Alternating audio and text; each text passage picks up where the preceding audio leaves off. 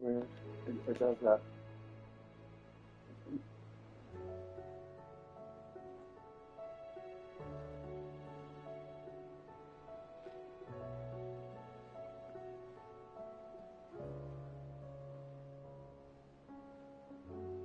And there's the just like,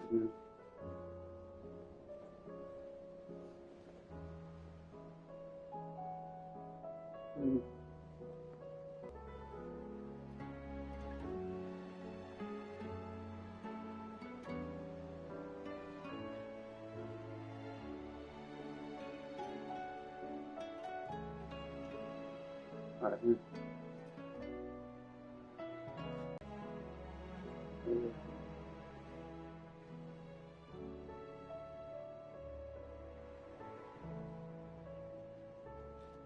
Just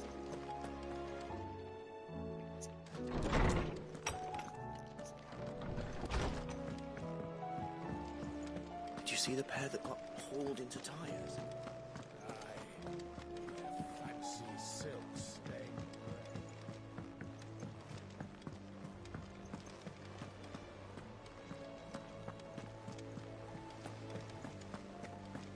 Did you see that? Tell me you saw that. There's talk of these skies driving Rigging them skies, then. Otto, how fares the realm? The realm? Oh, she's just fine. As long as you look past the fat storms out mother crystals and her skies are a roiling cesspit. And Gav? He's with your uncle in the Free Cities, helping Mid with her project of good. All right, fine. What do you suggest we do? Oh, no, I'm just the messenger. I leave the scheming to those more suited to the task. Could be that Lady Vivian and Old Tomes have their own thoughts on the current state of things. Could be that they don't. It certainly can't hurt to ask. I suppose not.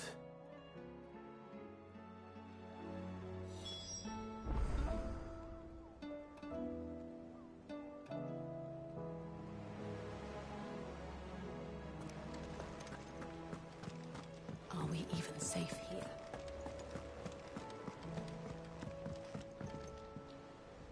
How is it that every one of your little excursions presages some inexplicable catastrophe? Not that you are to blame for the Dominion's fate. No one could have predicted the actions of the Crown Prince. I'm sorry I couldn't save your home. My countrymen are stronger than you think.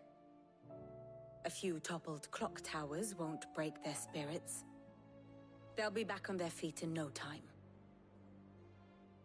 I hope so. Look at us. Bluer than a pair of bog crabs. Tempting though it may be, sulking will not help us find a solution to this mess. You believe there's one to be found? I don't know. But I am certain we're more likely to find it if we first examine the facts.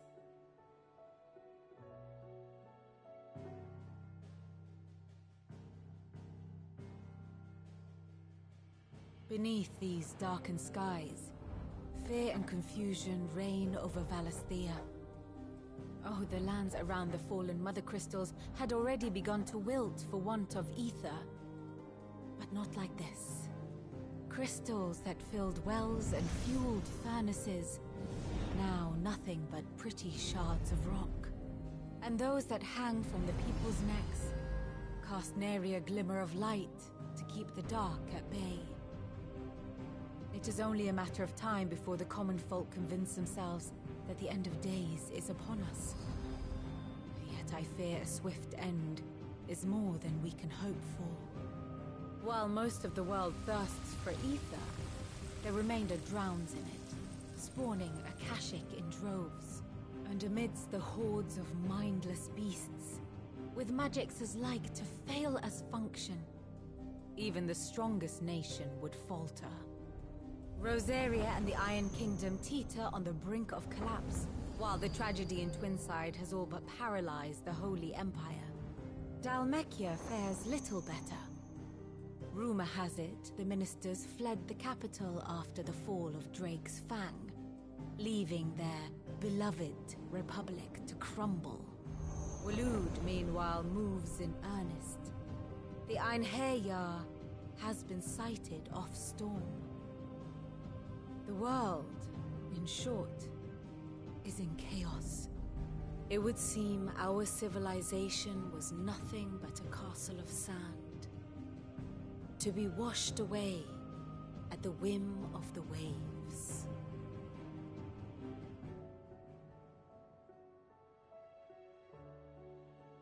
A castle of sand. Not my best flourish, but it seemed fitting. The reports I've received are considerably more blunt in their appraisal. Without the protection of their nations, it will fall to the people to defend themselves against those who would take what is theirs. Which is only ever going to end one way. Defending a farmhouse against a band of chocobo thieves is one thing, but pitchforks and palisades will do little to stall an army's advance. Should the King of Waloed deign to invade, there would be none to stop him. None but us.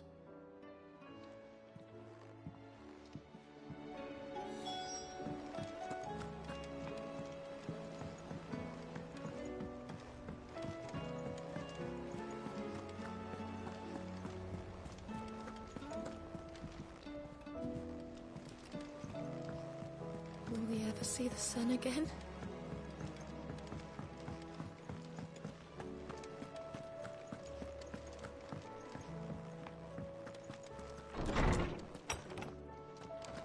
Is a storm coming, Sid?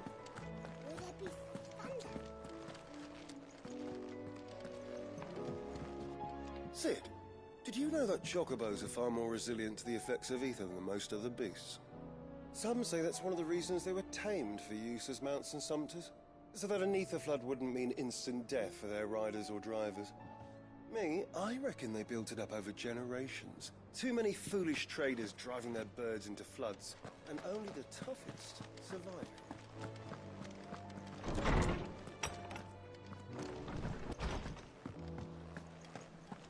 It seems the hideaway has lost its appetite.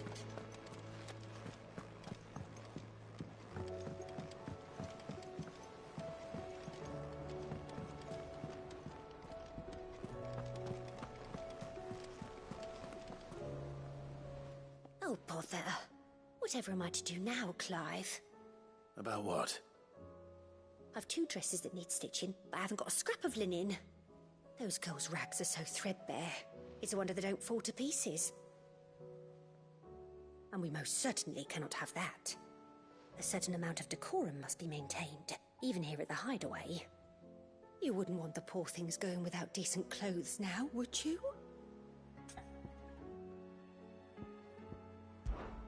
Of course not. What can I do to help? Oh, aren't you a dear? You see, I've paid for 2 bolts of cloth from the drapers in Northreach, blue and red. But they don't deliver, not to places that aren't on the map anyway, so I'll need someone to take this receipt and collect them. And you'd have this someone be me? I would. And don't let them fob you off with anything less than what I paid for. 1 bolt of blue and 1 of red. I expect them both.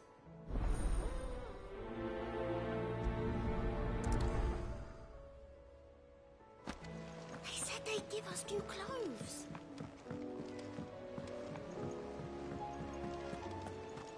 What are you making them skies then? The moment is wrong. We should call. Clive! Oh, am I glad to see you? Is something wrong? It's Blackthorn. He ain't himself. And if I'm honest, he ain't been for a while. That normally it only takes a couple of drinks to perk him back up, but not this time. Something's getting him down. And whatever it is, he ain't telling. It's like he's lost his spark, you know?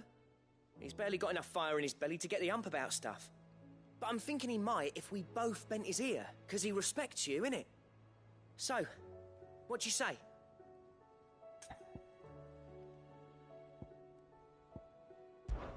Fine. If you think it will help. I knew you'd understand. But if he doesn't want to talk, we let him be. He'll open up when he's ready. All right. Now, he'll only smell a rat if we both turn up at once. So, I'll go first, and you can meet us at the forge. Wait a bit, then head over when you're ready.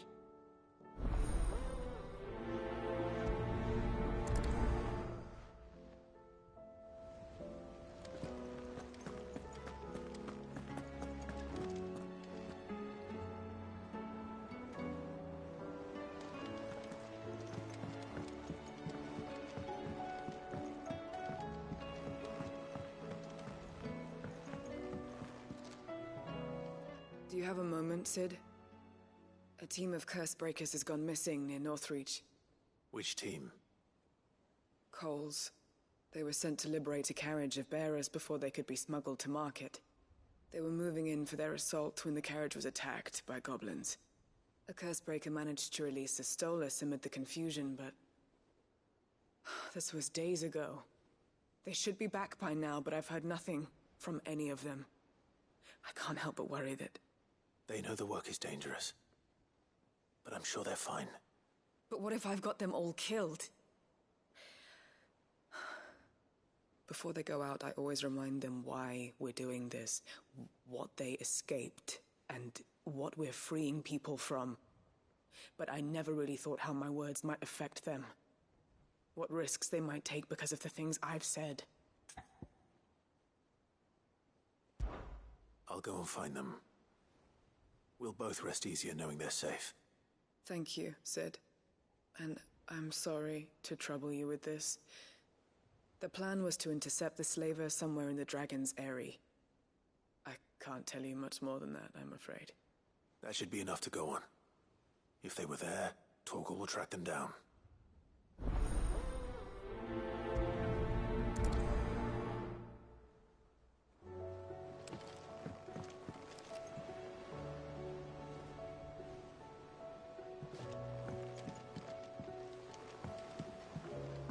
Did you see that?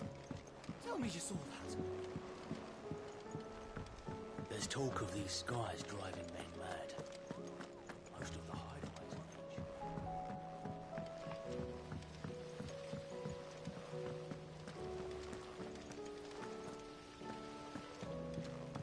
edge. Is there anything we can do?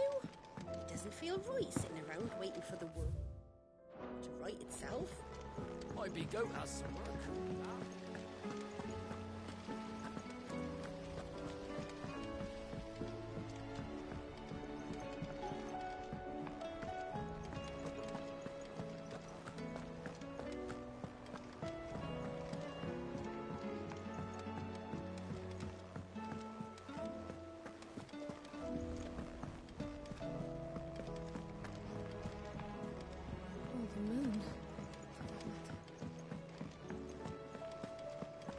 Seems the hideaway's lost its appetite.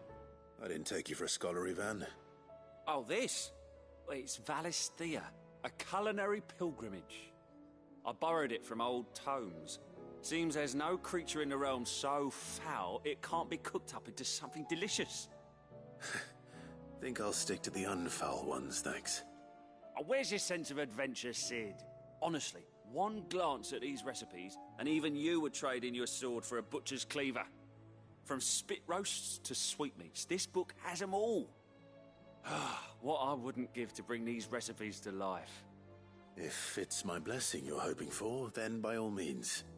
Well, I'm no hunter, Sid. The first tunnel worm I came across would be the death of me. But you're made of sterner stuff. Would you help me resurrect one of these recipes?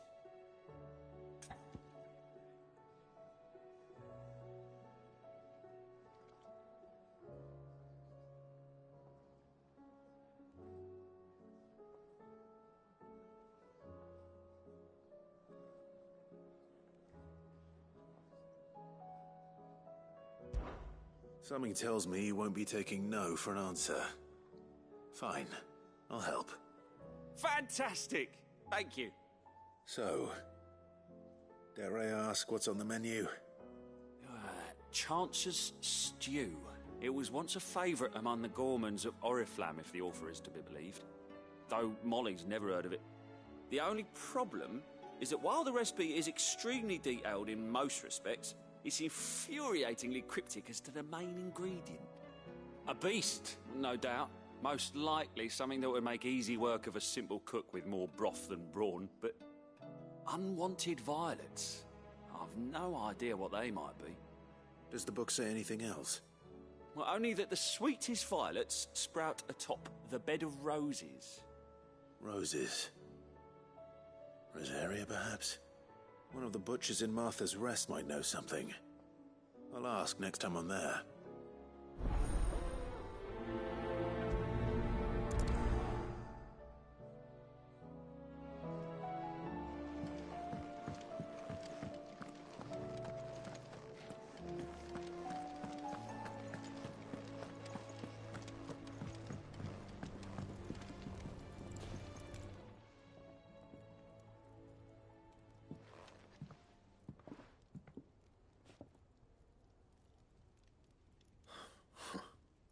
First August, and now you. What are you pair up to? What's it got to do with me? August was worried that something had been weighing on your mind. I thought you might want to talk about it. Did you now? I told you not to stick your nose in my business. What'd you go and do? Clive just wants to help, innit? What's so bad about that? Talk to him. You never know, you might feel better for getting it all out in the open. Please, mate. I'm worried about you. Phil shut you up. It's nothing, really. Stupid. Not the sort of thing you bother people about. Why don't you tell us all the same?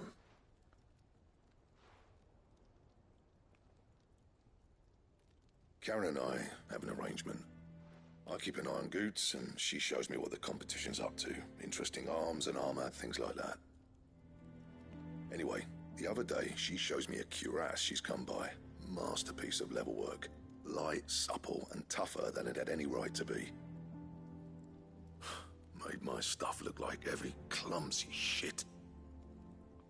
I should have brought the bastard thing there and then just to study it, but I was too proud. And now every time I reach for my hammer, I'm reminded that I'm not the craftsman I thought I was. There. You happy?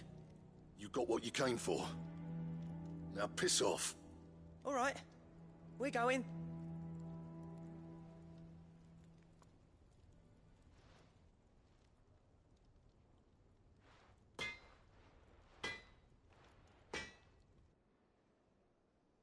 I always thought of old Blackthorn as a bit of a force of nature. Like a storm cloud full of hail. Didn't think anything could rattle him. Least of all a stupid piece of leather. Blackthorn's always taken pride in his craft. Questioning it means questioning himself. Something tells me this is only going to get worse. If he has doubts, it will affect his work, which will only add to his problems. We need to nip this in the bud. I couldn't agree more. He said he should have bought that cuirass. Perhaps we should track it down for him. Assuming you're happy to help, that is. Too bloody right I am. Glad to hear it. First things first, then. We need to speak to Karen.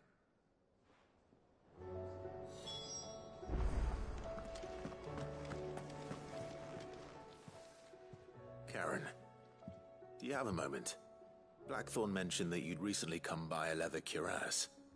An exquisite example of the craft, from what he told us. And he ain't been himself since he saw it. So we thought we'd buy it for him. Sorry, sold it already. Didn't think Blackthorn cared for it the way he turned his nose up. But it was nicely put together, that's for certain. Even if the bloke who made it is a bit of an odd one. Happened across him on my travels. Makes all his stuff to order, but the fella who commissioned it refused to pay. He didn't like the colour of summit.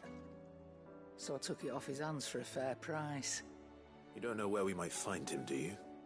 Like I said, he's a bit of an odd one. Doesn't even have a workshop. He don't trust hunters neither, which means he spends as much time out tracking beasties as he does working their hides. I see. He did tell me something, though. Apparently, his next commission's for a set of griffin hide greaves. Here, there's a griffin on the hunt board. The curse breakers were placing bets on who'd bag it. Now, where the bleeding hell was it sighted? Somewhere in Sambrec, maybe? Cairnorthern, that was it. Thank you, Karen. We'd be lost without you. At least you admit it. So, it sounds like going after that griffin might be the best chance we have of finding our roaming leatherworker. I'll leave the hunting to you if you don't mind. While you get on with that, I'll ask around the markets. See if I can't sniff out who he is and where he's hiding. Good idea. Hopefully one of us will be able to track him down.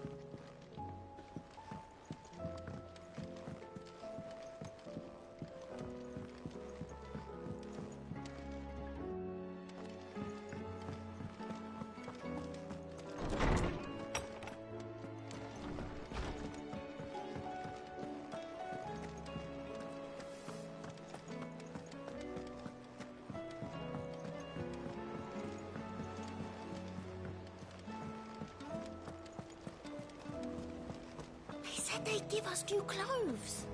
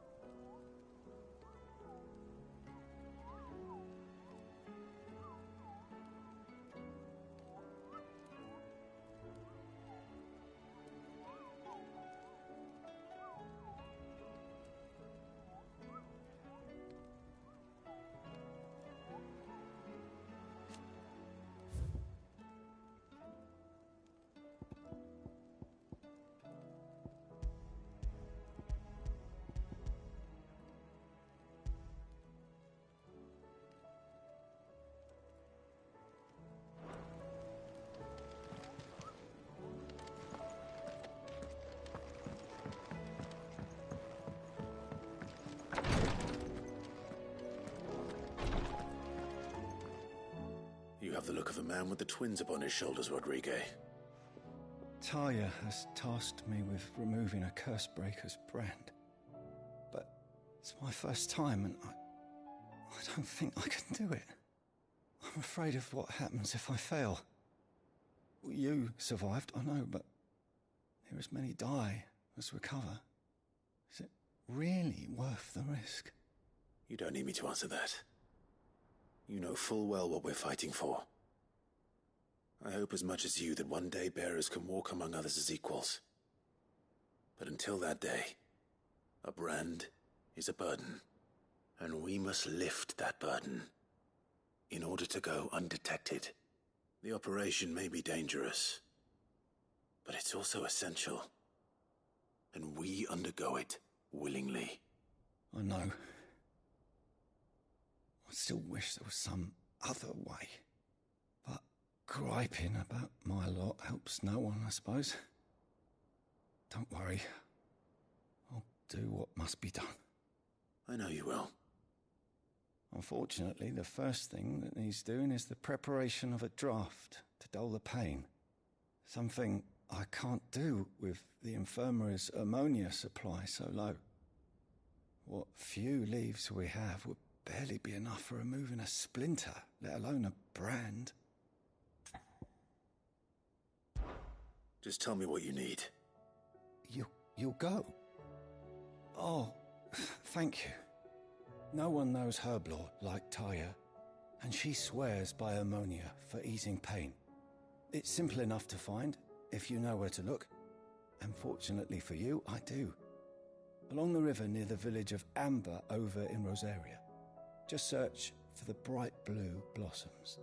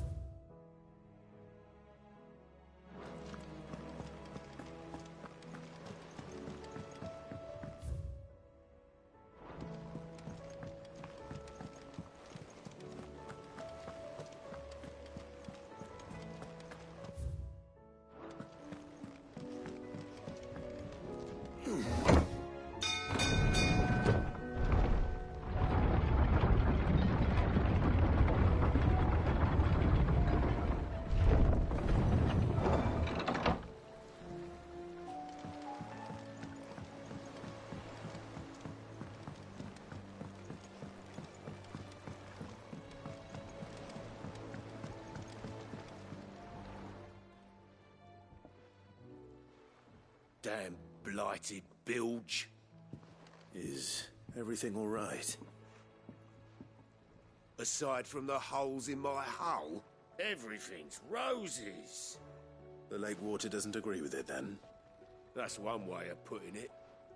And unless you got some grand scheme to suck the black from the lake like we do in the atrium, that slurry'll keep eating away at the timber like young Tech does our lemon tarts. Suppose a coat of pitch might stave off the rot for a moon or so. Assuming we had any pitch, which we don't. Not any bloody more. Doubt the old tub's got more than a dozen runs left in him. Of course, Obolus. Your skiff is our only means of reaching the mainland. Without it, we'd be lost. Well, I'm glad someone round here sees it that way. To make pitch, you need pitch trees. But in case you haven't noticed, live trees are one of the 1,000 things sorely lacking in the Deadlands. Now, I'm not so unkind as to ask you to fell a faraway forest and lug the logs back here to the mere, which is why we'll be needing a suitable alternative. And it just so happens I once heard the thorny pitchers of Curltail Falls cover themselves in a sticky wax to trap birds and beetles and whatnot. Might be enough to tide me over. Sounds easier than felling a faraway forest. That's for certain.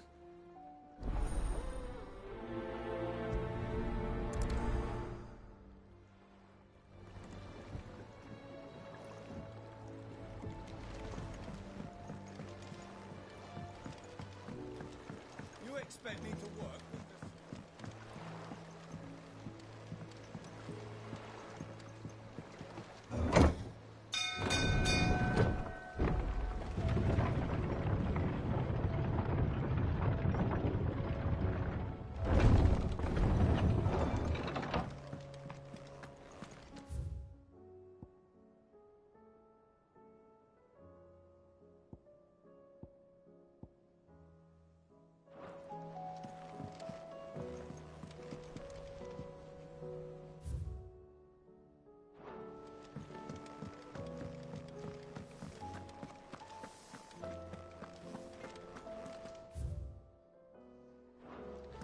Did you see the pair that got hauled into... Oh, yes. Aye, all their fancy silks.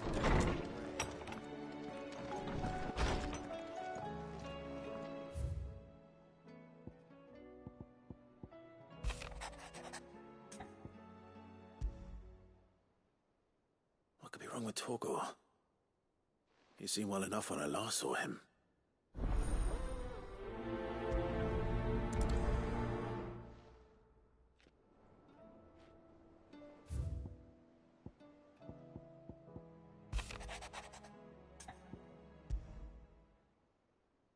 Trouble with the ledgers.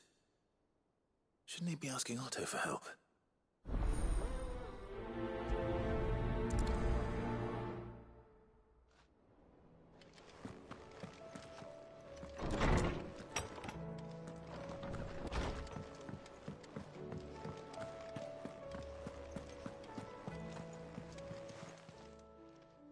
I got your note. You think something's wrong with Torgor? So you can read. Congratulations. But I didn't say I were wrong with him. I said something weren't right. He's not been eating me treats. He used to love cracking the bones from Molly's boiled brown, but now he won't so much as look at them. Didn't like him. Which is why I'm of a mind that his mind's on something else. You've not been working him too hard, have you? No harder than usual. Is that it, boy? Do you need a rest? What was it you said he was? A frost wolf? That's what the lawsman seems to think. Then maybe this all has something to do with whatever it is that's woken inside him. I suppose things have been different since Rosalith. Perhaps Hippocrates knows something. Instead of everything, you mean? Perhaps.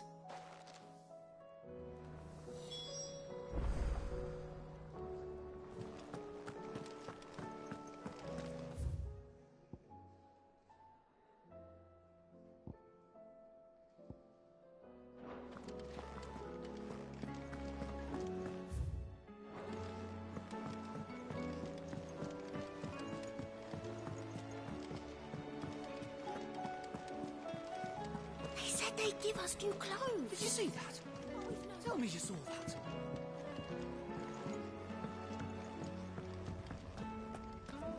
What are you making them skies then? The lowriders, what? Clive, did you get my letter?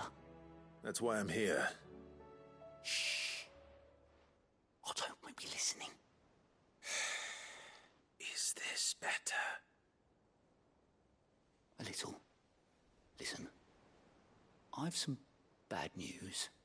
It turns out the Hideaway may be slightly behind in its payment to certain lenders, and it may be my fault. But I swear to the goddess, I thought I had the numbers square. Sadly, that square turned out to be more of a circle. 0, you might say. I can straighten it out, I swear, but it's gonna take some time, and I'm gonna need help keeping it from Otto. Bit late for that, I'd say. There you are! What a surprise! So let me get this straight. You forget to pay our lenders what they're due, and instead of coming straight to me, you get Clive to come to you. In the hope he'll dig you out of the hole you've dug for yourself. Clive, the man in charge of the place you've been cheerfully trying to bankrupt. And you thought this was a cunning plan. Why? Well, who needs paying? Oh, just Martha. And the dame. And, well, Lady Karen. But only 500 talents. We owe 3 of our most trusted friends 5 million gil. Each. 5 million each. They lent us the bulk of the money we used to rebuild the Hideaway, you see, and, well, I must have made some sort of oversight. Those ledgers were my responsibility, and it was my decision to entrust them to you. This is my fault. Do we have that much to hand? I can always ask my uncle. No, we don't. And no, you won't. We've lightened Lord Rosfield's purse enough. After the king's ransom we had off him, he deserves better than to see our begging bowl. Besides, we'll need to learn to stand on our own if we're gonna make this work. All right. But that doesn't mean you have to shoulder the burden yourself. Is there anything I can do to help? There might be. How'd you fancy taking these to Martha and the dame? Rocks. Rocks, he says. Worth 1,000 talents apiece, these are. A little something Sid and I set aside for when times got lean. And I reckon 15 million in overdue debt probably qualifies. I just hope our associates' eyes are a bit more discerning than yours. I'm sure there will be. Should be me making the rounds, really. But you know how it is with this place. Orders to bark, arses to wipe, and all that. I know. Which is why I don't mind going in your place. Go. Do you know why I only gave Master Clive here 2 star rubies? Because you'd rather Lady Karen killed me. Because I'd rather Lady Karen killed you. Yes. Well, I suppose this is goodbye then. Don't worry. I'm sure Karen will understand. Really? Do you think so? No, I don't.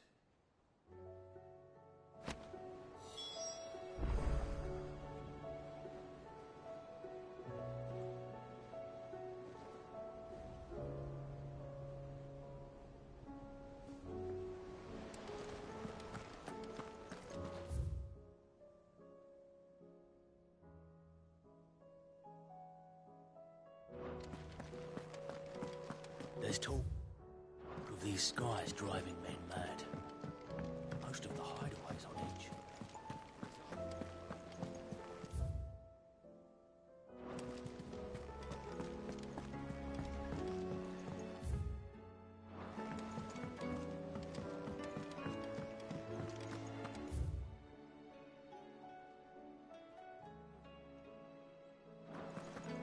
It seems the hideaway's lost its appetite.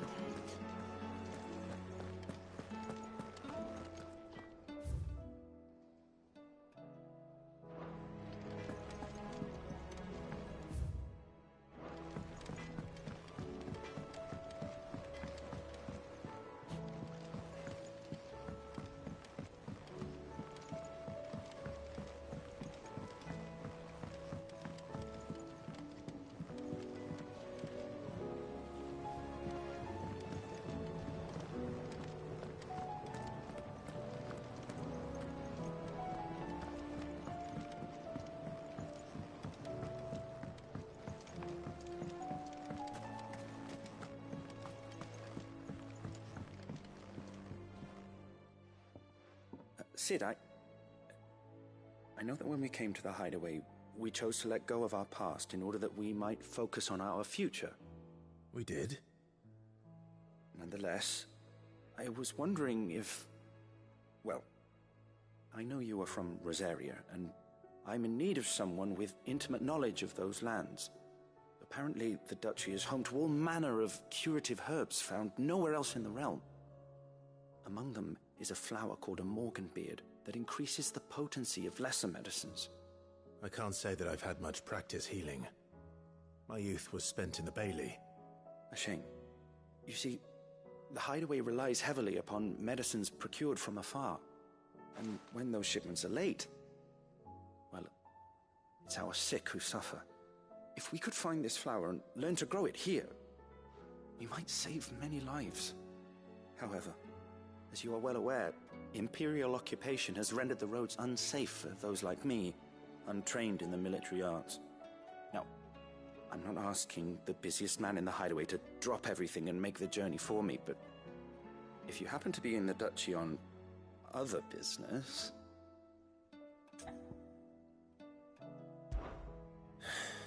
Tell me of these morganbeards, then. But of course. If my old tomes are to be believed, the flowers are bright yellow and as large as goblins' eyes. Oh, and they grow in the marshes of Sorrowise. If I am to propagate them here in the backyard, I will require several samples, preferably of blooms which have already gone to seed. And before I forget, I do seem to recall learning in the course of my research that their odor has the tendency to attract unsavory creatures. Nothing you cannot handle, though, I'm sure.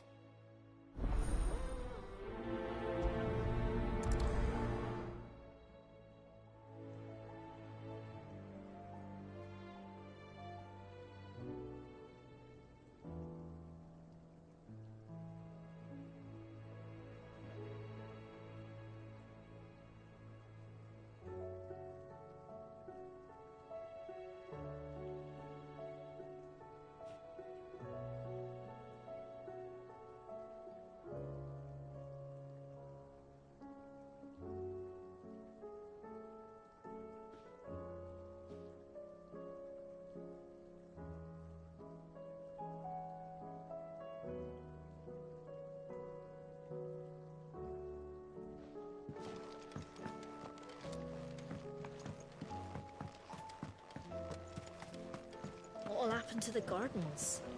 Too many. Won't be long now, Martel. Sid, I was hoping to speak to you. Is everything all right? Oh, yeah, it's just... Well, as you know, we've been trying to grow fruit down here. It's good to know that something of the old hideaway still lives on. Martel's pride and joy. It was a sapling when she rescued it from the rubble, but look at it now. All our hard work's finally paying off. I took it on, you see, after she died, and now the fruit's finally ready to eat. And not only is it ready, it's actually tasty. Sweet as you like, in fact. She bred the bitter right out of it. Impressive. And welcome news to more than a few, I'd say. I thought this first harvest could go to the curse breakers, on account of all they do for the hideaway. You couldn't take them some, could you? Seems better them coming from you. It'll be nice being the bearer of good news for a change. Oh, thank you. She always had a soft spot for that lot, see? And once they've had their share, I'll see to it that everyone else gets some. Here you go. Martell apples, they're called, in honor of her memory. You hear that, Martell? Today's finally the day.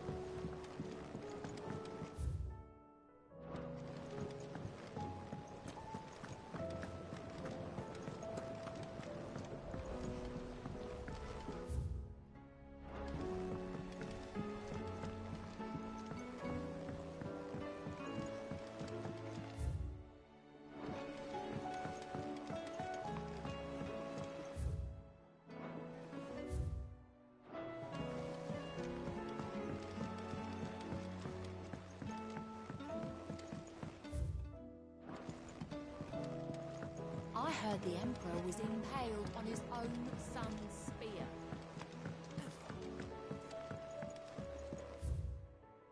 We're all gonna die! You hear me? The Akashic are coming and they won't stop until they've slaughtered every single one of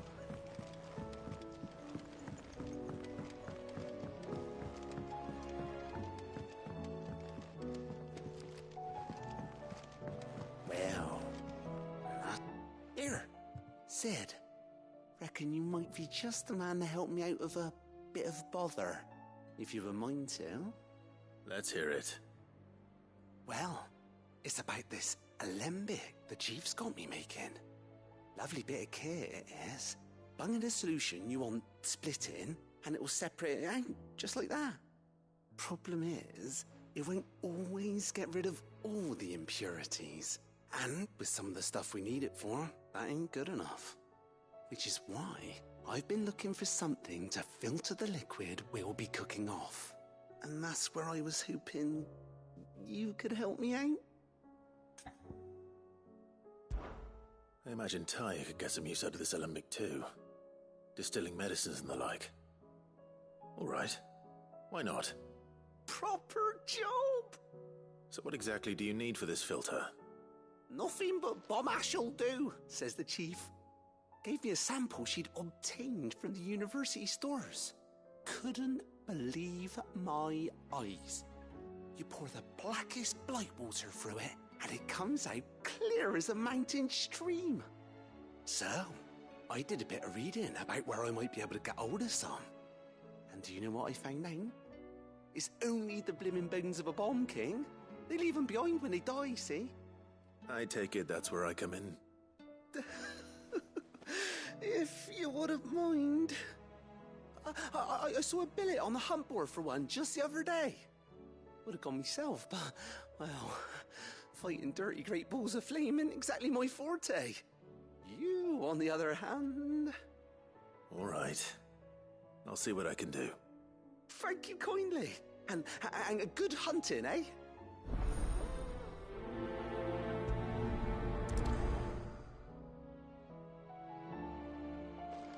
all this fuss over a few dark clouds.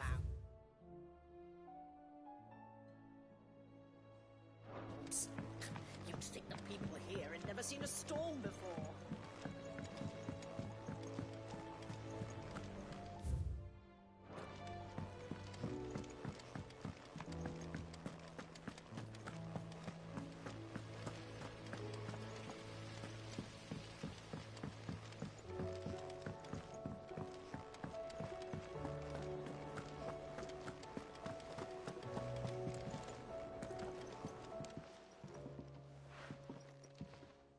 You two look like you could use something to eat. Here, courtesy of Martell.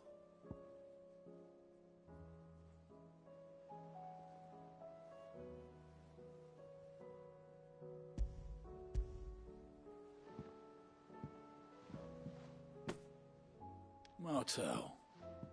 Now, where have I heard that name before? Weren't she the girl from the Furrows? Course she was. An odd sort, that one. Loved plants more than people. Aye, and brave as a bane might. Remember when she ran back into the hideaway to collect them trees when Titan attacked? Wait. These aren't those apples, are they? Well, I'll be. She'd have been proud, and rightly so. Thank you, Sid.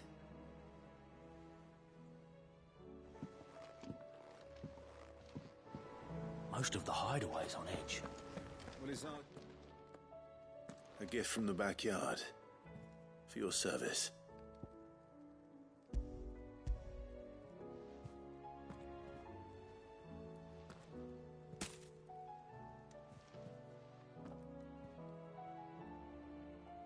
Blimey, these take me back. I haven't seen a hideaway apple since. Old Sid was the only one who could stomach the things. He'd nab 'em right from the branch, make Martell livid. Not that anyone could stay mad at the man for long. That sounds like the Sid I knew, all right. Planning on keeping that lot to yourselves, were you? Hang on. These aren't Martells, are they? I'm glad to see someone carried on what she started. Can't have been easy, not in the Deadlands. Reckon she'd be happy knowing all her hard work didn't go to waste. Clive, tell the lad down in the backyard to run some over for me, will you? Not so much as a thank you. Well, I've got some manners at least. Thanks, Sid. You can leave the basket with me. I'll see that the others get their share. Oh, and give our compliments to the gardener, won't you? That was the last of the apples. I should head to the backyard and pass along everyone's regards.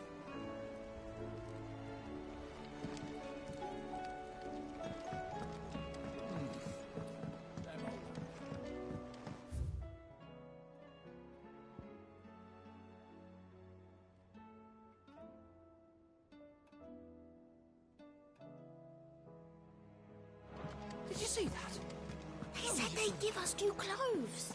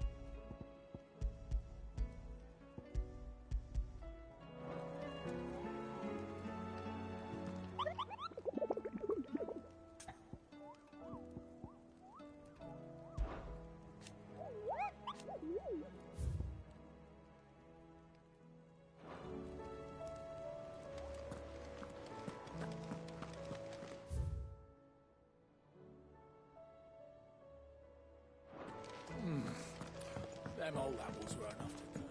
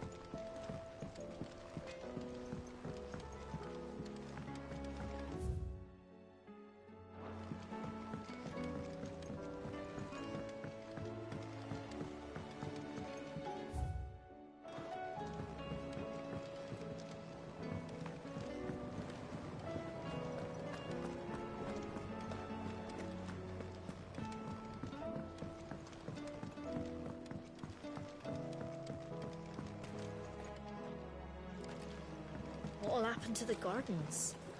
Too many more days. The Cursebreakers send their thanks. And their compliments. They were clearly very fond of Martel. They remembered her? After all these years?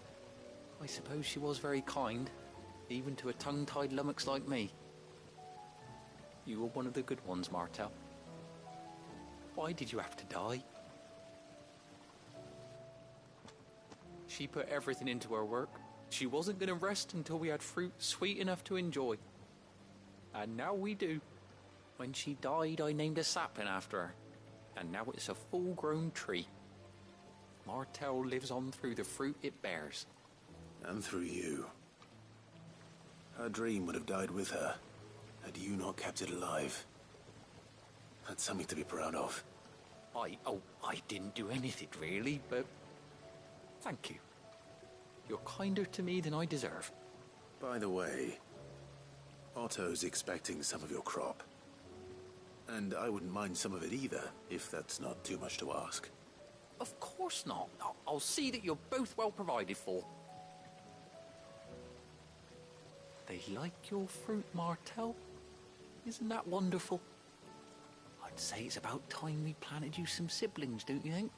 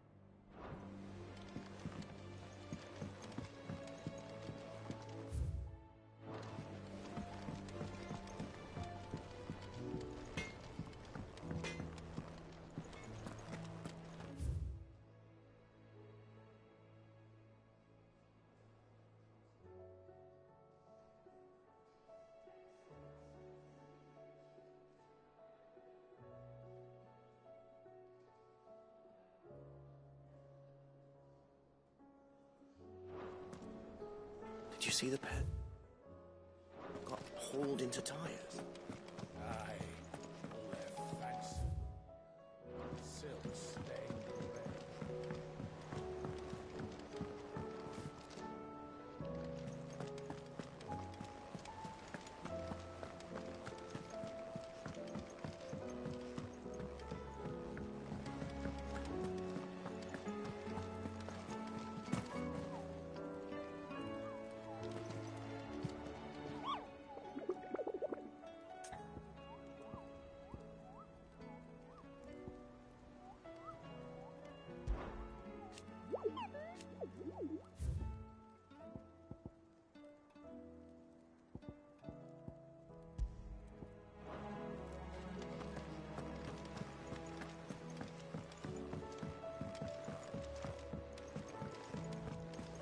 They said they'd give us new clothes.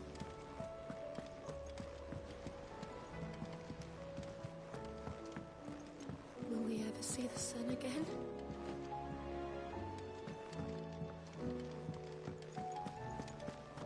It seems the hideaway has lost its appetite.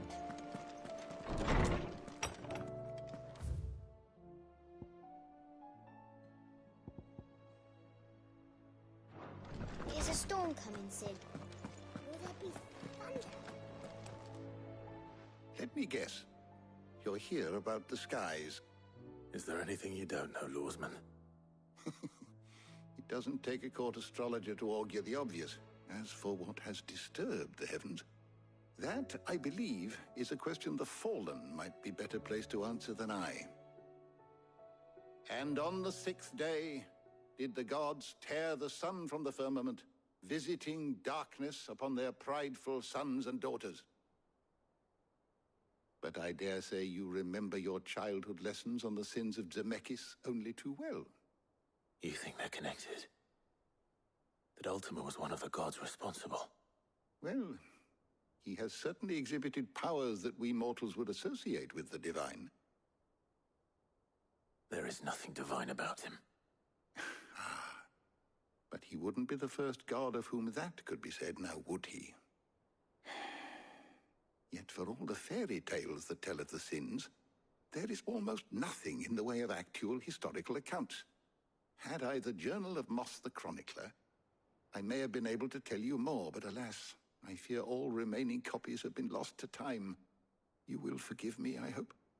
Certainly not. Because there is nothing to forgive. Even without this journal, you've provided us ample wisdom.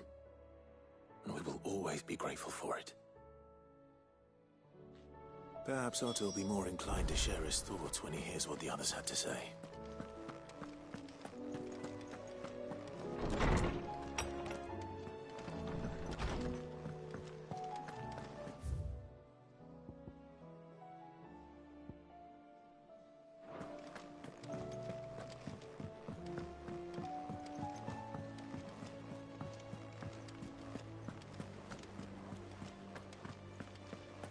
Did you see that? Tell me you saw that.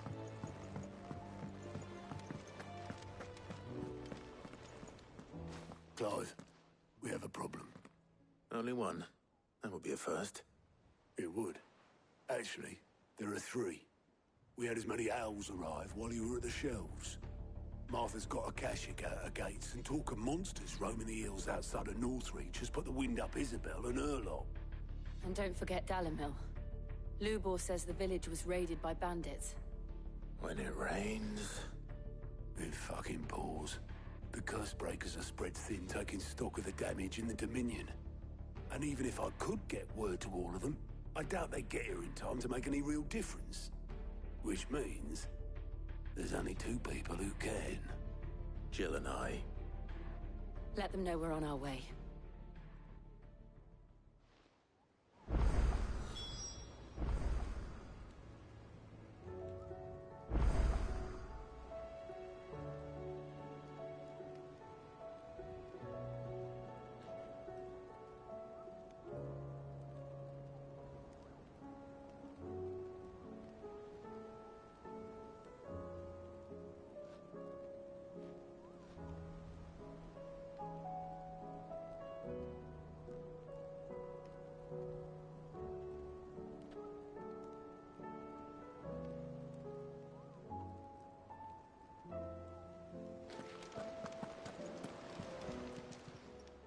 How are you doing?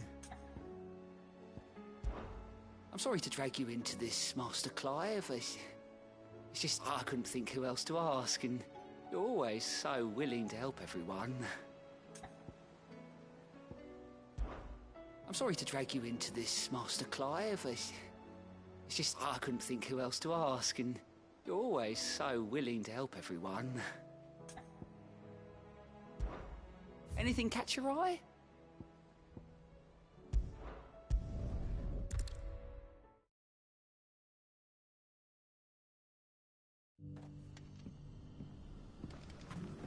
Good day to you. If we've no crystals to keep the catch cold, we'll have to salt everything. The markets in Northreach are as bare as a newborn's arse. We had to dig a new cellar.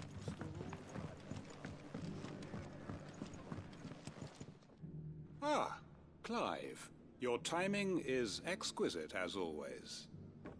I have a concern which you may be able to assist me with. Go on.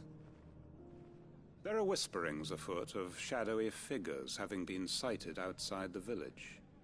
Rustlings in the undergrowth, suspicious noises.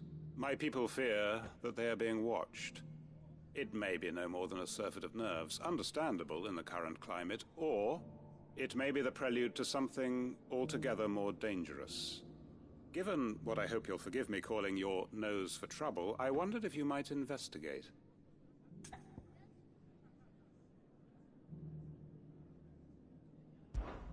Of course.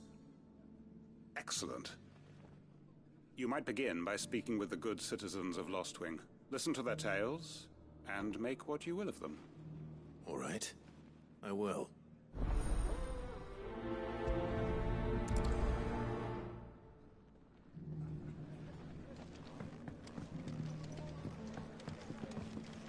Hello. Could there be any truth to these rumors, do you think? I don't doubt that people heard or saw something. As to what it was, there's only one way to find out.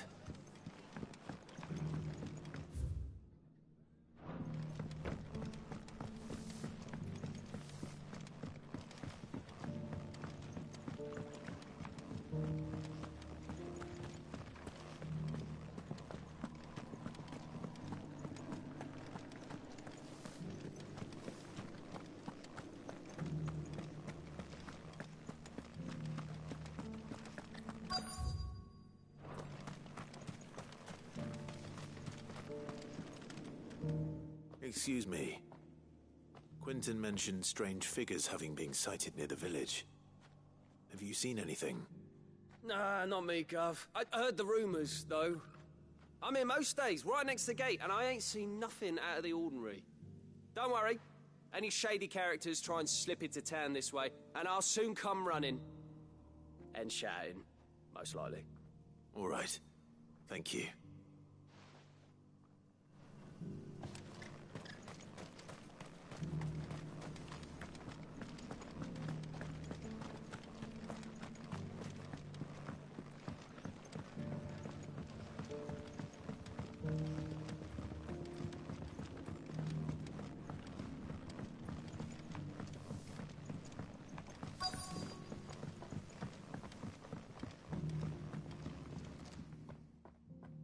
You all right, Sid? Something on your mind? There is, actually. Can I ask you something? Quentin tells me people have mentioned shadowy figures out in the woods. Have you noticed anything unusual? Oh, that. No, sorry, can't help you. I heard the rumours, mind, from the lads working over at the vineyard, but none of them has seen anything either. All right. Thanks anyway.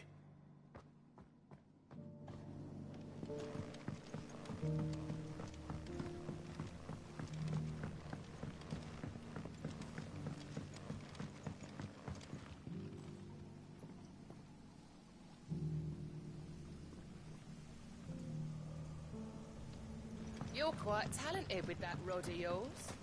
I've caught my share with it, as did my grandfather before me.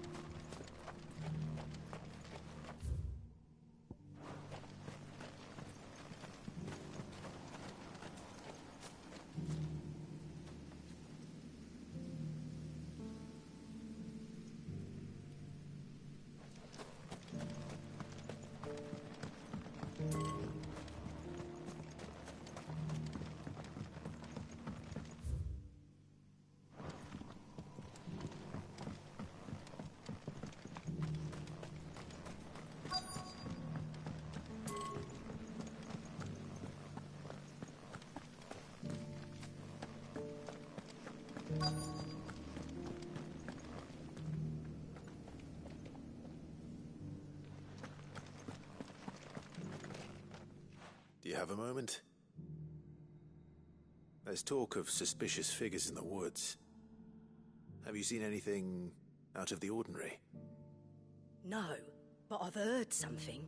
Sound of scraping metal, like someone sharpening a sword. Where was this? In Lorbert's Pass. Was out foraging for herbs when I heard it, screeching out from between the trees. Ran back here as quick as my legs would carry me, and I ain't been back since. I see. I'll look into it. Thank you.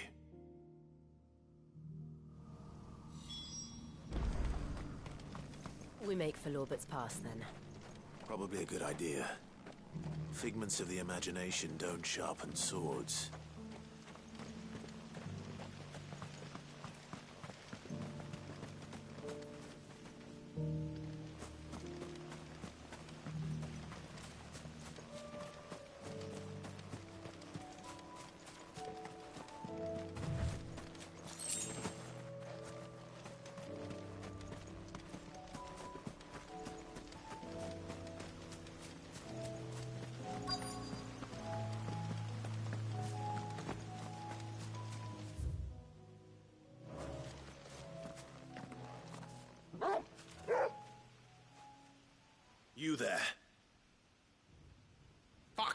He's seen us.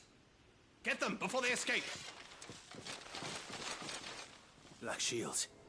Here. What are they doing here? What is it to you? Not that we give a damn. All that matters to us is that you don't leave here alive.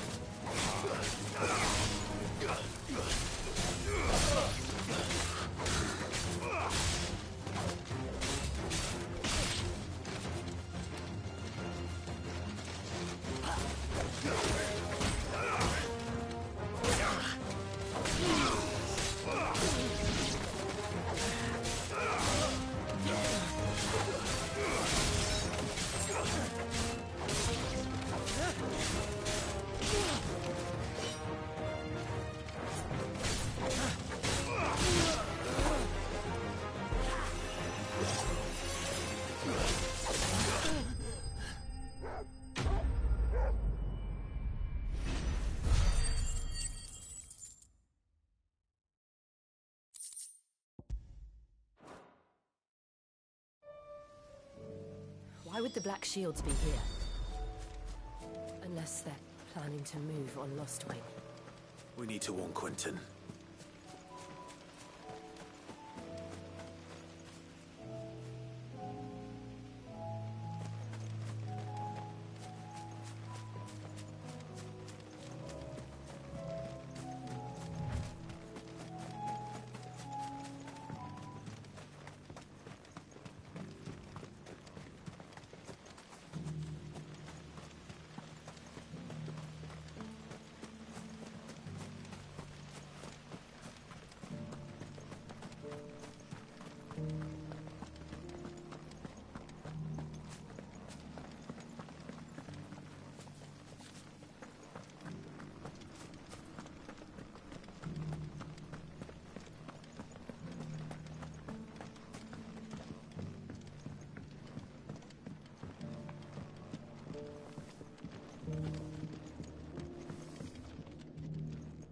Clive, how goes the hunt for our sinister figures? I found some Black Shields hiding near Lorbert's Pass. They're gone now. Black Shields. The Empress's former bloodhounds. Though they serve another master now. One who means to root out and destroy both me and those I care for. And it would appear the pack has finally caught the scent of its prey.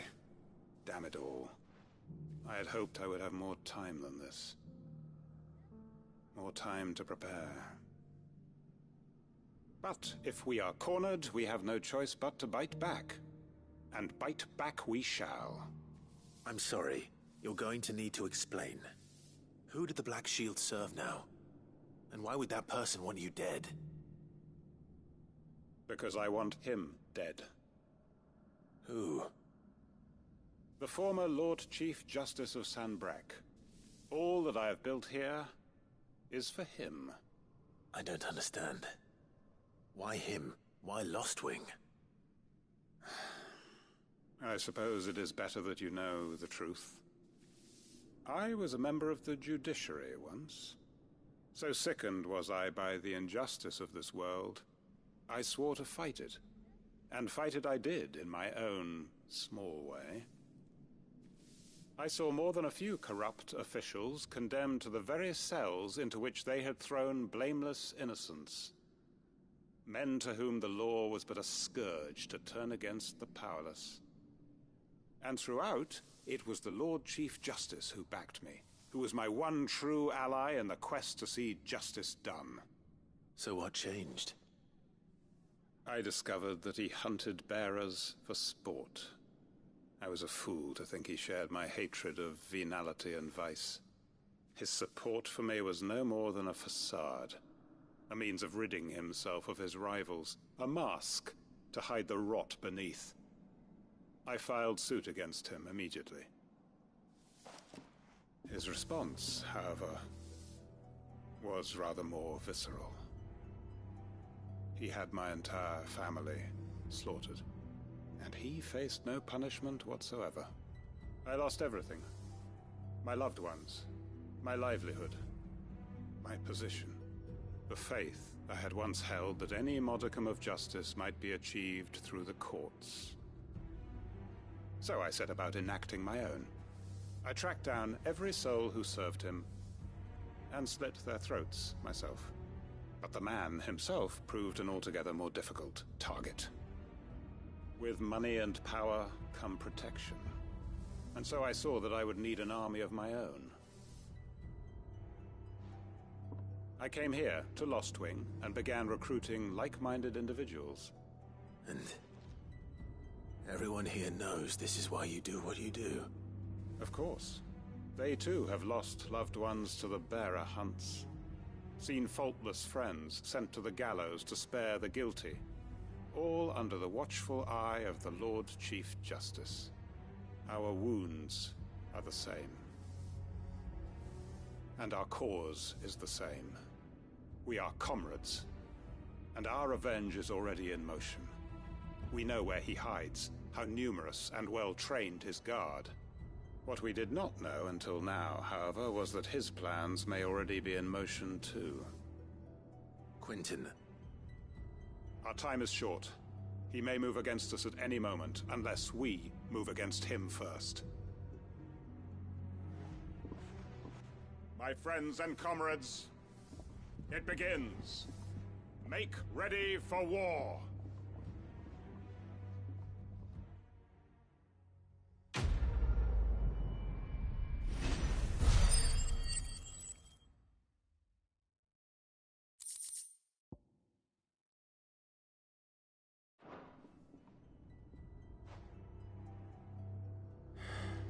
I'm not going to change his mind.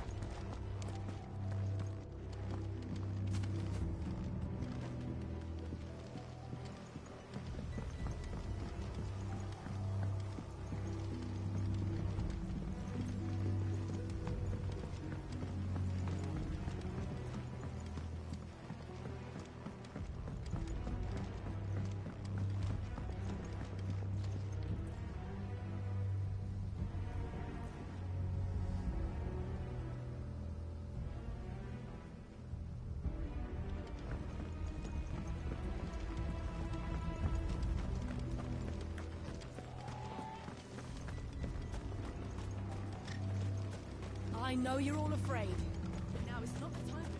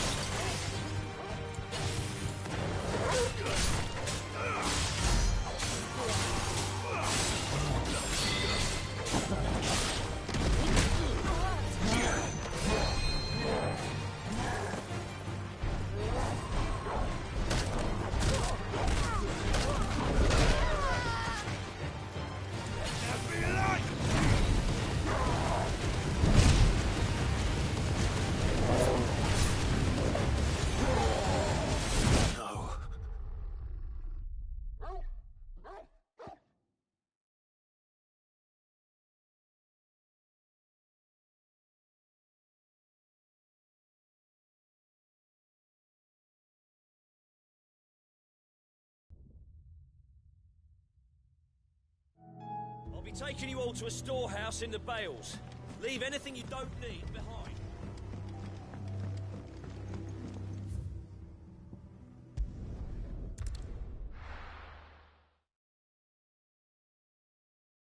I'll be taking you all to a storehouse in the Bales.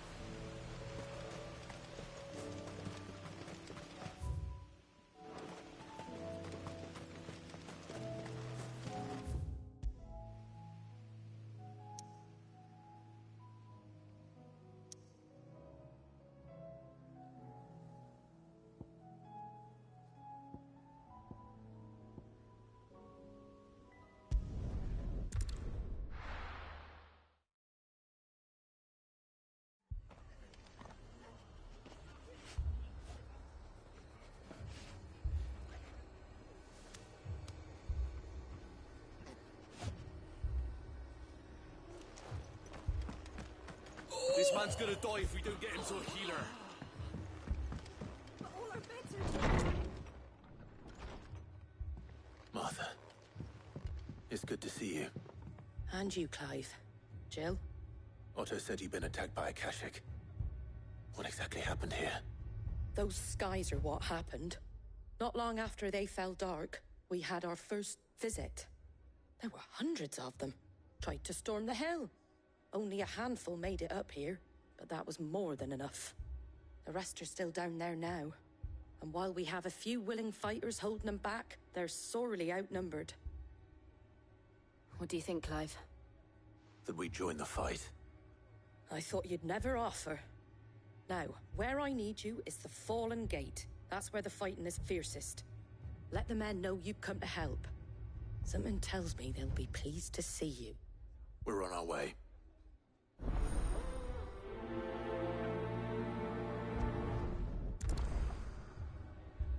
Do you think there are as many as Martha says? More.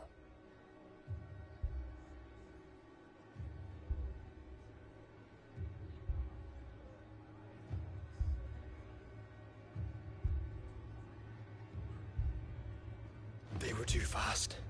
Or maybe I was too slow. Stop that. You're alive. That's all that matters.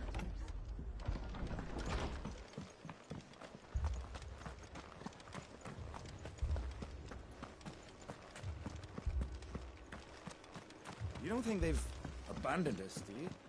Them not. Not a chance.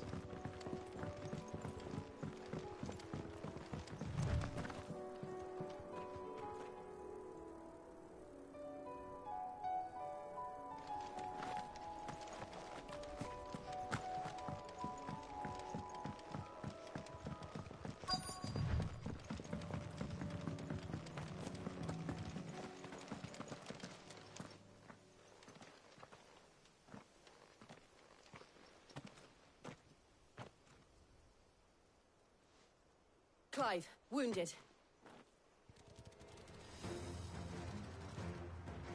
We deal with the Akashic first.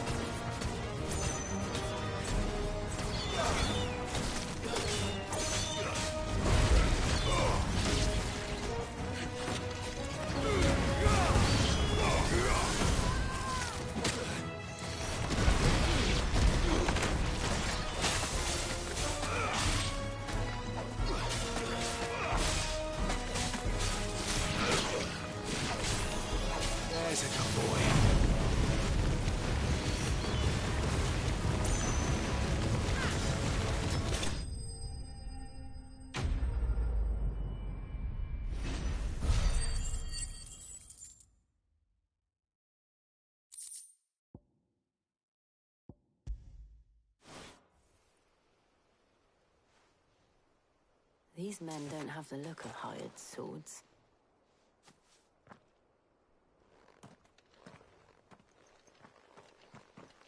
If you've come to rob this place... You are mistaken, my Lord Rosfield. We're here by Madame Martha's leave. How do you know my name? Forgive me, my lord. There wasn't time for introductions. We're with the Guardians of the Flame. Wade's men? But how did you come to be here? Where is your commander? Sir Wade left earlier with a scouting party to find out where the Akashic were coming from. Did he?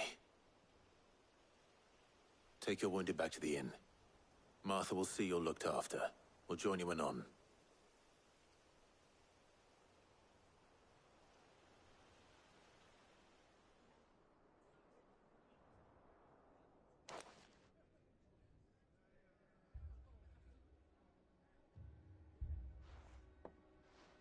And to think you took them for thieves. A fine reward for holding off the horde, that is. When did Wade and his men arrive? Not long after Rosalith fell. The Guardians asked me to shelter some of them that had lost their homes. They were making ready to leave just as the skies turned, and we agreed it was best we stuck together. Martha! Trouble! The scouting party's almost at the lift, but they got a pack of Akashic snapping at their heels! And they got wounded with them! They're not gonna make it! Damn it all. We'll worry about them, Martha. You look after everyone here. If any can still fight, send them to the lift. I will. You two be safe now.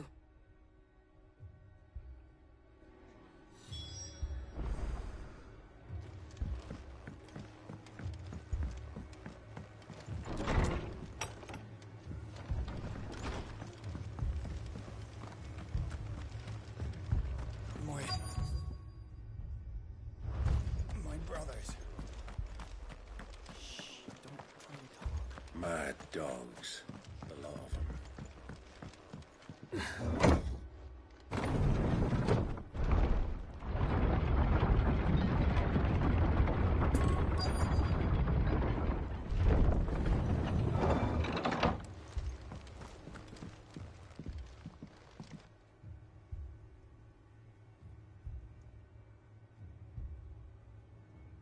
Squire, I need you to get those who can still walk up the lift to Martha's. But what about... I didn't ask, Oscar. Sir. Sir Wade. Lord Rosfield. If you aren't a sight for sore eyes. Martha seemed to think you might need some help. And by the looks of it... We thought we could sneak by them. But we didn't know there would be so many. How could we have? Behind you!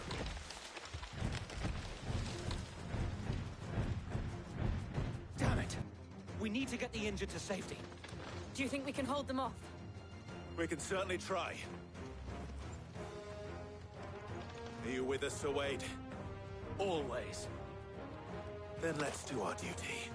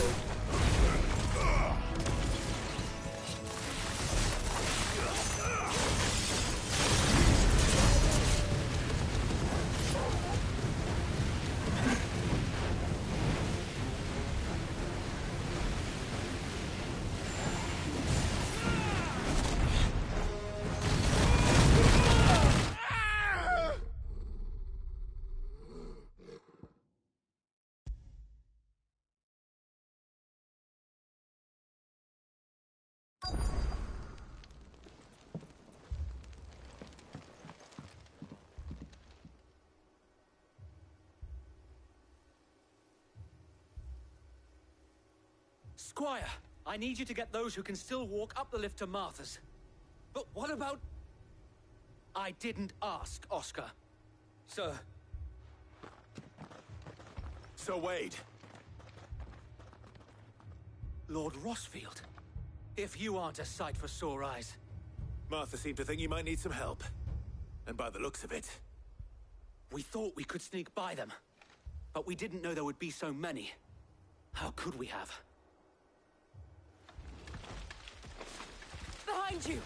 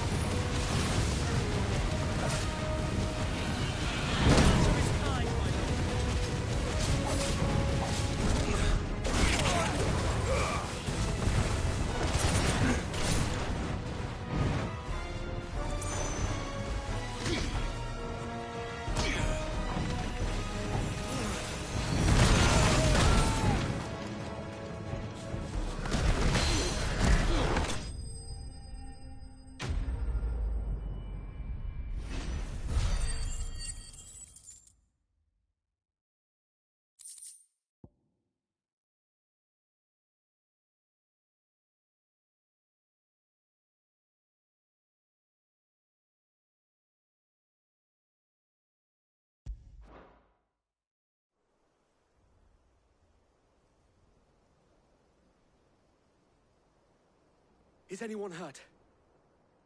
I don't think so. And yet again, you've pulled me from the flames.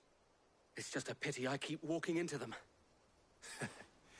You've never been one to shy away from danger, Sir Wade. Like any shield worthy of the name.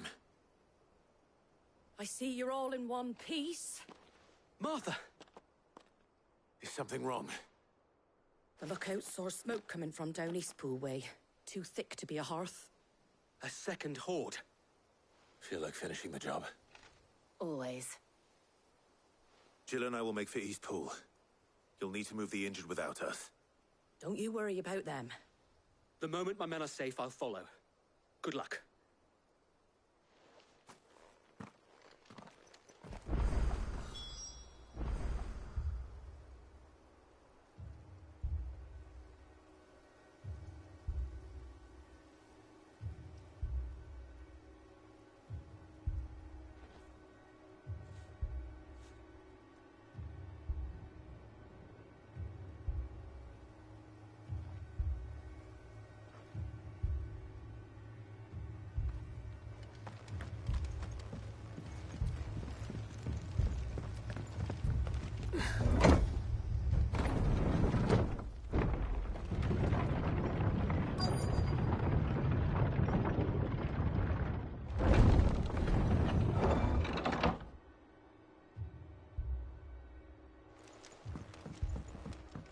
Mad dogs, a lot of them.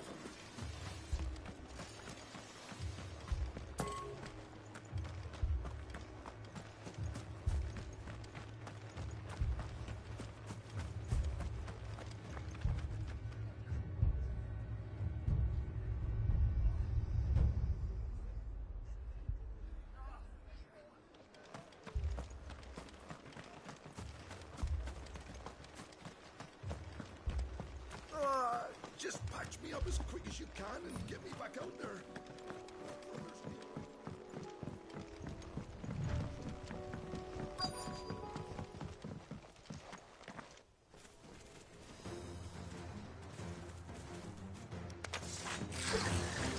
They're headed for the rest. We have to slow them down. Martha and the others won't be ready.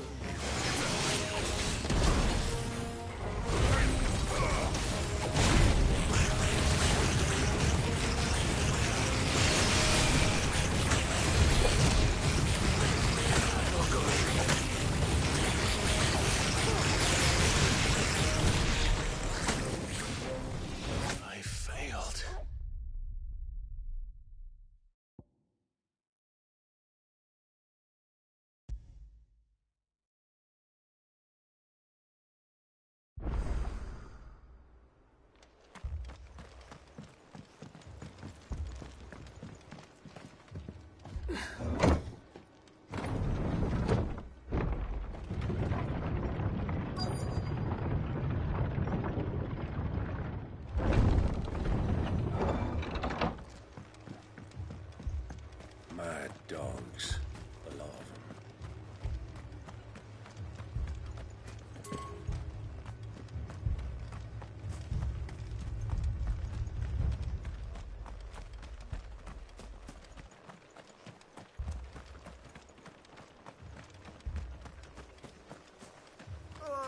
Just patch me up as quick as you can and get me back out there.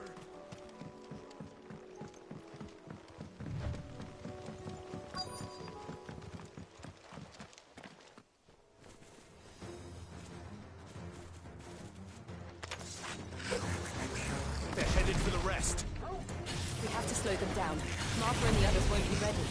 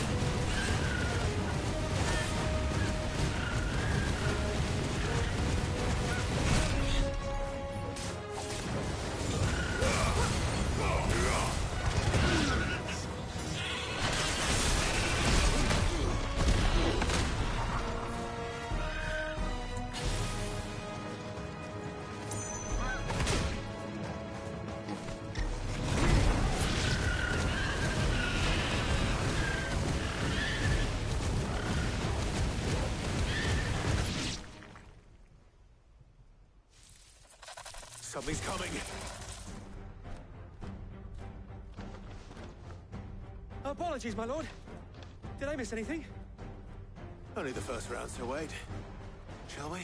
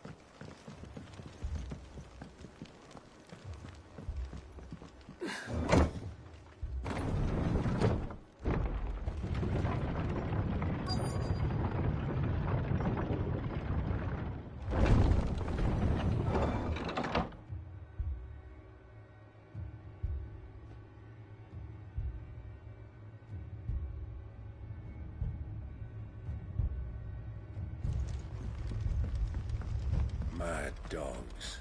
A lot of them. My brothers.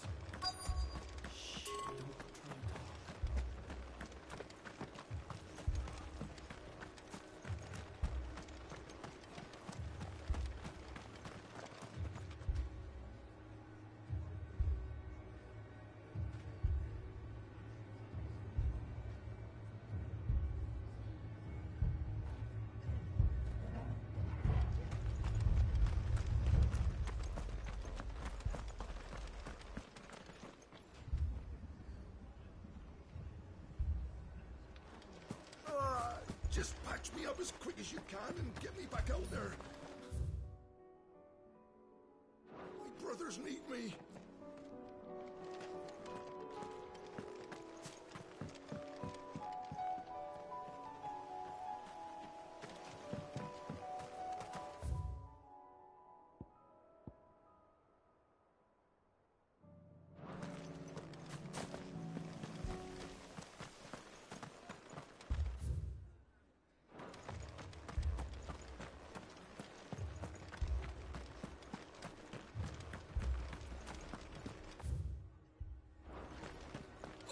This man's gonna die if we don't get him to a healer.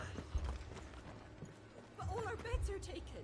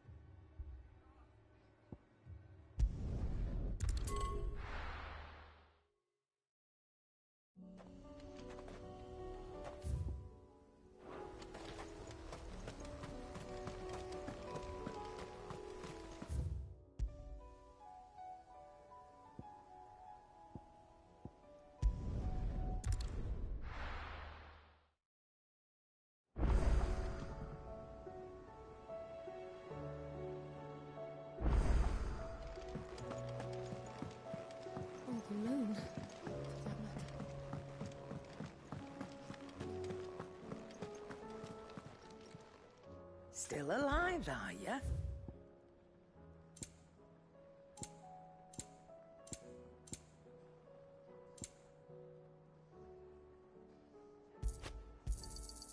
You're rubbing me blind, you know.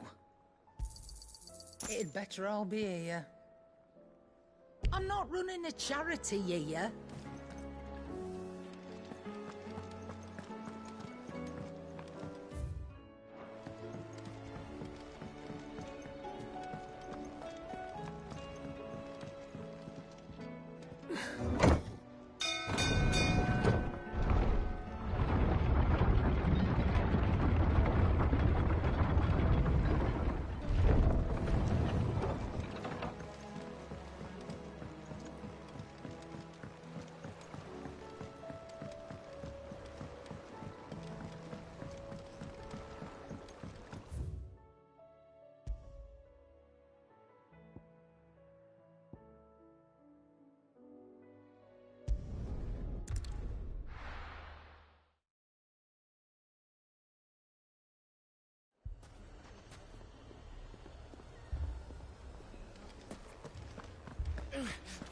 Fucking thieving bastards. My shop? Why would anyone do such a thing?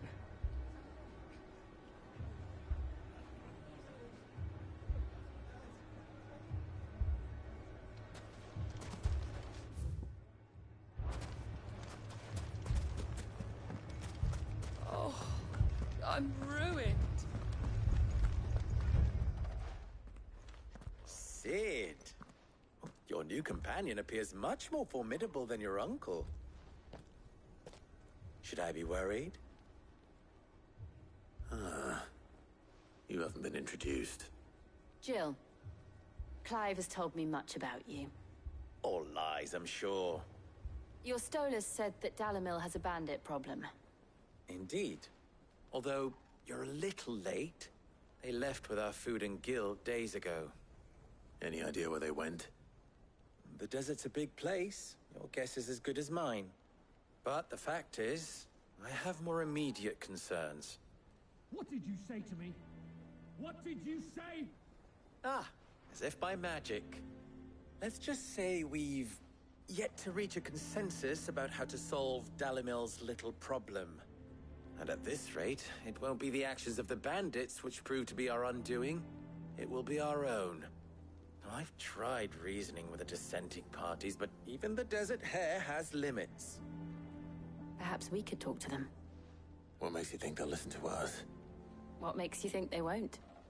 She makes a fair point, Sid. And you won't have wasted much of your precious time if you fail.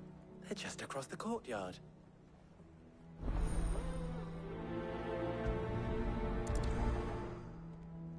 Suppose we just follow the shouting.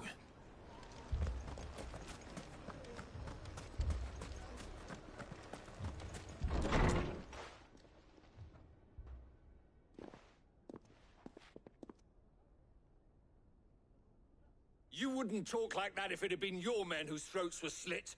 Blood for blood, it's the only way. We hire mercenaries and have them mount the bandits' heads on our walls as a lesson to the rest. And what happens when those mercenaries are slaughtered like your men? Are you going to hire more? We're better off using that coin to buy food and supplies. If we hire mercenaries, the only thing we're buying is the bandits' ire.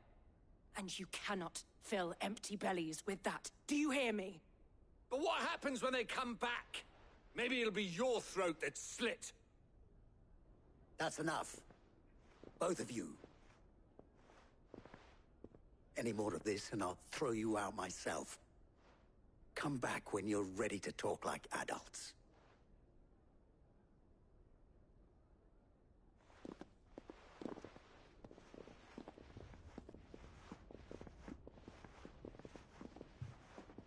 Victor.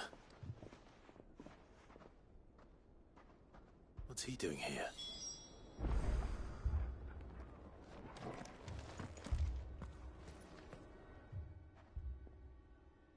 Sid. And Lady Jill. What brings you here? I was about to ask you the same thing. Costness is in chaos.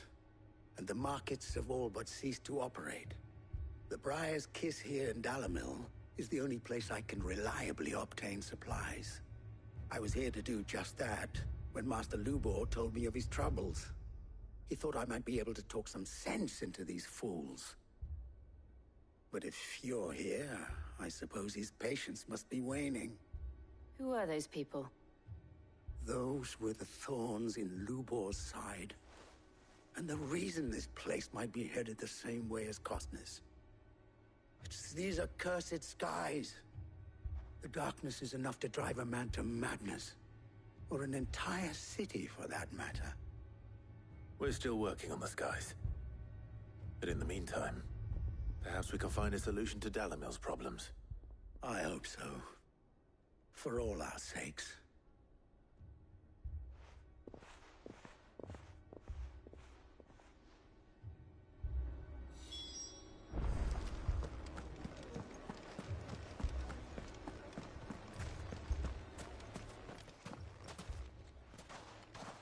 So, you see my predicament? What I saw was a room full of people who were angry and afraid. And with good reason by the sound of it.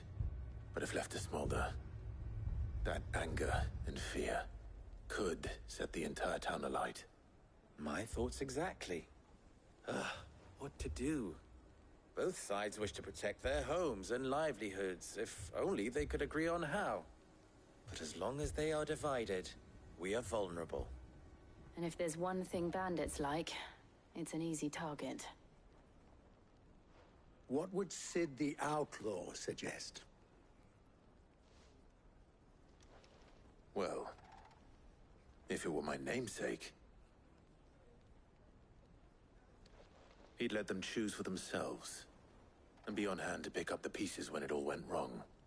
That sounds like a recipe for disaster. A recipe for disaster is precisely what it is. But perhaps that realization would be enough to make them question the ingredients. While it's plain neither Conrad nor Natalie will countenance the other's proposal, it may still be possible to make them doubt their own. Before presenting them with a third option. And that would be? To pool our resources and save the city ourselves. Why fight each other? When all that fear and anger can be directed at the bandits. It appears we have a plan of action. Victor, pay Conrad a visit. See if you can't convince him of his folly. I'll speak with Natalie. As you wish. Your faces are not well known in this town. That may prove useful. Don't worry, Victor and I will do most of the talking. You need only play along. Play along? What he means to say is yes.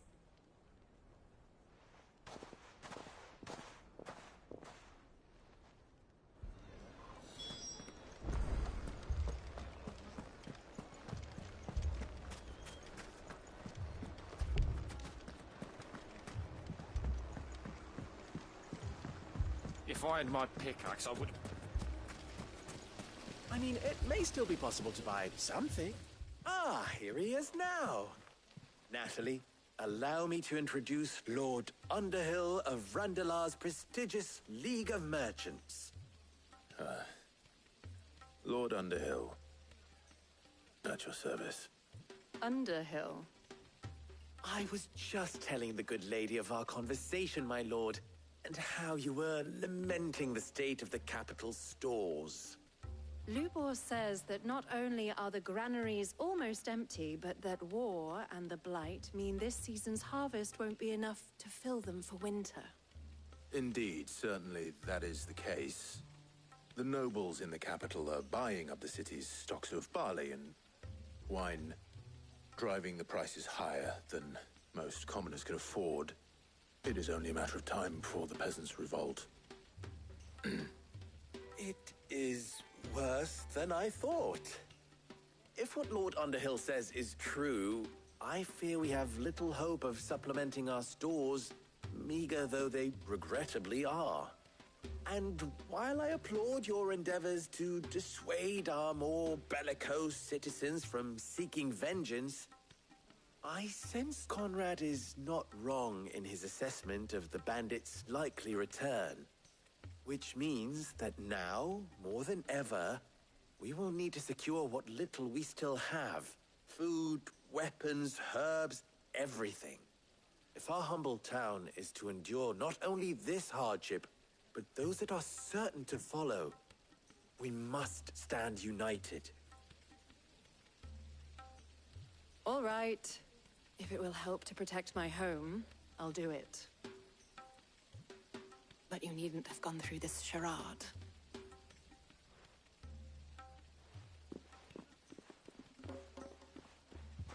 Thank you, Clive. Your performance was nothing if not workmanlike. She saw right through it. I didn't say it was good, merely that it produced the desired effect. Now, my scouts should be returning shortly. Meet me back at the Briar's Kiss, and we shall see what we face.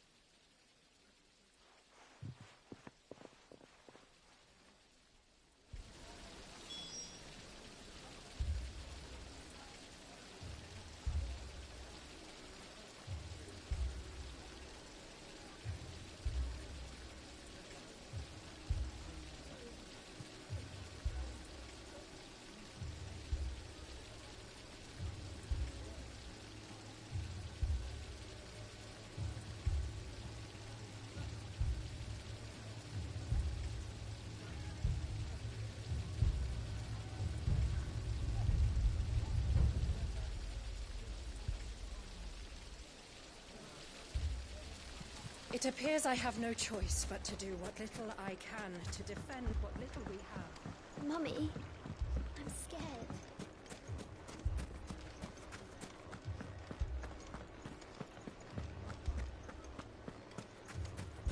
Picture it, Conrad.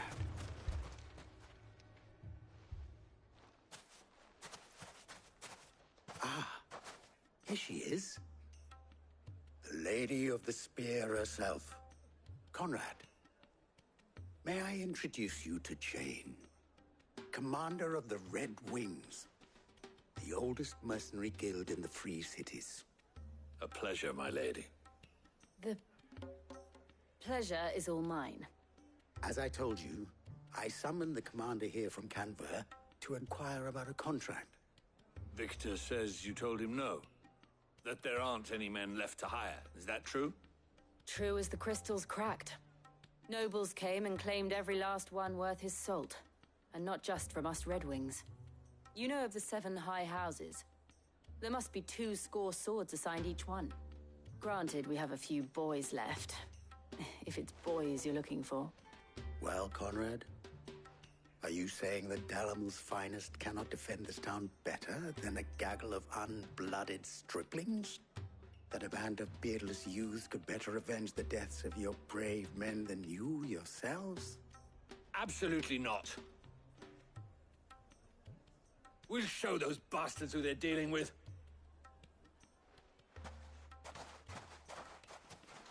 I can't believe that actually worked. Conrad's not what you called the brightest candle in the crypt. And there's a reason why I had you do the talking and not Sid. Well played, my lady.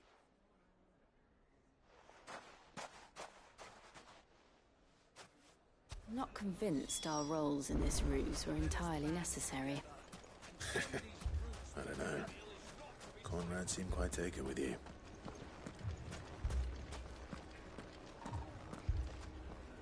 Good news, Sid. Both Conrad and Natalie have somewhat gracefully accepted their new roles. With time, they may even learn to. Time no longer appears to be the luxury it was before lunch. I take it your scouts found the bandits. Technically, it would be the bandits who found my scouts. It appears they march for Dalamil as we speak. All of them. You're not serious. They don't just want food, they want the whole damn town.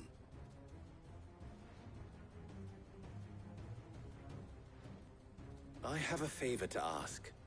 I'm told the bandits march in 2 groups, one from the south and one from the desert. in a move doubtless intended to stretch our already gossamer-thin defenses. Very well. Jill and I will meet those from the desert.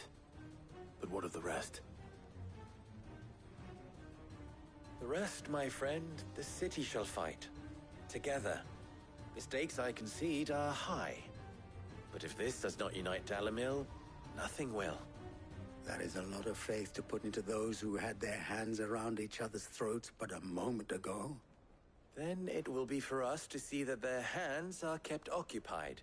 And I do mean us. I thought you might say that. We'll hold them off for as long as we can. And we will do the same.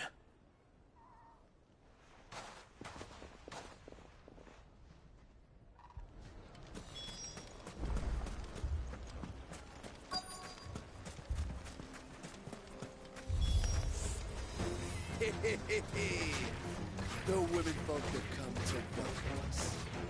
I'll take that one. He's all yours.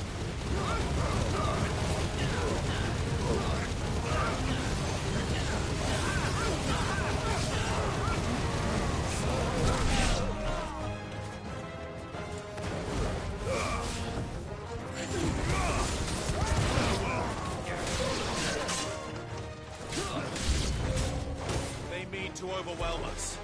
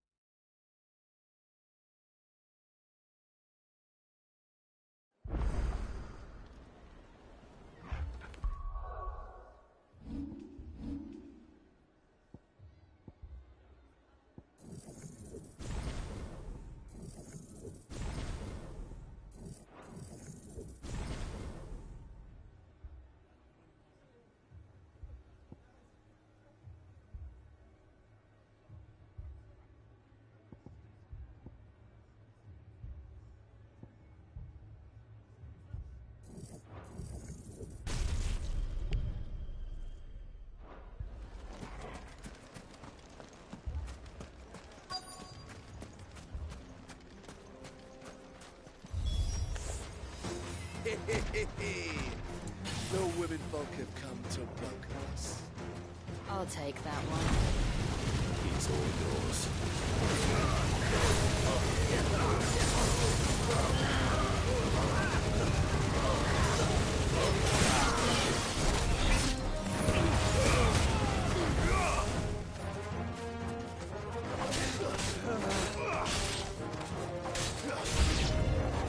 They mean to overwhelm us.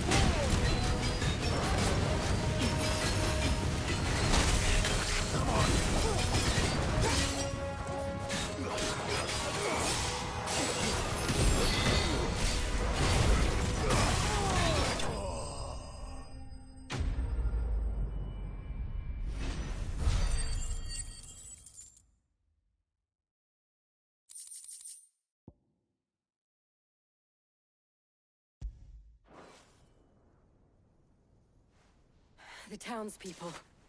Could they have held out? I don't hear any fighting. What do you think? That we should hurry.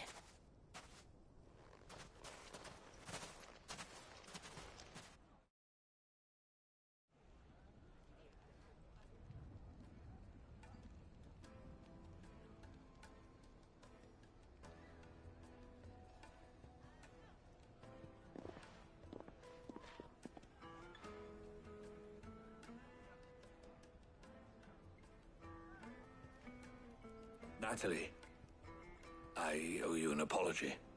You did well out there. The inn would have been lost had you not held the line. Without you, there would have been no line to hold. You saved us, Conrad.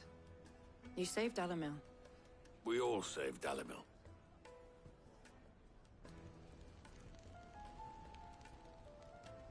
Conrad seems to have had a change of heart. I'd say they both have. I take it from your presence that our visitors from the desert won't be joining us either. Pity. The plan worked, Sid. Granted, it only took an army of bloodthirsty bandits at our gate. Calm now, Victor. Why quibble over the details? We are united, and that is all that matters. As for you, Sid, You fight considerably better than you act. I'll take that as a compliment.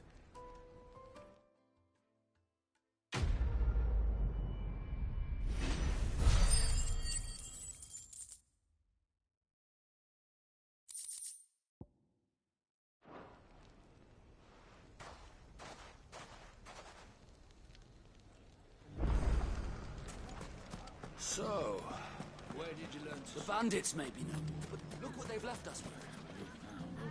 Gone, just like that. And without so much as a by your leave. What's the matter? It's my apprentice. He up and vanished while my back was turned. I'd go and look for him myself, but I've got a bakery to run. A bakery that's now short one pair of hands. Loath though I am to rely on the kindness of strangers, I'm at a loss. Please, will you see if you can find him?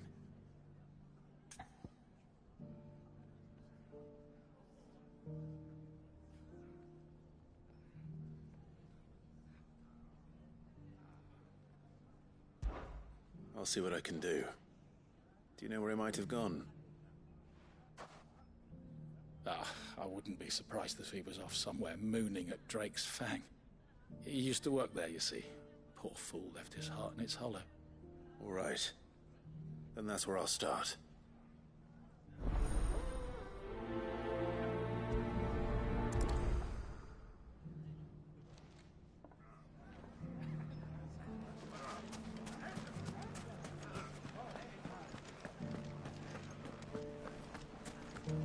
I've never even forged a button.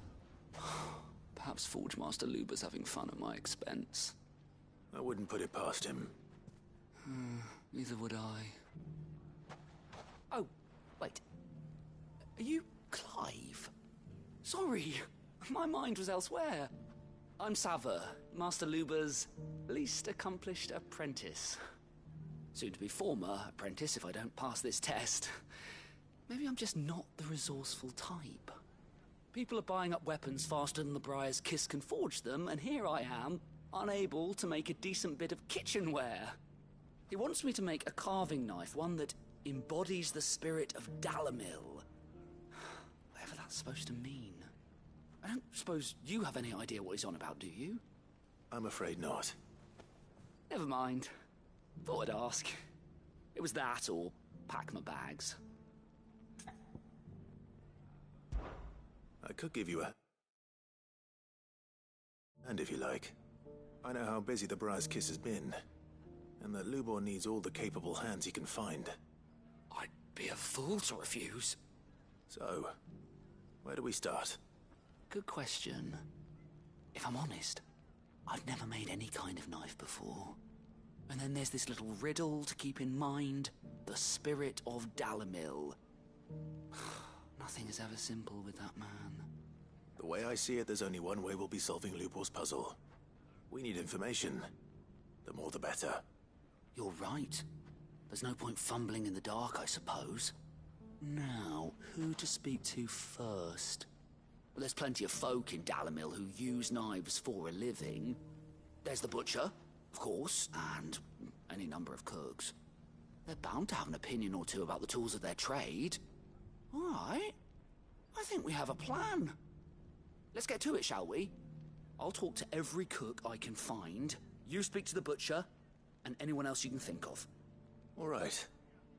Good luck. Let's hope that someone says something useful.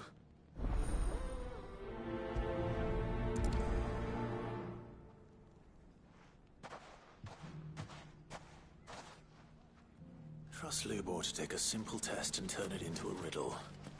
I'd better get to it. Where did you learn to swing a sword?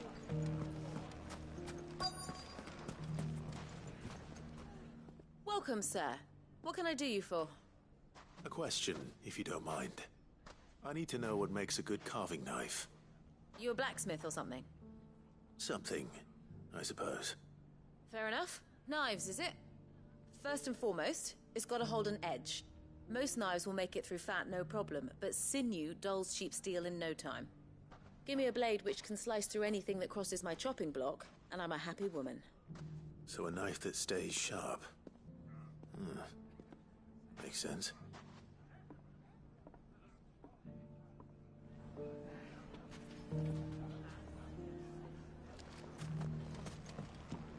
Mummy, are the bad men going to come back? The gentlemen of the town guard are strapping. Everything I've worked for. All those years of toil. Every coin I've ever earned is tied up in this place. You all right? The baths are closed. Leave me be. On second thought, perhaps you are just what I need. Might your services be for hire? That depends on the job. I'd have you save my business, the baths. The water's turned scalding hot and all the crystals in Dalimil wouldn't be enough to cool it. I've no doubt that my woes stem from the water's source. But I can't go and investigate for fear of my customers thinking I've abandoned the place.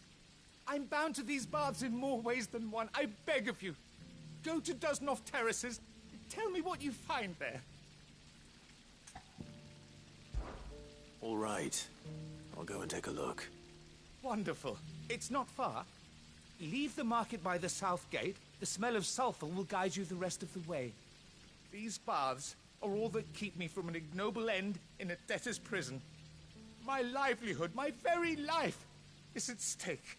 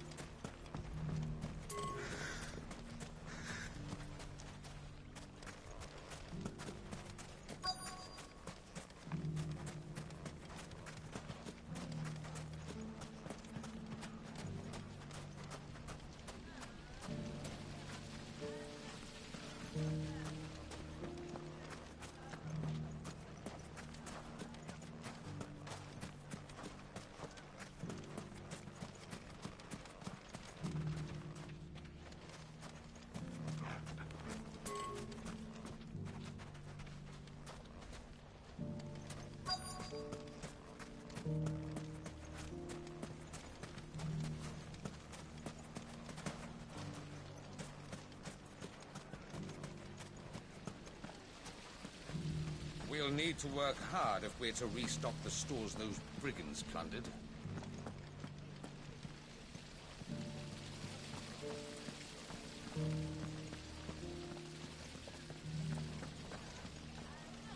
The gentlemen of the town guard are a strapping bunch. Perhaps. But the gentlemen of the League of Merchants.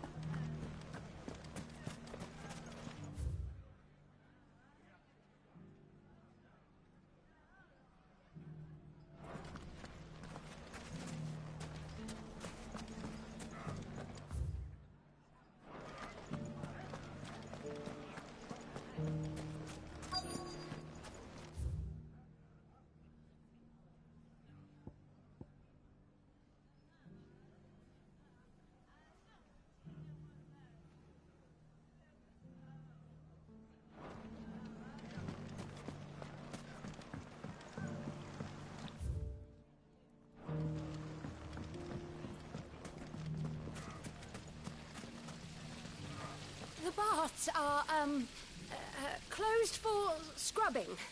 Please bear with us a little longer.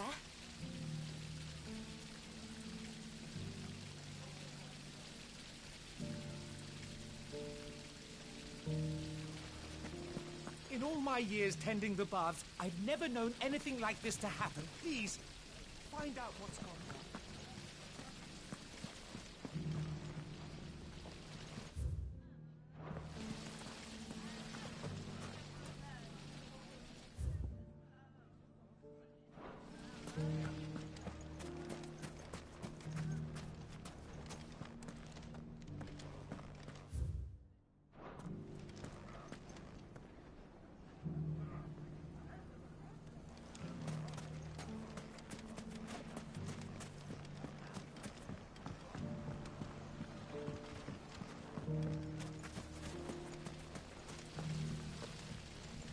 We'll need to work hard if we're to restock the store. In all my years tending the baths, I've never known anything like this to happen. Please. The baths are, clothesmen of the town guard. You wouldn't happen to know if the pieces that were stolen from my stall were recovered, would you?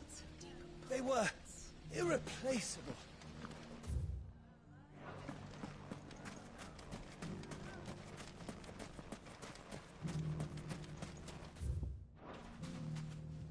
What is it? I'm in no mood for chatter. Sorry. Do you mind if I ask your trade? Hunter, why? I have a question. Can you tell me what makes a good carving knife? I assume you use one out in the field. Has to be able to put up with some punishment. Can't be dealing with a brittle blade, not while I'm on the hunt. If your knife snaps every time you use it, you'll be spending coin as fast as you make it. Times are hard enough as it is. Thank you. I won't keep you any longer. All business, eh? Man after my own heart. So, a carving knife should be hard-wearing and hold an edge. Hardly a revelation. Let's hope Sava had better luck than I did.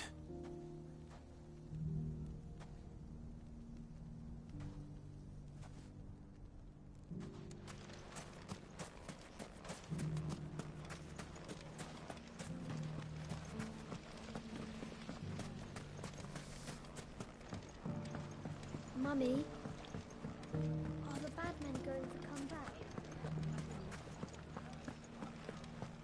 So, where did you learn to swing a cord like that? So, how'd it go? You learn anything useful, or should I be looking for a new trade? Only that a blade should be durable and stay sharp. But I don't see how that relates to the spirit of Dalamil. I didn't have much luck either. All the cook said was that he needs his knives to be light. Too heavy and they do his shoulder in. So we're no better off than when we started. Perhaps Lubor didn't mean anything with his Dalamil remark. But that can't be right. I've bandied enough words with the man to know that he chooses them carefully. No. We must be missing something. Something right in front of our noses, most likely. No doubt you're right, but I have to make a start soon. I can't put off making this knife forever. Agreed. Lubor wouldn't like that much. Right. I've been trained to work iron. The cheap stuff, mind. But it's hardy enough if you don't hammer it too thin, and it sharpens up nicely with a bit of effort. Trouble is, it's either durable or it's light. Meaning someone is gonna be disappointed. Forge Master Lubor, probably. Is there no one else you can turn to? Someone who knows their metals, perhaps? The other apprentices know better than to help me with my test. But maybe there is someone I could turn to. A merchant. A favorite of Forge Master Lubor's, who sells metals to tradesmen passing through the Valcroy. I bet she'd know a thing or two.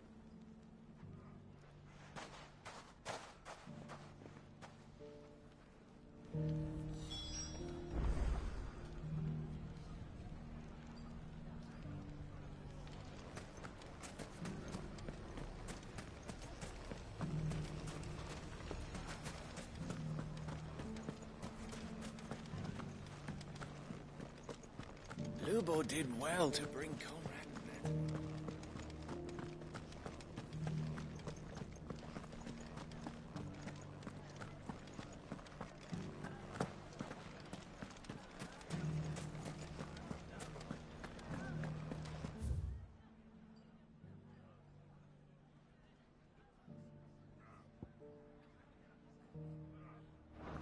So, where did you learn to swing? The bandits may be no more, but look what they've left us with. We've a hard time for... Mummy, are the bad men going to come back? The gentlemen of the town guard are a strapping bunch. Perhaps.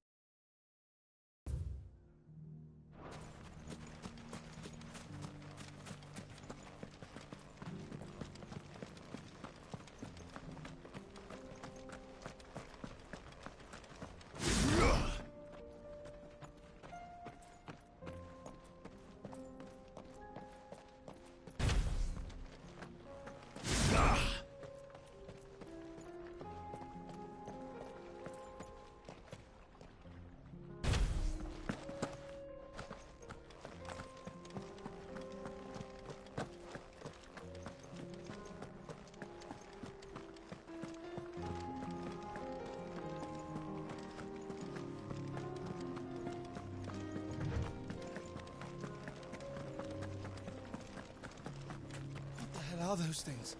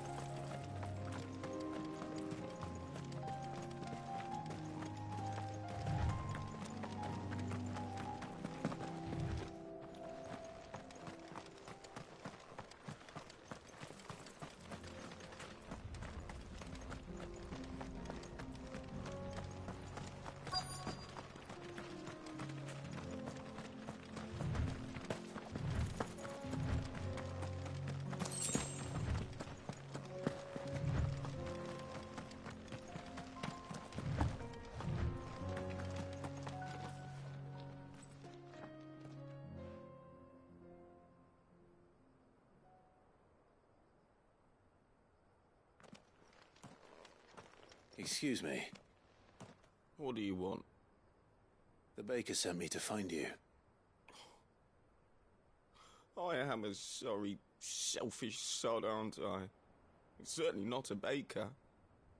Master must have ruled the day he took me in. Time was the sight of the fang used to calm my nerves. But now look at her. I take it you missed the Mother Crystal. I hated her, but she was all I knew. Worked her mines for years. And when she shattered, part of me shattered with her. I had to trade my pickaxe for a rolling pin, but I'm no good at baking. Every loaf I touch collapses. My bread's as hollow as I am. She was the only thing that could fill the hole inside me. Oh, I loved her, damn it. But now she's gone. She's never coming back. What am I supposed to do? I ask her. How does a shell of a man learn to live again?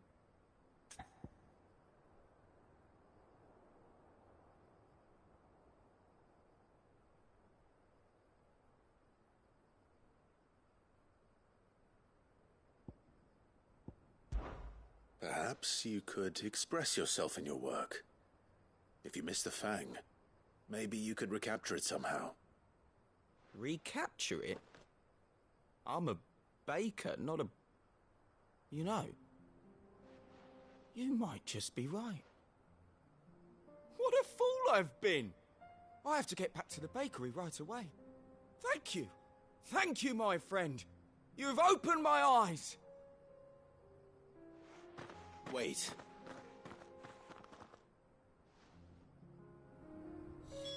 Suppose you won't be needing an escort then.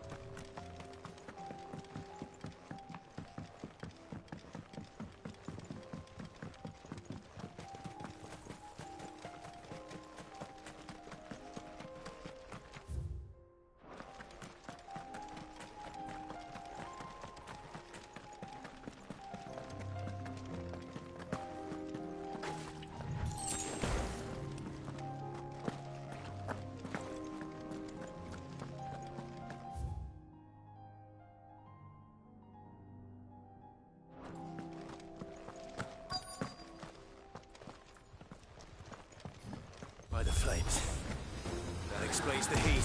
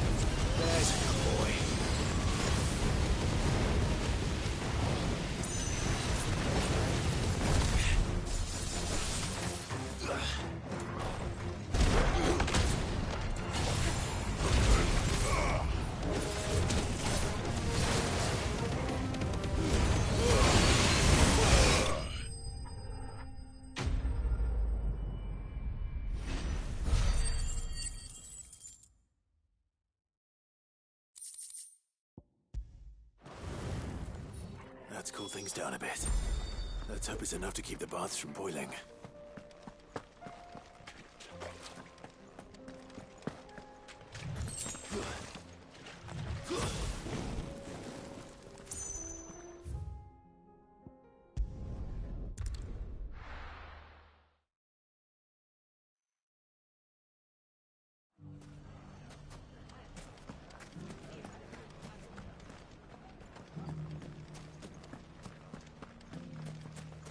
You fought very bravely. You, Branded! Come with me. There are other wounded.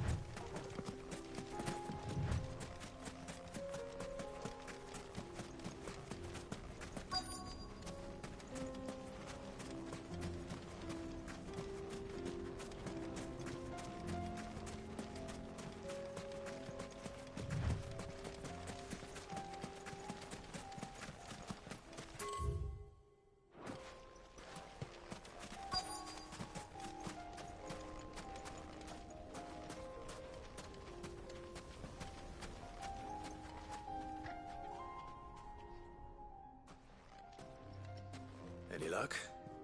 Or will you be needing help with your bags? Well, I asked her, but... you tell him. If you're looking to make a knife that will impress a master like Lubor, there are options. They're just not that viable. Featherlight adamantite knives will get passed from generation to generation, never needing so much as a lick of the whetstone. But adamantite ore is unique to ash, so it doesn't come cheap. And it's beyond my skill to handle. Unique to ash. Are there any materials unique to Dalamil? Something which could be mixed with iron to refine it. Make it lighter. What are you getting at? You said that Lubor trained you to work iron. Then that's what he'll expect you to use. But he would have known that it would either be too heavy or too brittle for a carving knife. Perhaps his Dalamil remark wasn't a riddle, but a hint. If it's cheap metal you're using, then there's always limestone, I suppose. Folk first settled Dalamil to get at her mineral deposits. And, if you know the trick, it can be melted down in the furnace to drive out impurities from low-quality iron. Bloody hell! That must be it! I don't suppose you know the trick, do you? It's hardly my speciality, but I've been around enough blacksmiths to know how it works. Looks like I've got some learning to do. Clive, I hate to ask after all that you've done for me, but... The limestone? Fine. I can hardly abandon you now. Besides, I want to know if this is the answer to Lubor's little riddle. I can't thank you enough, Clive. You'll have no trouble finding limestone over in the terraces. The place is bloody made of it. Then I suppose I'll meet you back at the forge. Right you are. I'll see you shortly. So, do you crush it up, or just throw it in the furnace?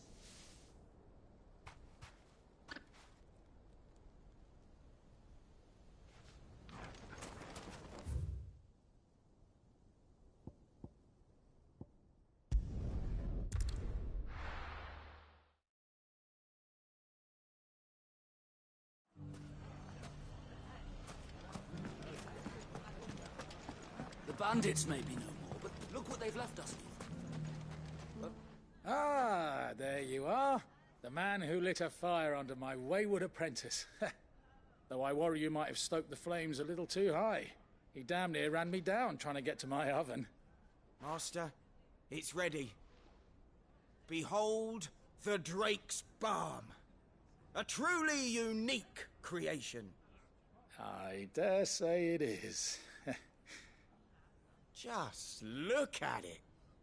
A perfect likeness of the Fang herself. Her steepled peaks, her fulsome spurs, her inviting hollow. True, my loaves collapse more often than not, but what's the Fang without her crater? Why, no Fang at all. And look, inside. She's filled to bursting with a bounty of beautiful crystals. Salt crystals! Master, I have found my purpose. I must use my work here to preserve the memory of the Fang. Well, if it tastes half as unique as it looks, I'd certainly say you're onto something. Not only is my apprentice back, but he's finally pulling his weight. With any luck, I might even have a new delicacy on my hands. I don't know how you did it, but you have my thanks.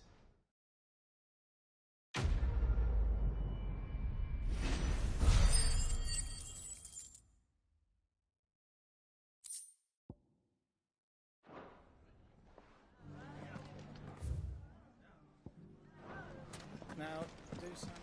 Mummy, are the bad men going to come back? The gentleman of the town guard is back. I was hoping we'd be seeing you again. The baths grow more bearable by the moment. It won't be long now before we are back to business as usual. I'm glad to hear it. Now, tell me this. What did you find at the terraces? What threatened to make me a pauper? Not what I expected, that's for certain.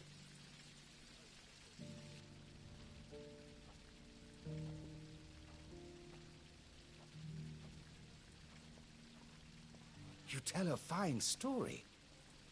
That's not to say I don't believe you, though. Creatures made of flame, eh? That's something new to worry about. But I burdened you with my worries enough already. Here, a small something by way of thanks. Right.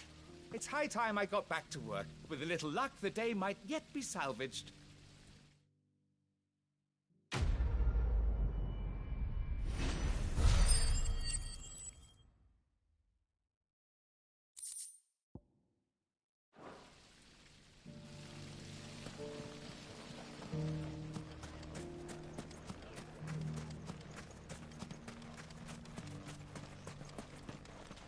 Anything I can interest you in?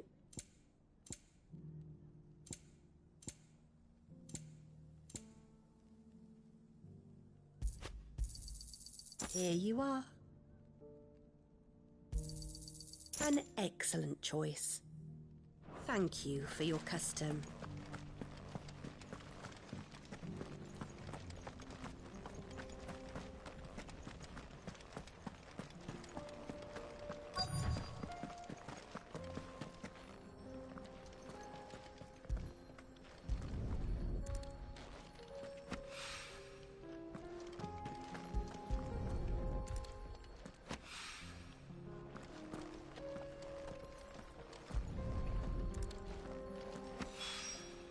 One rock looks a lot like another.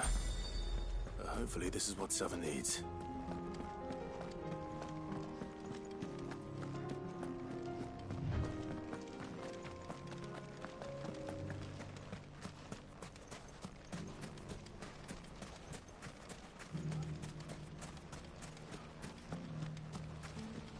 The gentlemen of the town guard are a strapping bunch.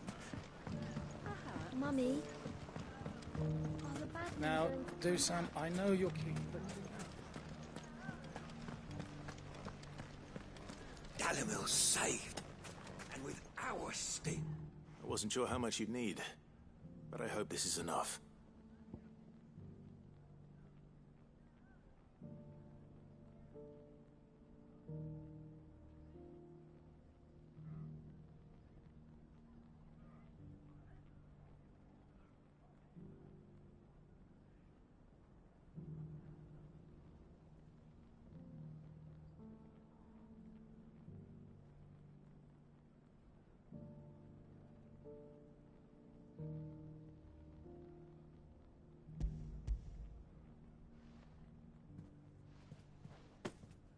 You are one of the good ones, you know that? You and that merchant both, she's got quite a gift for teaching that one. Now, time to see if limestone is the secret weapon we were hoping for.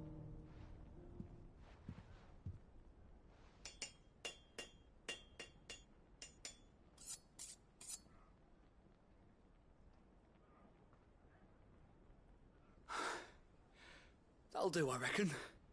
A knife forged from the very rocks of Dalimil. Her spirit, if you will. It's a fine-looking blade. I only hope Master Lubor agrees. That sounds like my cue. And just as well.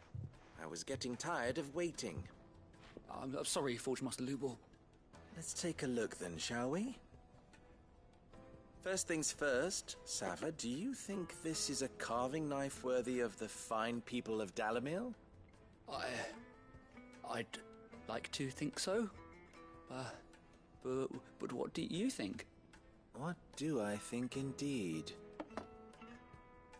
It's sharp-ish, but it won't last long with hard use.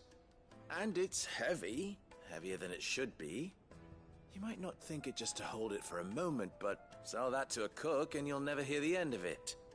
It looks like someone paid a visit to the terraces. The limestone was a step in the right direction, granted, but one that still leaves you short of the mark. And I was so certain I had it all worked out. I don't know who you found to teach you that little trick, but it certainly shows initiative. Next question. How much do you think I would charge if I'd made this? Well, if it took you even a fraction of the time it took me, I would say you could demand a heavy purse. And who would be able to pay that? The butcher? The hunter? The cooks over at the inn? Dalimil is home to humble traders, not wealthy lords and ladies. Rule number 1 in any business, Sava: know your customers. Yes, Forge Master. This is just about passable. But only just. I'd say you're worth keeping around a little longer. Starting tomorrow, you'll have an anvil of your own. I will. Thank you. I was wondering, what would you do if you were asked to forge a carving knife? I'd do what I always do. Ask who it's for. If it was for the butcher, I'd make sure it holds an edge. For the hunter, I'd make it as tough as Titan. For the cook, light as a feather. And for the nobleman, I'd make it cost an absolute fortune. There goes a master, all right. It looks like congratulations are in order. I couldn't have done it without you. So much for the Forge Master's riddle, though, eh? The spirit of Dalimil had nothing to do with limestone or anything much at all. Meaning, I had you run around for no good reason. You've passed your test. That's all that matters. You'll have a forge of your own in no time. And when I do, I'll craft you the finest carving knife you have ever seen.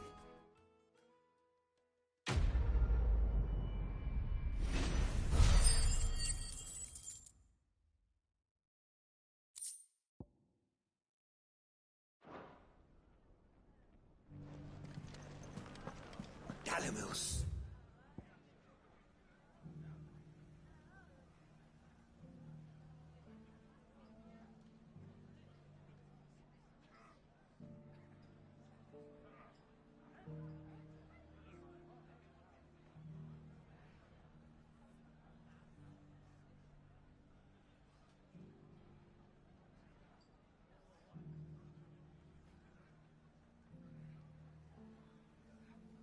Paved, and with our steel.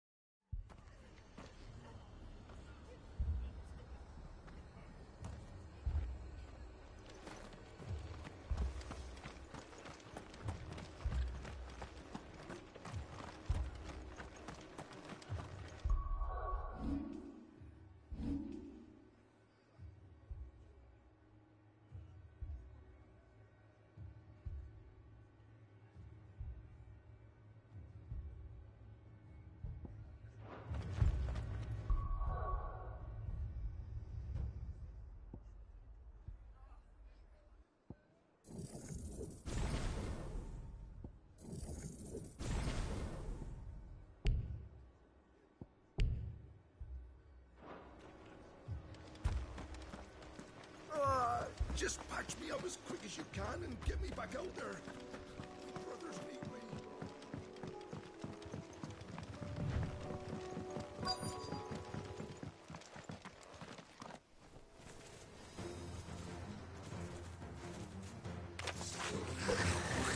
They're headed for the rest. We have to slow them down. Martha and the others won't be ready.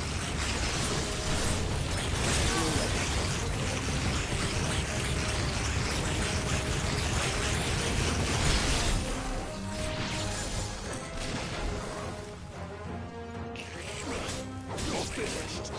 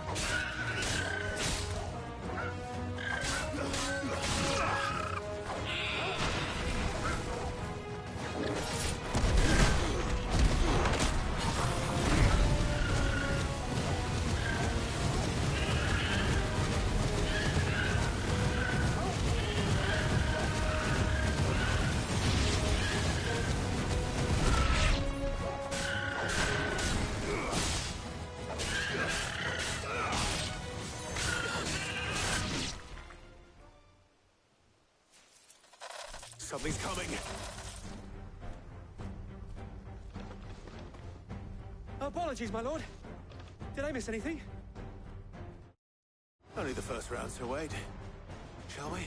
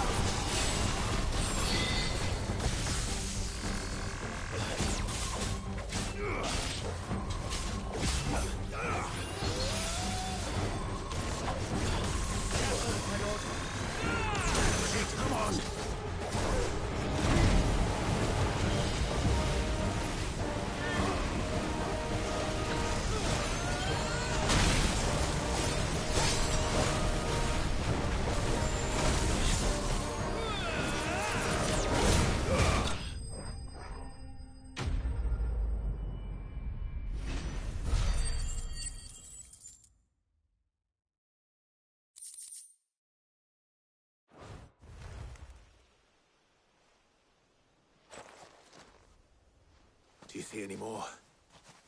No. I think that was the last of them. But it won't be long before the next lot arrive. Then we make for Martha's while we can.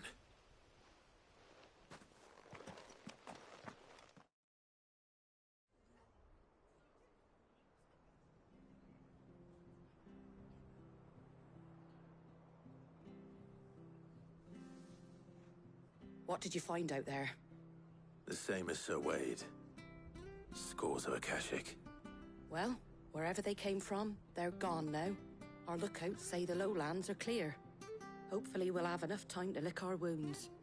How many of your men were injured? A damn sight less than if you hadn't turned up. Thank you. It was a hard-fought victory. But as long as the skies remain dark, I fear the Akashic's numbers are only going to rise. It's not a matter of if the Horde will be back, but when. And whether that's sooner or later, we'll need to be ready. The inn here affords a good view of the land, and is easily defendable. I'd like to make this one of our outposts. What do you say, Martha? You'd have more men to guard the rest. Well, when you put it like that, of course they can stay.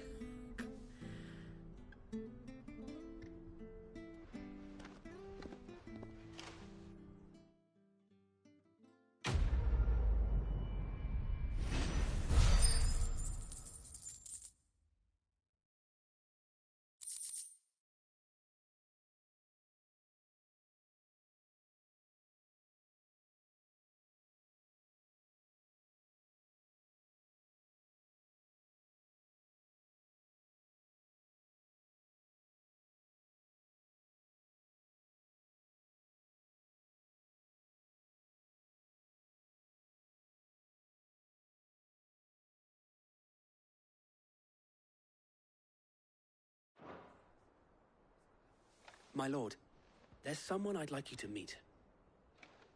Oscar, over here.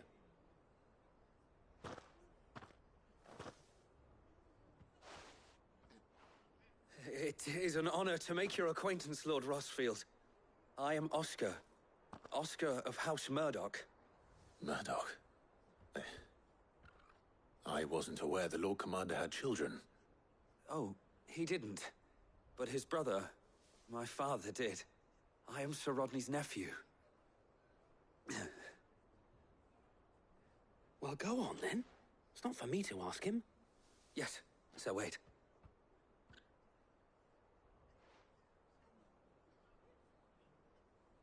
If it please you, my Lord Marquis, might you take me as your squire? I would learn the duties of a shield from the finest. I'm sorry to disappoint you, Oscar, but I am a shield no longer. Nor was I ever the finest. And spending time in the company of an outlaw hardly seems a fitting education for one aspiring to take his oaths. My Aunt Hannah once told me that a man is not defined by his title, but what he does in its name. You have accomplished much since taking on the mantle of Cid, winning no little honor in so doing. And I would sooner serve under an honorable outlaw than an unworthy shield. Not that Sir Wade and the other Guardians are... I mean to say that, they're... It's all right. We know what you mean. There is only so much the boy can learn from me, my lord. But a squire... Would that really be so bad? You were a squire once. And I'm certain Sir Rodney would approve.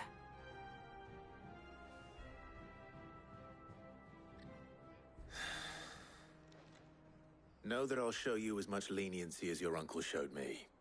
I would not have it any other way.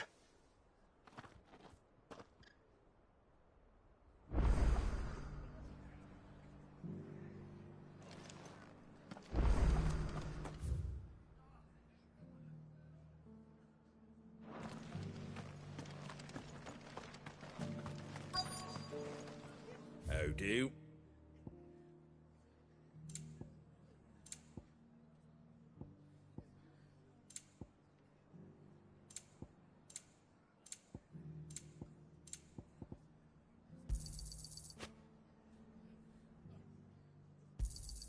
There you go. Thanks very much.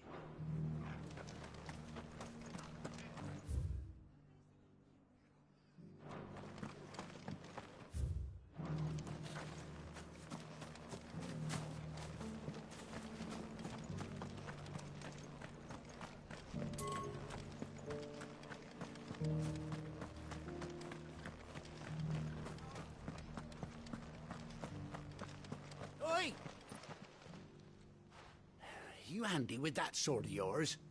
Course you are. Bet you're a bloody marvel with the thing. Now, question is, are you willing to use it or not? 'Cause a flock of noble chocobos are in need of help. Chocobos? You heard me right. Wild birds? Hmm? The big ones? And not just any chocobos at that. Whiteheart and her flock are the bravest birds you ever did see. They protect travellers round these parts from bandits and the like. Chocobos? Fighting bandits? It's true. Why, they saved me from a gang of footpads only yesterday. Nasty lot they were too. And now they're back, looking to settle the score. Well, go on then. Don't just stand there. Go and help them.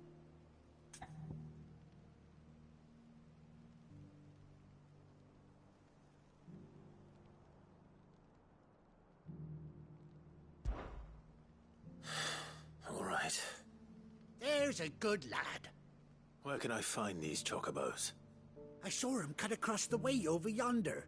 The rotten scoundrels were driving the poor things towards the old dock. It's a dead end, that is. You save Whiteheart and her flock, you hear me? There ain't a pluckier bird in all the world. She's a hero to us locals. And don't worry, you'll know her when you see her right enough. I'm sure I will. And good luck to you. And give those no-good bastards a hiding from me.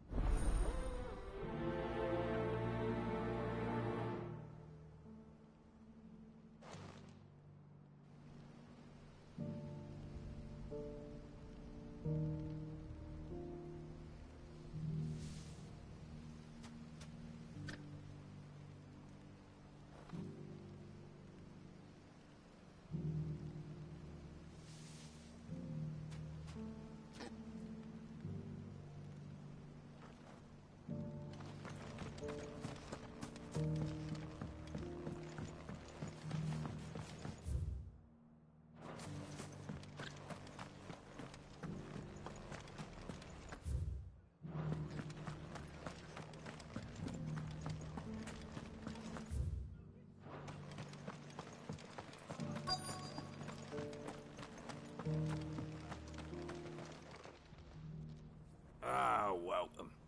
Times may be hard, but if you got the gill, I got the goods. What can I do you for? Unwanted violets, if you have them. Though I'd gladly settle for learning what they are if you don't. Why, I haven't heard folk call them that since I was a lad. You're looking for scorpion tails. Unwanted violets is what folk used to call them back in the day. They turn a wicked purple when you boil them up. Hence the name. Used to chuck them in the pot when there weren't nothing else on offer. When there was a war on, that sort of thing. Thankfully, times aren't yet as hard as that. And even if they were, you wouldn't find anyone selling them these days. Do the scorpions still live nearby? I dare say they do. 3 Reeds would be your best bet, if memory serves. Thank you. You've been most helpful.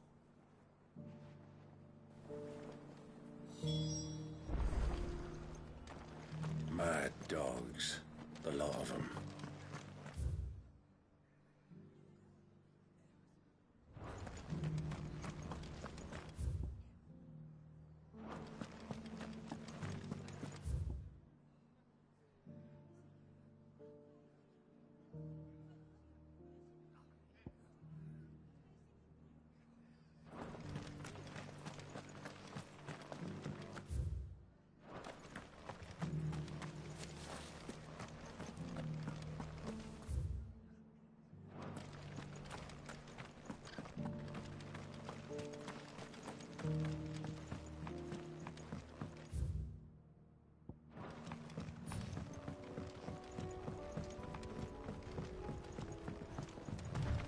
Whiteheart.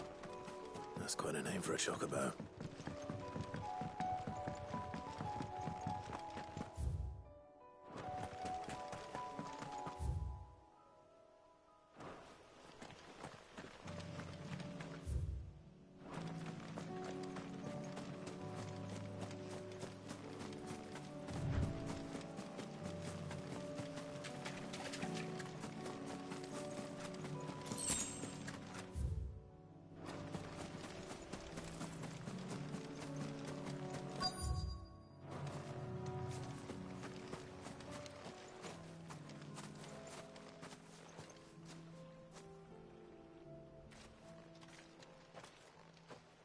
A white feather. I thought Ambrosia was one of a kind. Speaking of brave birds, looks like they went that way.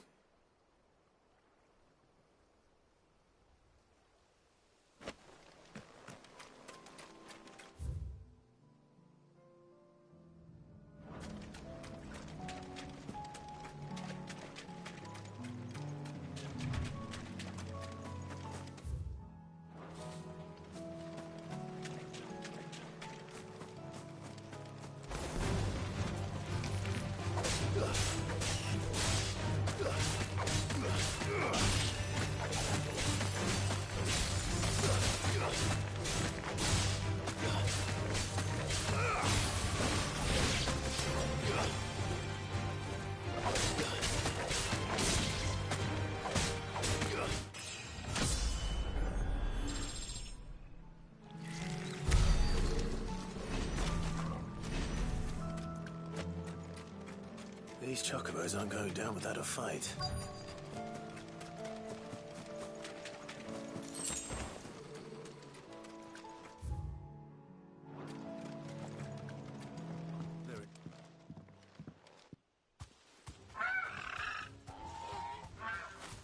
We got you cornered, Feathers. You didn't think you'd seen the last of us, did you? You've been bad for business. But I reckon someone will pay good coin to mount your head on their wall. Not around here, they won't. Oh. And why's that, eh? Because she's something of a hero in these parts. You hurt her, and I hurt you. Piss off. Or better still, how about we hurt you both? All right, then. But don't say I didn't warn you.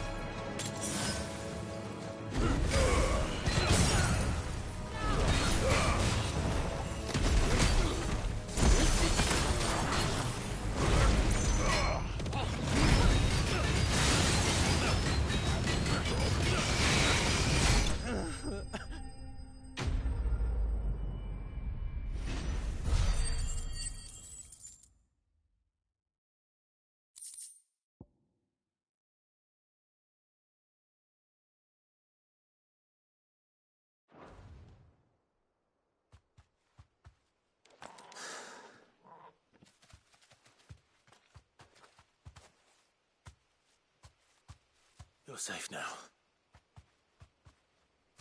White Heart, I presume.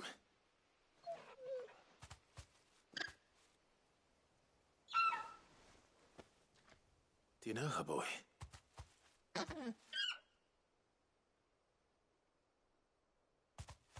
scar. It couldn't be.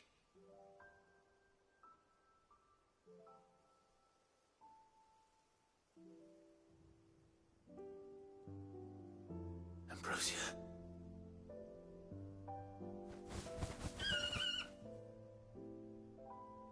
It is you. You survived.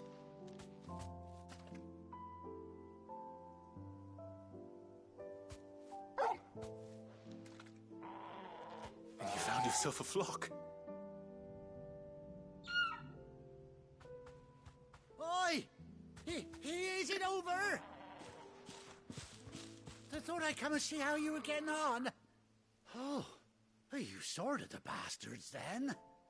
I knew you would. And the whole flock made it through unscathed. Thankfully, they did. And not only that.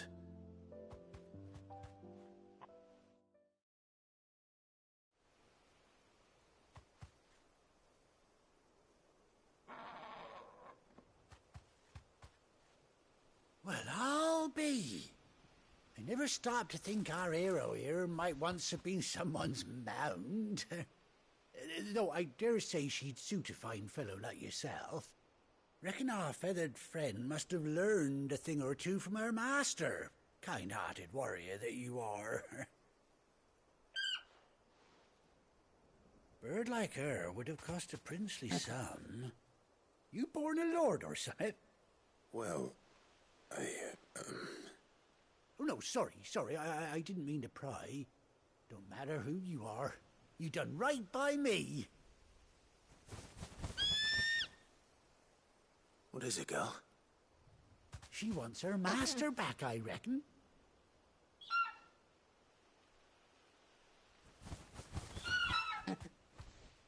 Told you. And it seems her pals agree. Is that it? You want to come with me? Well, bugger me if this ain't a heartwarming sight. The lads down the stables will be hearing about this tonight. Oh, stay right where you are.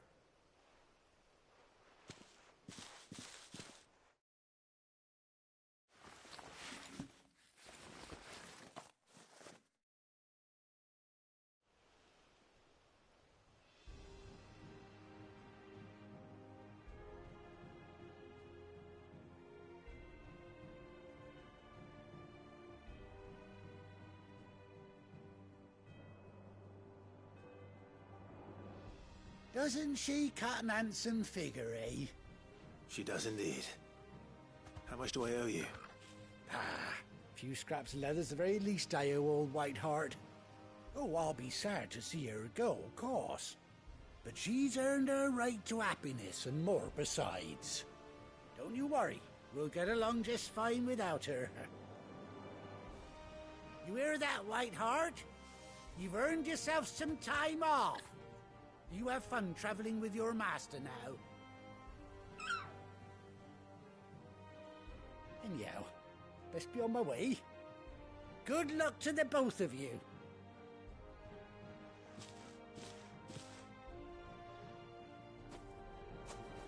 You take care of your flock for now.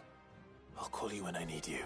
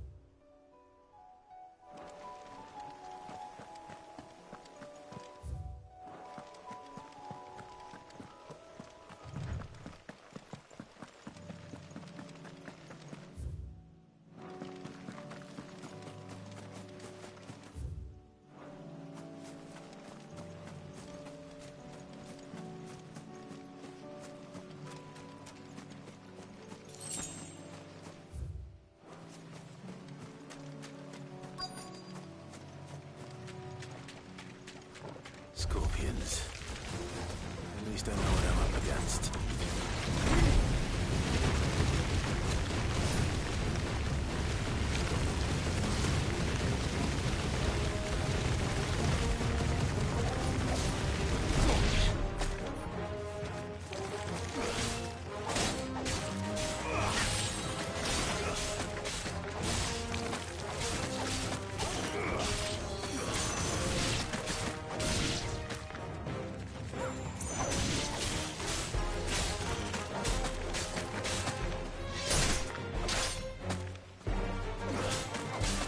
Farewell.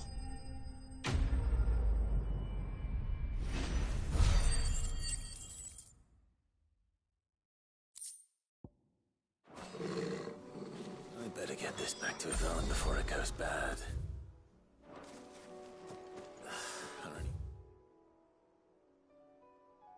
Worse at least.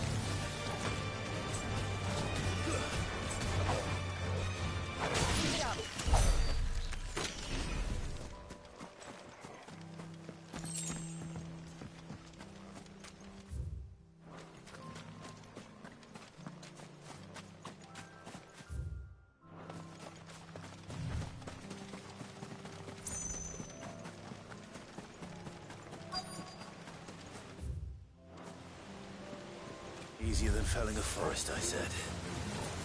The trees don't have teeth.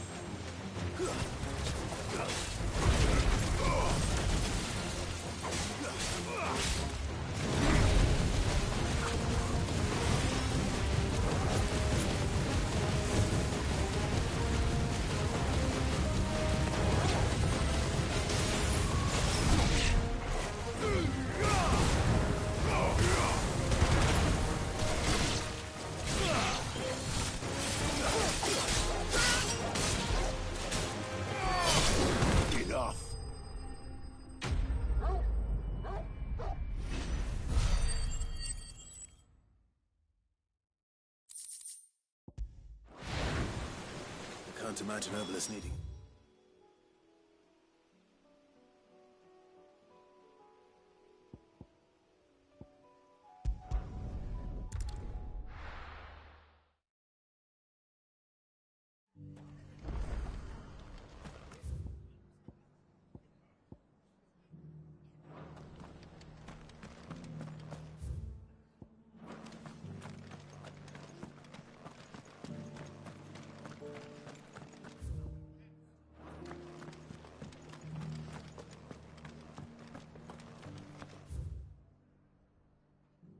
Mad dogs.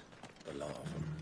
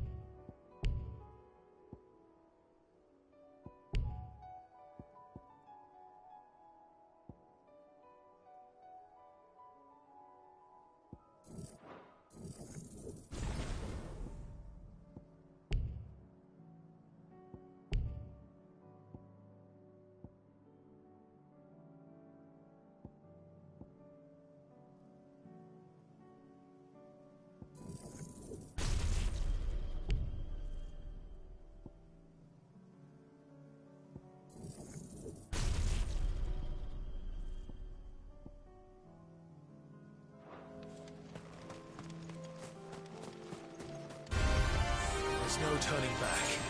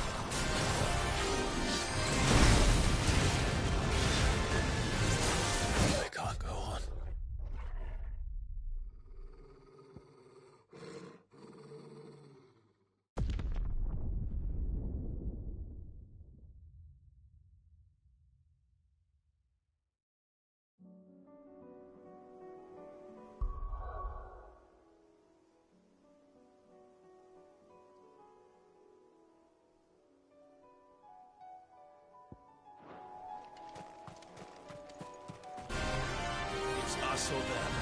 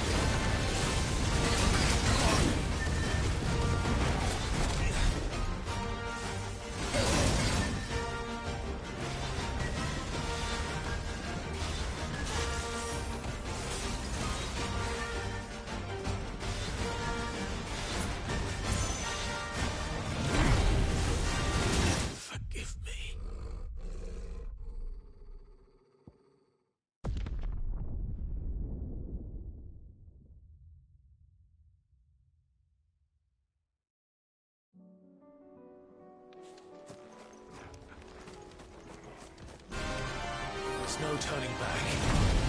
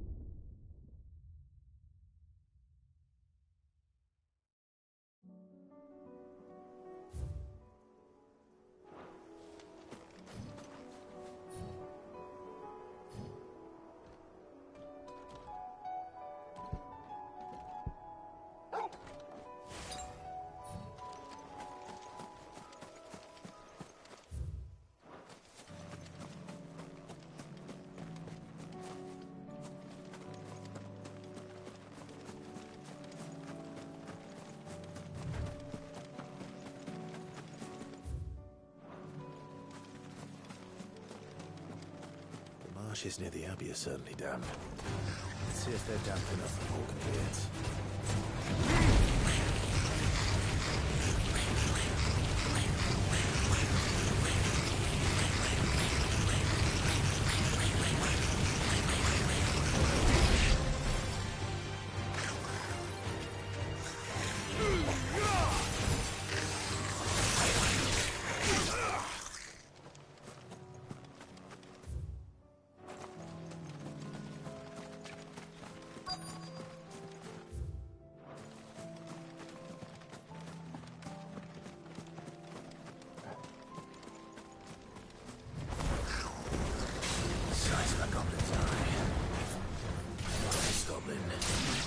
Certainly wasn't wrong about them being attracted to the stars, though.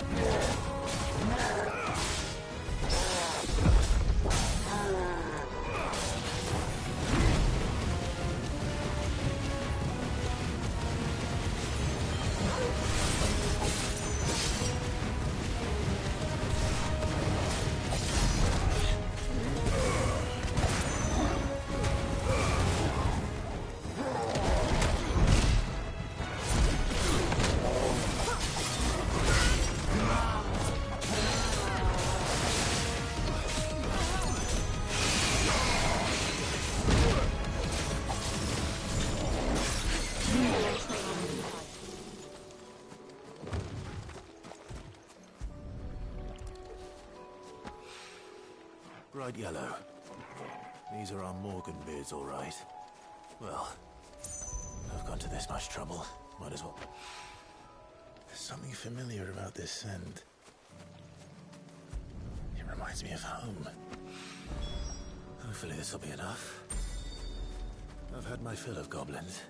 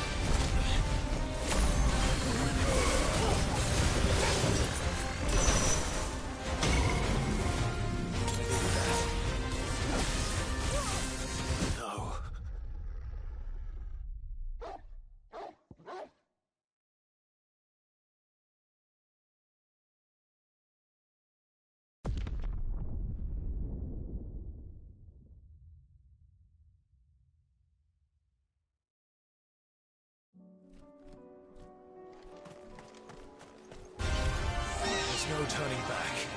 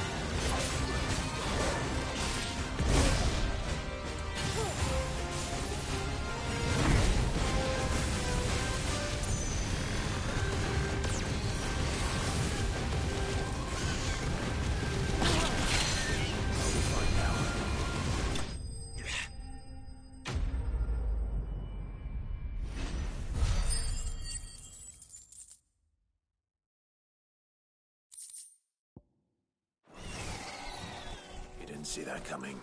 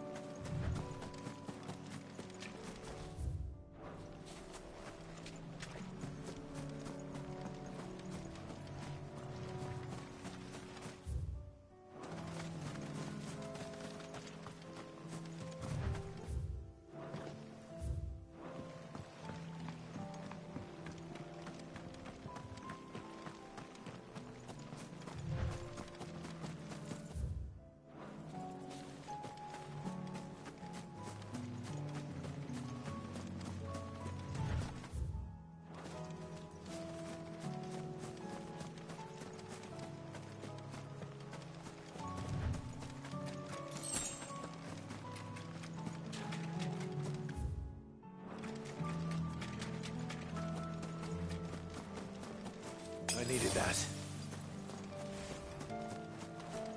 Why am I doing this?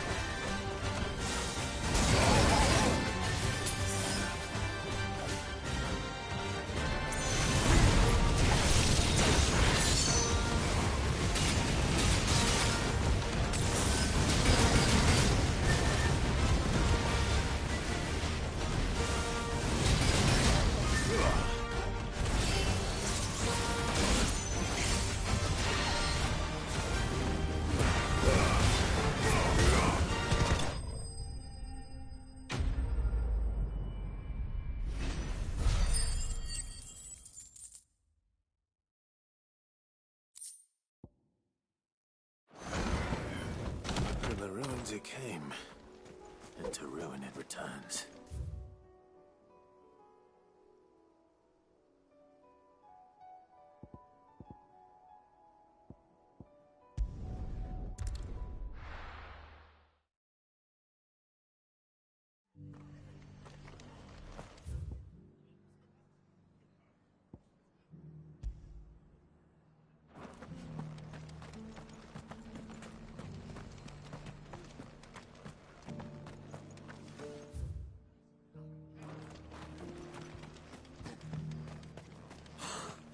Thank the Finder. I thought we'd lost him.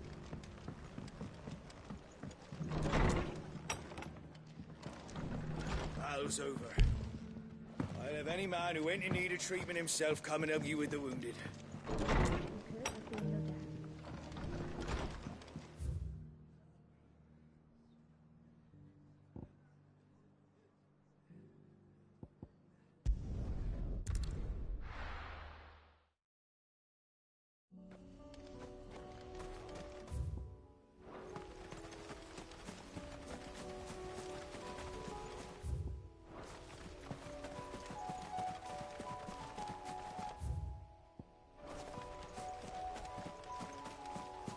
The river was easy enough to find. Now for those herbs.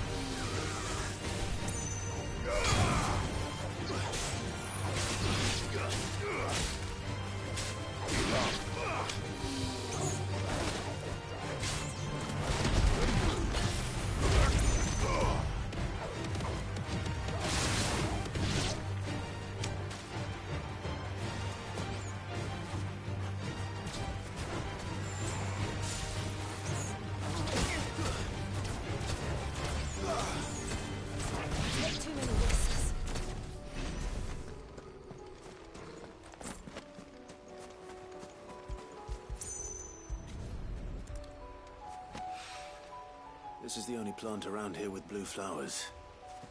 I hope it's the right one.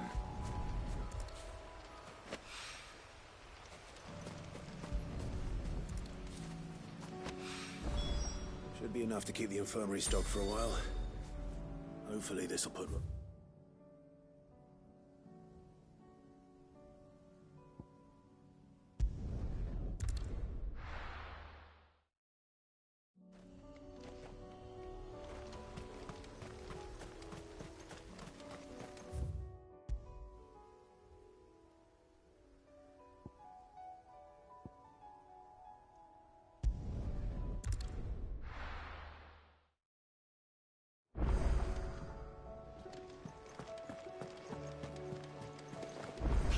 Give us new clothes. Did you see that? Tell me you saw that.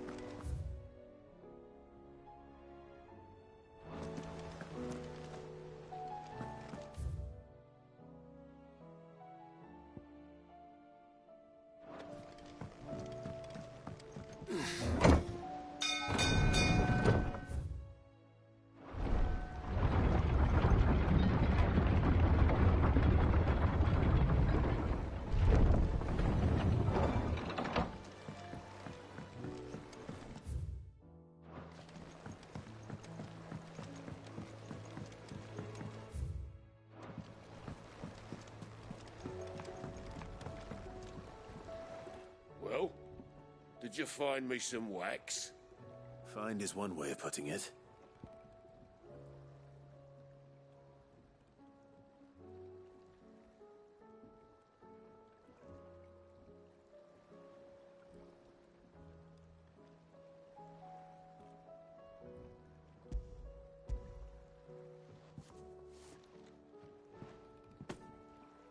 Ugh. Reeks like a chocobo's arse. I don't suppose the Argo will mind as long as he stays above the waves. Argo? So your boat has a name? I didn't know. Yeah. Same as me old man. He was a ferryman himself back before the Blight came. The boat's all I have left of him. And thanks to you, he'll sail another day.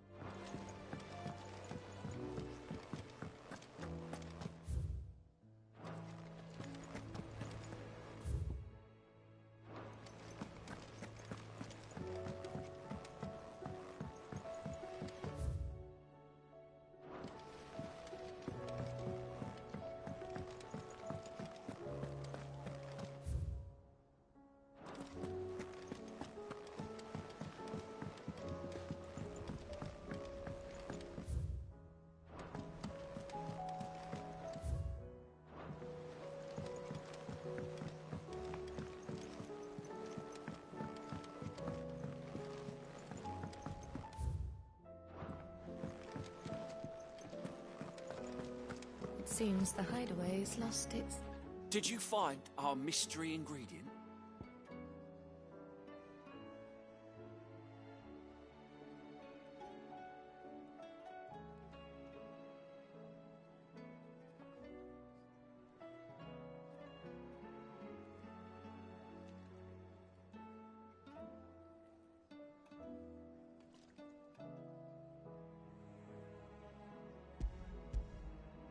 I did indeed.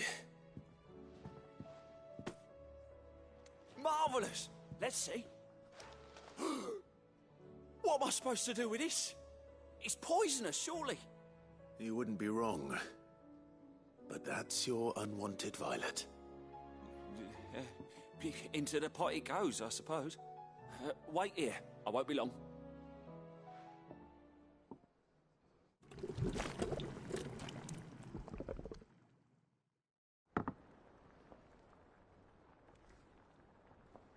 I present Chance's Stew, risen once again from the ashes of obscurity. Grab a spoon, Sid. Let's eat while it's hot. I'm, not hungry. Well, it'll be too late once I've licked the bowl clean. Your loss.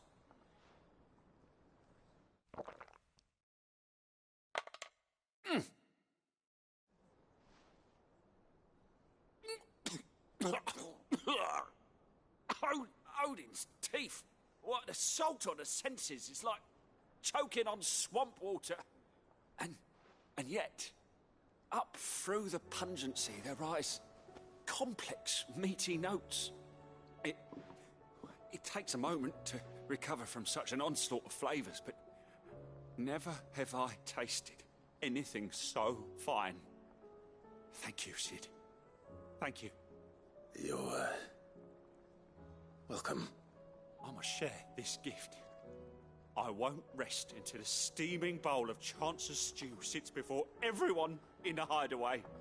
A single mouthful, and Molly will be breeding scorpions of her own. I'm sure she will.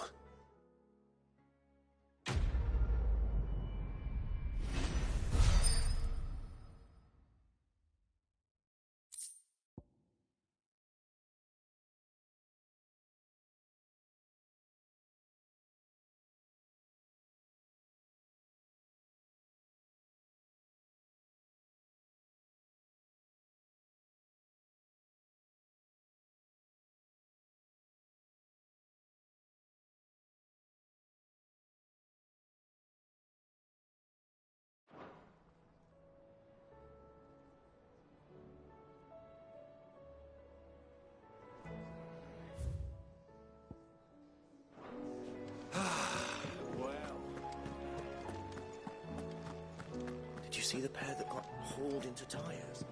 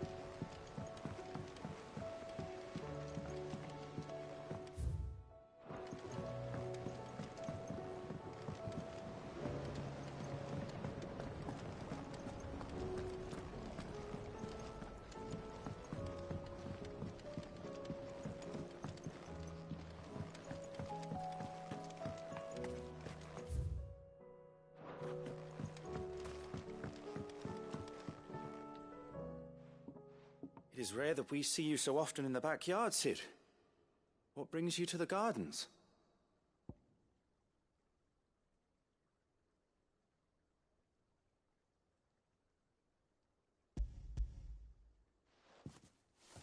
I found your flowers. Yes, wonderful. These are almost identical to the plates in my tome. Did you have any trouble locating them? Finding them was the easy part, but it's odd. They remind me of my childhood somehow. I don't remember these flowers specifically, but you must have grown them in the castle garden. If the petals are meant to improve the effectiveness of medicines, it's possible that the court physicers grew them for the tinctures and treatments they made my brother. If the ducal healers were convinced of their properties, that is all the more reason to begin growing our own supply here. Oh, allow me to use some of the flowers you brought me to make something that might aid you on your travels. I need only a moment to extract the essence from the petals.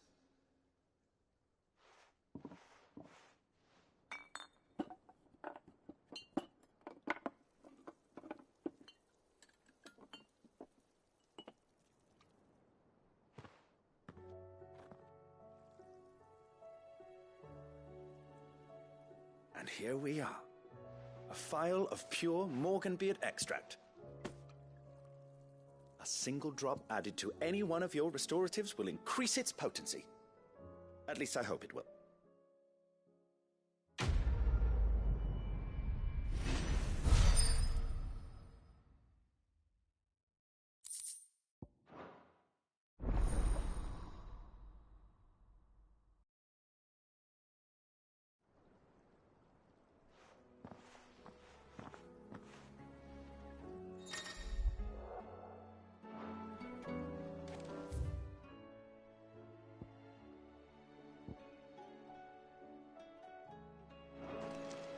What'll happen to the gardens? Too many more days of this.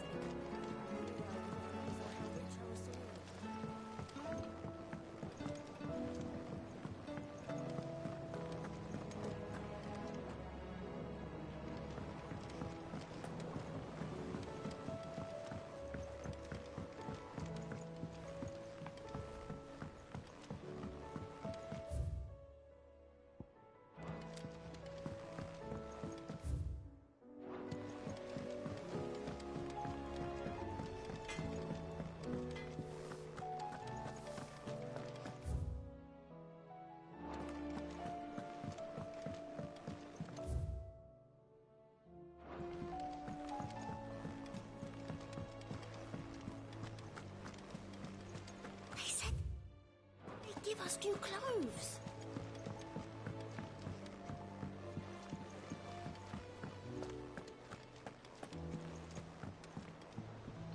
What will it be today? How may I help you today? The state of the realm is ever-changing, Clive.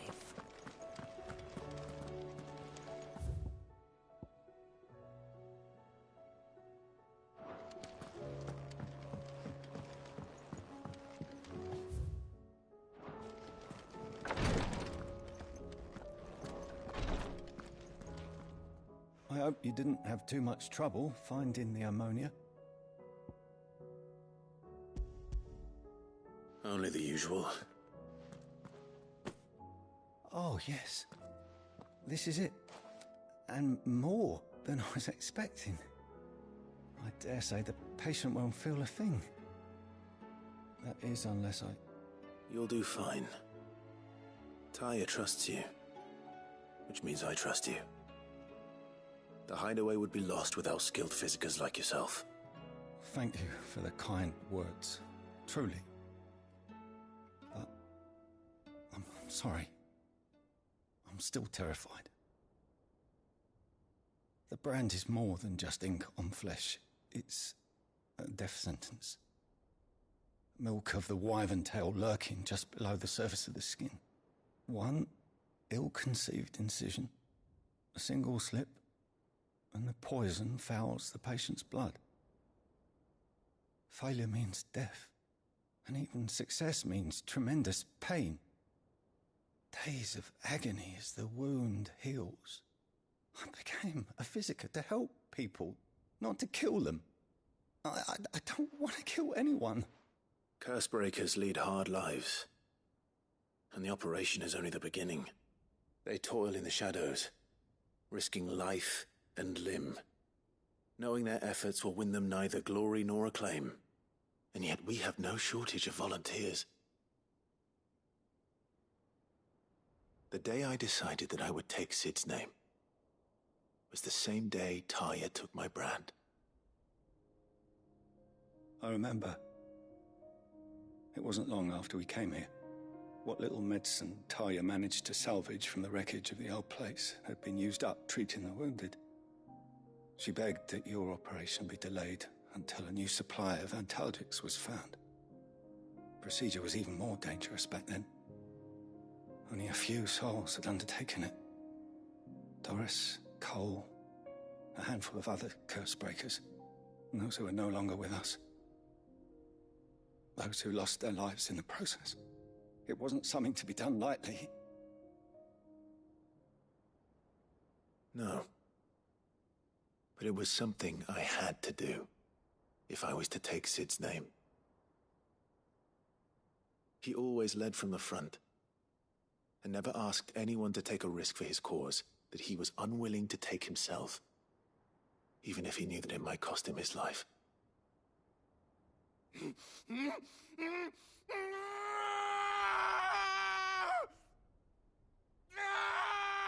Hold still, Clive!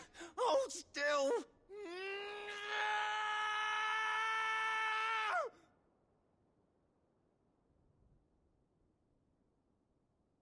I knew there'd be pain. That I might not survive. And I was afraid. But I also knew that if I didn't overcome that fear, that pain, then I would never be able to call myself Sid. I didn't know. We all want our brands removed. But it's a decision each of us must make for ourselves, on our own terms. Rodriguez, I know your work isn't easy, but neither is going under the knife. Be a shoulder for your patients to lean on. Stay strong for them. You sound like Tyre. Do you know what she once told me? It's natural for a patient to feel like they're suffering in solitude. And it's a physiker's duty to see that they don't. Thank you for helping me remember that. I won't falter. Not again.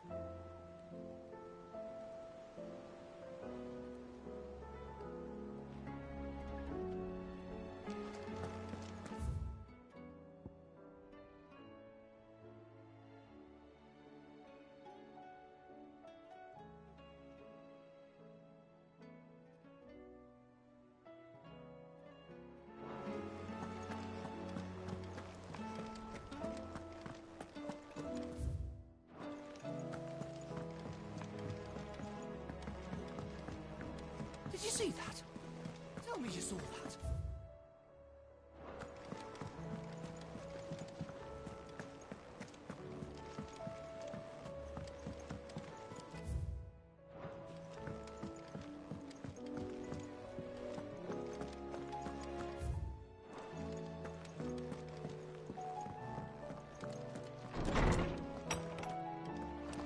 There's a storm coming, Sid. Will there be thunder? Lawsman, I need to ask you about Torgal. Something's not right with him. He isn't ill, is he? I don't think so. But according to Lady Karen, he seems to have lost his appetite, which is certainly a new development. She says he's hardly been touching his bones of late, and she believes it may have something to do with what happened at Rosalith Castle. I rather think she might be right, though not about his appetite. All canids are instinctively inclined to crack open bones for the rich marrow that resides within, and I see no reason why a frost wolf should be any different. Accordingly, I suspect it is not a lack of appetite that afflicts Torgal, but a surfeit of it. If we assume that his newfound magics require additional nourishment to sustain, it may well be that the bones Lady Karen is accustomed to providing are no longer sufficient. Frost wolves, after all, habitually prey upon far larger animals, whose bones may yield altogether different nutrients. As to where one might find a suitable substitute, some antelopes that graze the meadows of eastern Rosaria have been known to grow to a size more than double that of their lesser cousins. I don't recall ever seeing any that large. And little wonder. The oldest and largest such creatures rarely leave the safety of the highlands for fear of predators. The last elder antelope sighting I recall hearing about took place near Cressida, and that was long before the village was abandoned. Even so, it seems like a good place to start. Good hunting, Clive.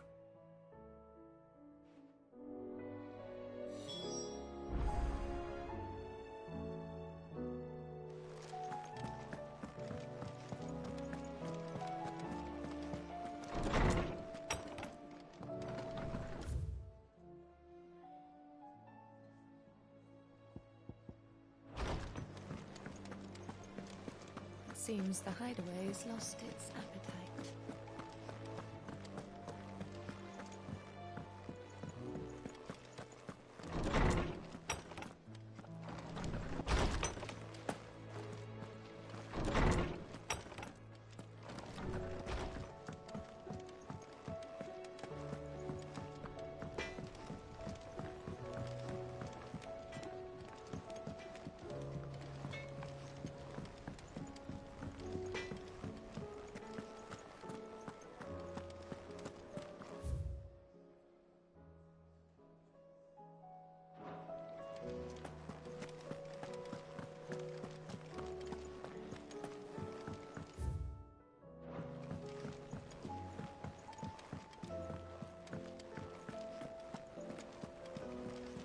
They said they'd give us new clothes.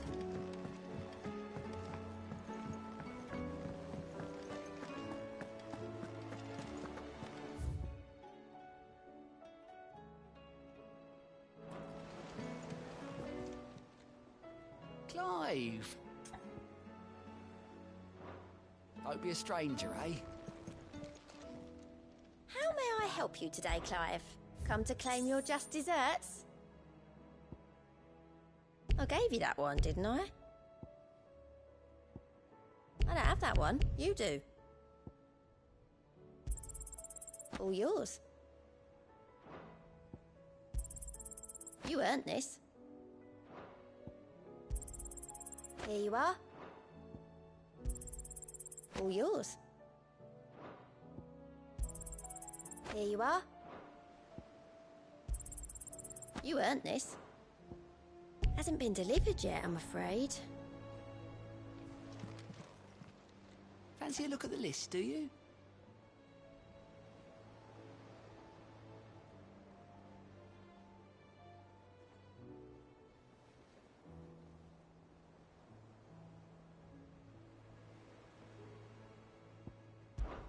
I'm sorry to drag you into this, Master Clive. It's just I couldn't think who else to ask, and you're always so willing to help everyone. I'm sorry to drag you into this, Master Clive. It's just I couldn't think who else to ask, and you're always so willing to help everyone. You watch yourself out there, all right?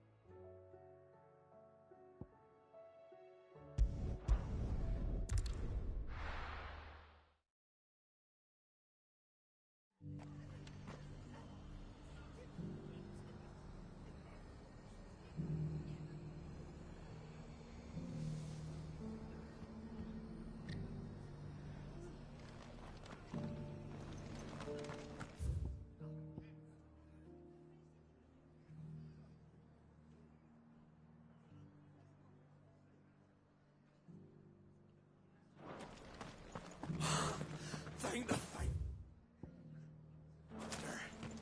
I thought we'd lost him.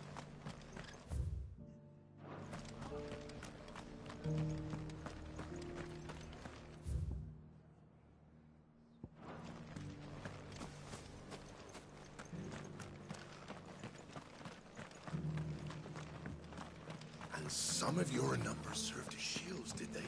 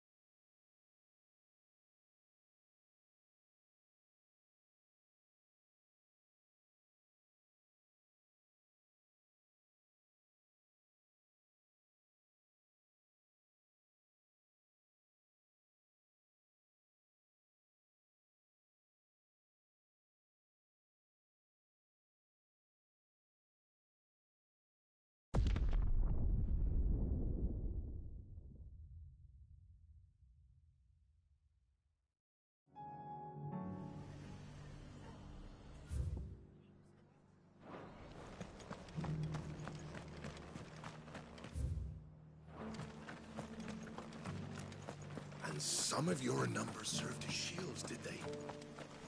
Well, they did.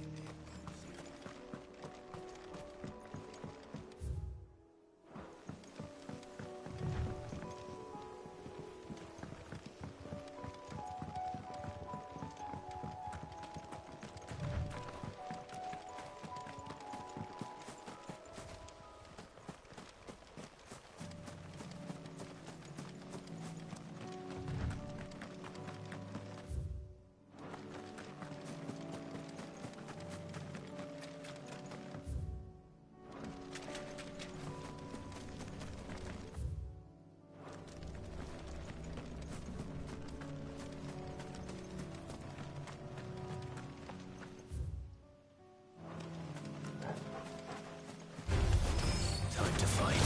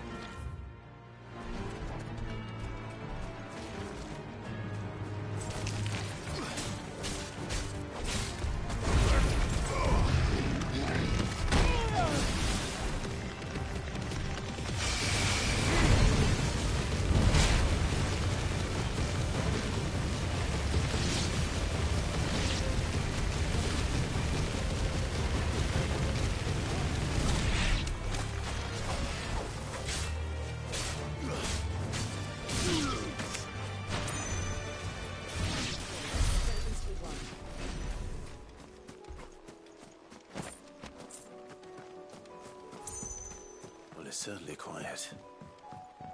If I were a giant antelope, it would seem like just the place.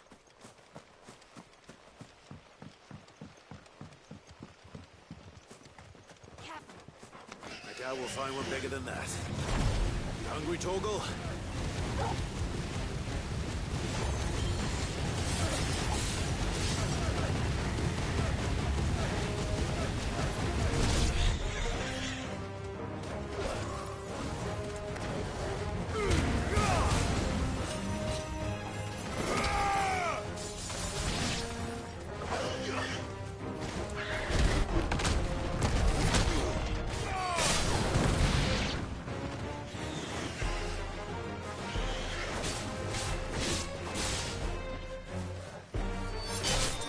It's over.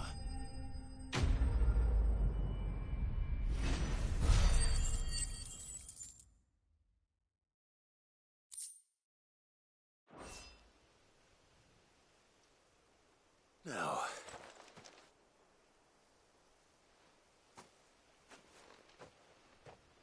will it be enough, I wonder?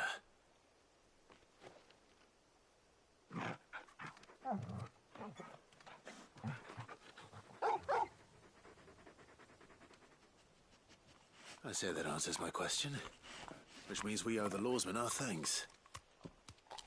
You're just a big puppy, aren't you? A very big puppy.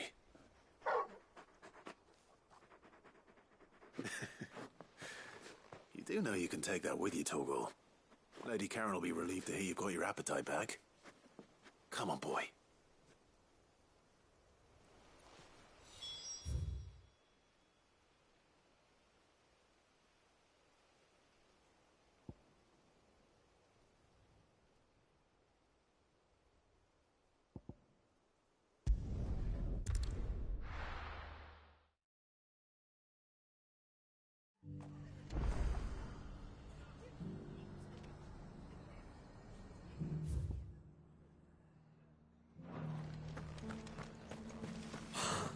Thank the finder.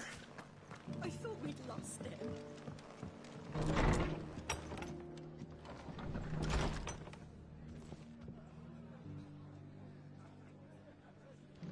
Battle's over.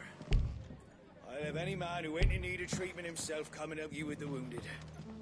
If you could, I'd be in your debt.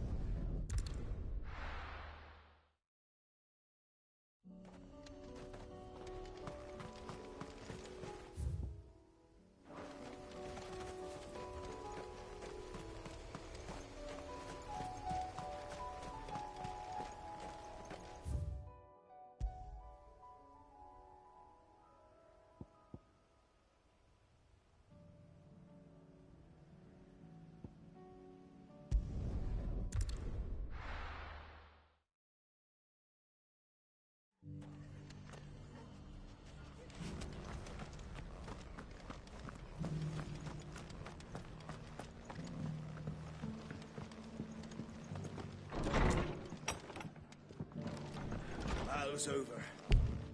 I'll have any man who ain't in need of treatment himself come and help you with the wounded. You could, I'd be in your debt.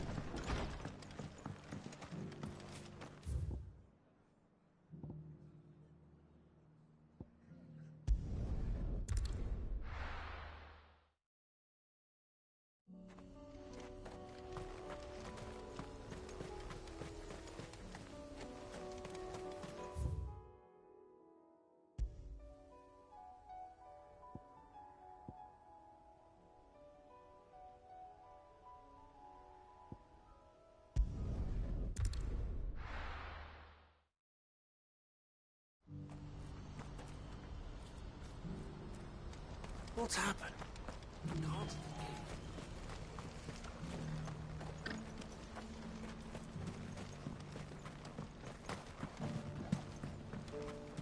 Do you have any fresh water? Now I just need to see about getting the word. I want to know right away. Bad news. Good, actually. Something worth celebrating for a change. Only trouble is, the serving girl's still new to the job, so I can't leave her while I go and invite those I'd like to celebrate with. What exactly are you celebrating, if you don't mind me asking? I've come by a particularly fine bottle of red. A Gotan 66, no less. Gotan Rouge is the only good thing to have ever come out of the Empire, and most wouldn't part with a 66 if you held a knife to their throats. So I've heard. Oh, so you know of it then? Clearly you're a gentleman of taste. A gentleman who might sympathize with my predicament, perhaps? Would you pass the good news to a few friends of mine? I'll give you a little something for your time, of course.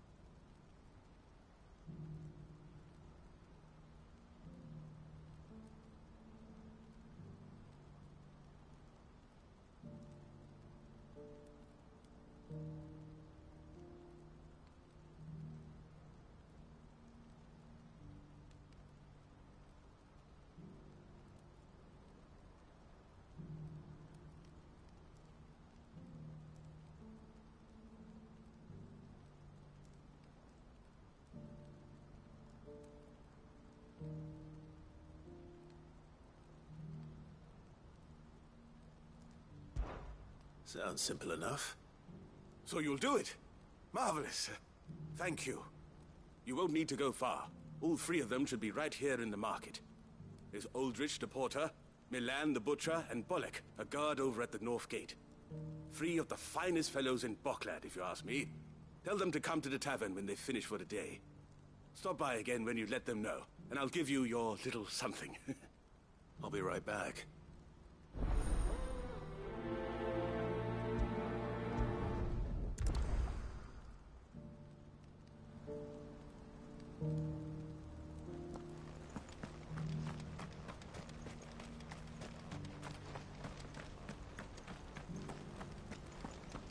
Do you have any fresh water?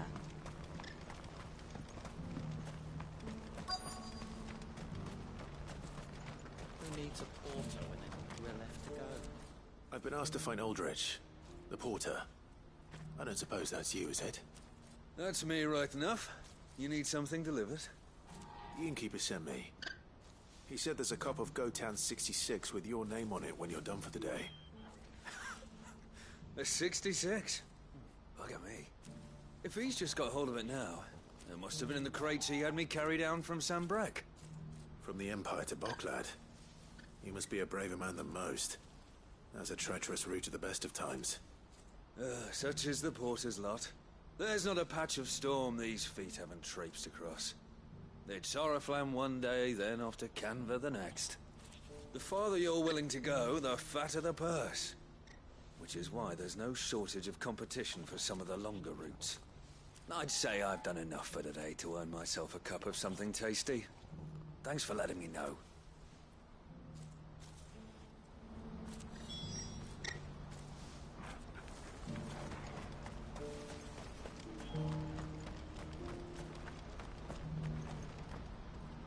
I see you've been of some assistance to Eloise. Perhaps you can extend me the same kindness? Perhaps. What would I be doing? Finding someone.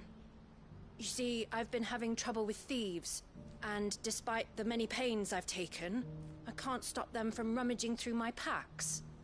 I was griping about my lot to a friend of mine a few days back, and he offered to track the culprits down. Now, Joseph's a sellsword, and a good one at that. But he's been gone days, and I'm beginning to fear the worst. Any idea where his search for the thieves might have taken him? The old Zemeckis Road, perhaps? He doubted they would be fool enough to linger here in Boklad. Joseph's lived a hard life. Made him grey long before his time. I just pray he hasn't been killed over a few sacks of grain. I can't imagine there are too many grey-haired sellswords around. Hopefully someone will have seen him.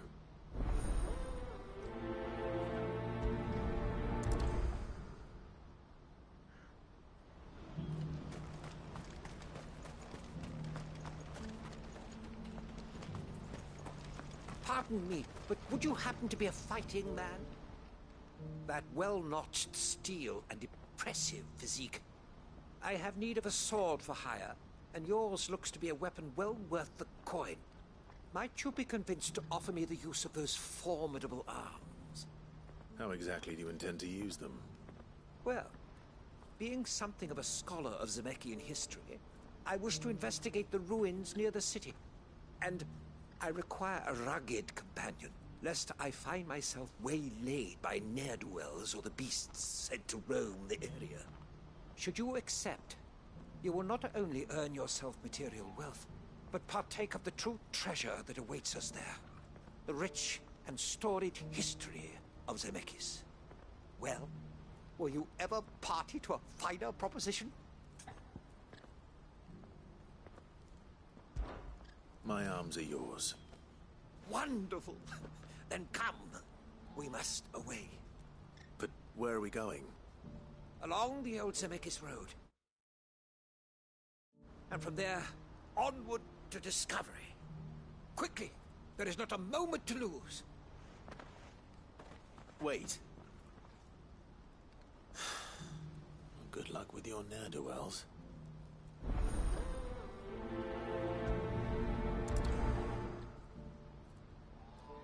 I better make sure he doesn't get himself killed.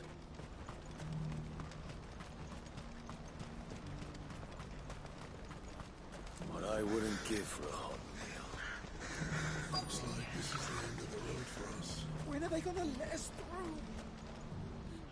What do you want? I've no coin on me. Just information. Has a sellsword passed through here? Grey hair. Now you mention it.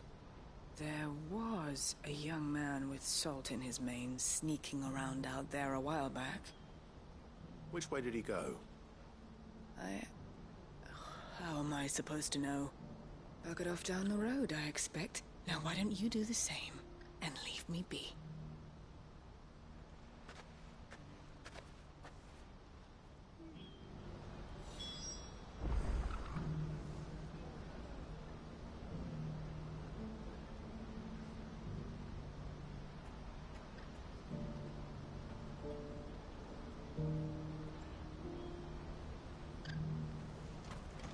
Did you see it too? Lights in the sky over the Dominion.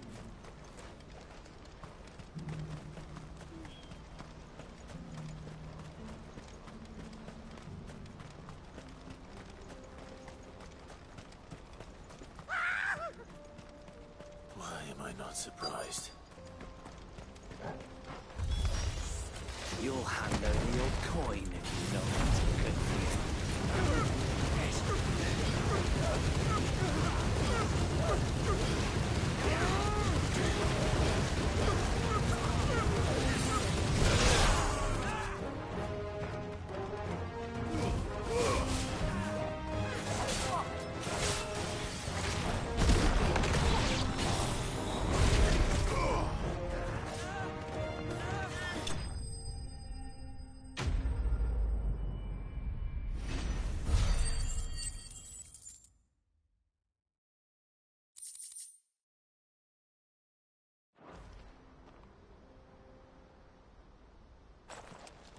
Are you hurt? Happily not, good sir. Thanks to your timely intervention. More importantly, we have arrived. Now, feast your eyes upon the marvel before us. Ruins, a relic of the fallen civilization. A sight so common that man is oft blinded to its wonder. Colossal vessels, dashed from the very heavens. Airships, we call them, with very little thought to what wonders such a word might describe. Oblige me if you would. Does anything strike you as peculiar about this particular specimen? Though we ourselves find fallen ruins to be nigh indestructible, whatever gouged the final sin from the rock cleaved clean through the structure you see before you. A tantalizing mystery, no doubt, but merely one of countless enigmas in which Zemeckis history is steeped. Come, good sir. Our expedition continues, and we still have much to learn.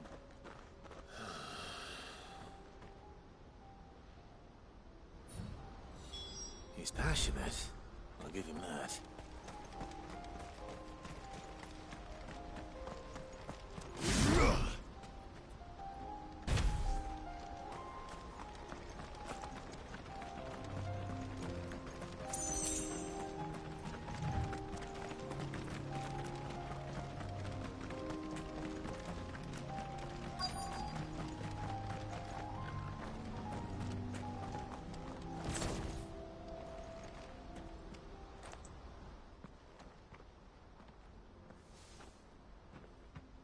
We don't want any trouble. Neither do I. I'm looking for someone. A grey-haired mercenary. Well, we haven't seen him. Yes, we have. We saw him climbing up the rocks. And those ones, over there. Maybe he found his thieves. Mum won't let me near them. She said there's goblins up there, and that they eat little boys for dinner. Shush now. You've said quite enough already. I only told him what you said. I'd listen to your mother if I were you.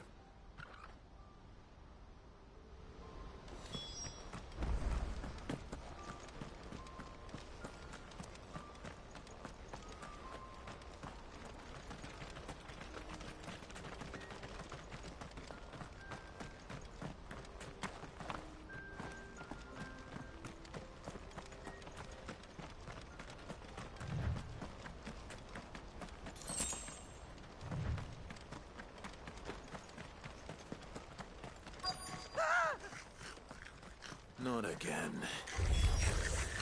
All right then. Who's first?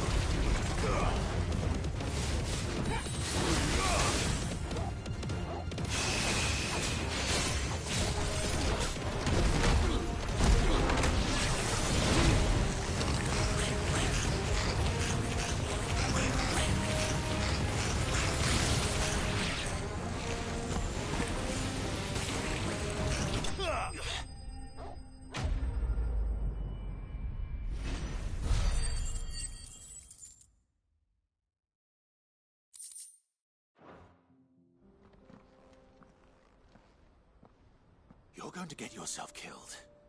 Oh, that would not do. That would not do at all. Not when such majesty stretches out before us.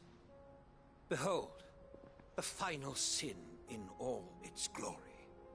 As Moss tells us, a battle was fought here in ancient times. A battle of such ferocity that it tore a great crater in the very land upon which it was waged. In reaching for their holy sanctum, did man enrage the gods, and great was the vengeance that was rained down upon him. Alas, the full truth of the matter is lost to time, though I live in hope that I might see it discovered. But we must not dwell upon such things. There is more yet to see. Onward! History awaits!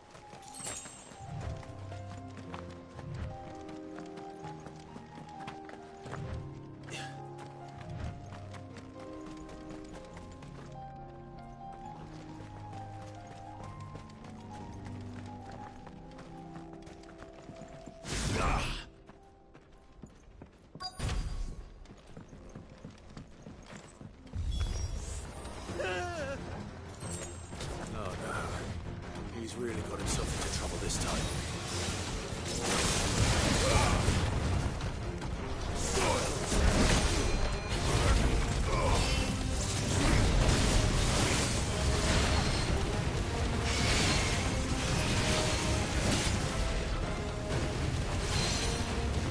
I needed that.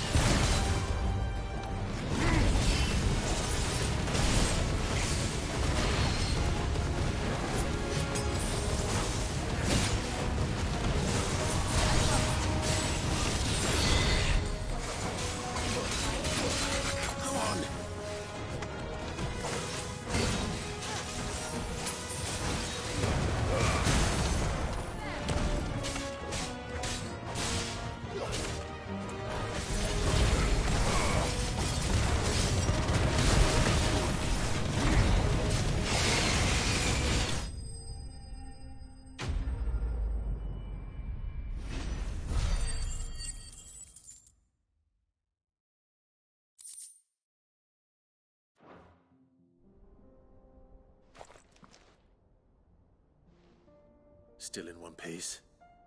It would seem so. Once more I am in your debt, and once more you impress me with your prowess. These were no ordinary foes, but ones we in the field call echoes. Though Moss the Chronicler concurs with the legends in attributing the fall of Zemeckis to a wrath wrought upon mankind by the gods, he offers little in the way of explanation. Could the ruins we see before us here, in all their elaborate beauty, perhaps suggest an answer? Could the construction of such miraculous edifices have been considered an encroachment upon the province of the divine? Alas, all is mere speculation. But one day, perhaps, I will learn the truth. Not if you keep running headfirst into trouble. You are right, of course. And not only have you plucked me repeatedly from the jaws of death, you have proven yourself a willing audience to my ramblings. Glad to help, but didn't you say you came here to investigate something? I fear I may have rather overstated the case on that front. In truth, a captive ear was all I really desired. You see, even my fellow scholars have grown somewhat weary of my musings of late. And so I came upon the idea of purchasing a companion. A captive audience, if you will. That's what this was all about. I am afraid so. And now, my good man, it is high time we returned whence we came. Fine. Just don't go running off this time.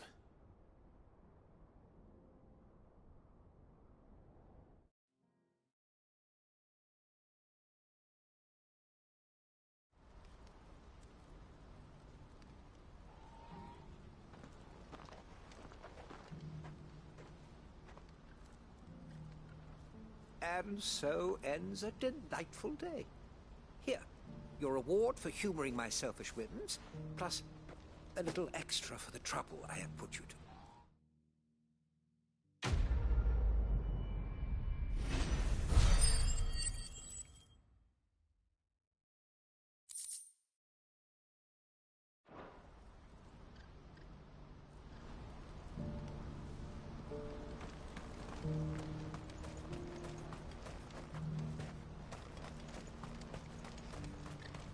What's happened?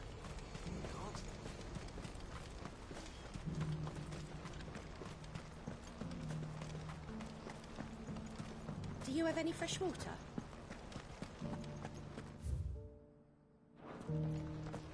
Has this wine turned? Or my stomach?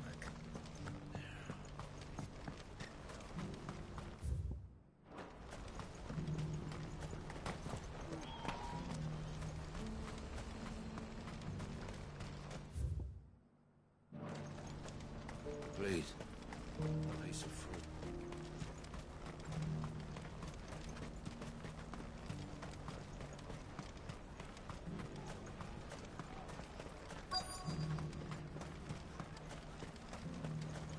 You'll buy something, won't you?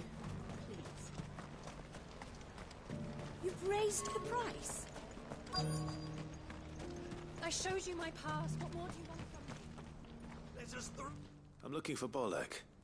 I was told he'd be guarding the gate. Well, you found him. You're not here to enlist, I take it? The innkeeper sent me. He's just taken delivery of a rare vintage, a Gotan 66. He thought you might like a cup. I've never said no to a goat hand. I'm not about to start now.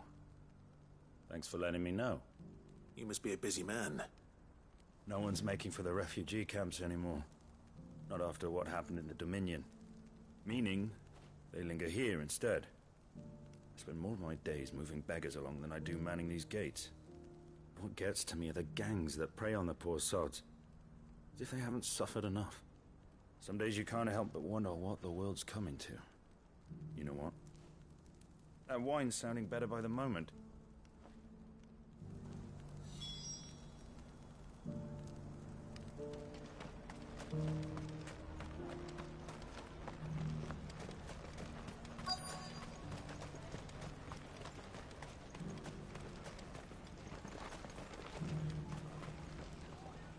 Are you Milan, the butcher? That's me. What can I do for you? The innkeeper's just had a special delivery. He thought you might like to join him for a cup of wine after you pack up for the day. He knows me only too well. And I've got a ham here that will go handsomely with a nice drop. Wine and ham to spare. Barcloud clearly isn't suffering then. Comes with being the place everyone has to pass through to get to everywhere else. Those who travel the Crystal Road bring all manner of goods with them. We get meat from San Brec, herbs from Rosaria. Why, sometimes we even see curiosities from across the Narrow. Or rather we did, till not so long ago. These are lean times, and even Bockloud isn't the bustling trading post it once was. Still, there's no point dwelling on it. Better to live life while you can, eh? And on that note, it sounds like there's a cup of wine needing my attention. Hold on. I wonder if the innkeeper might spare a cup of that wine.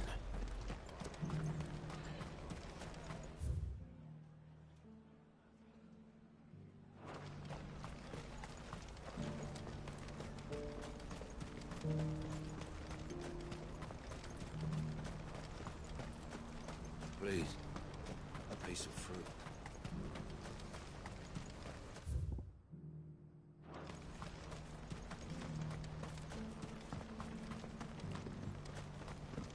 Do you have any fresh water?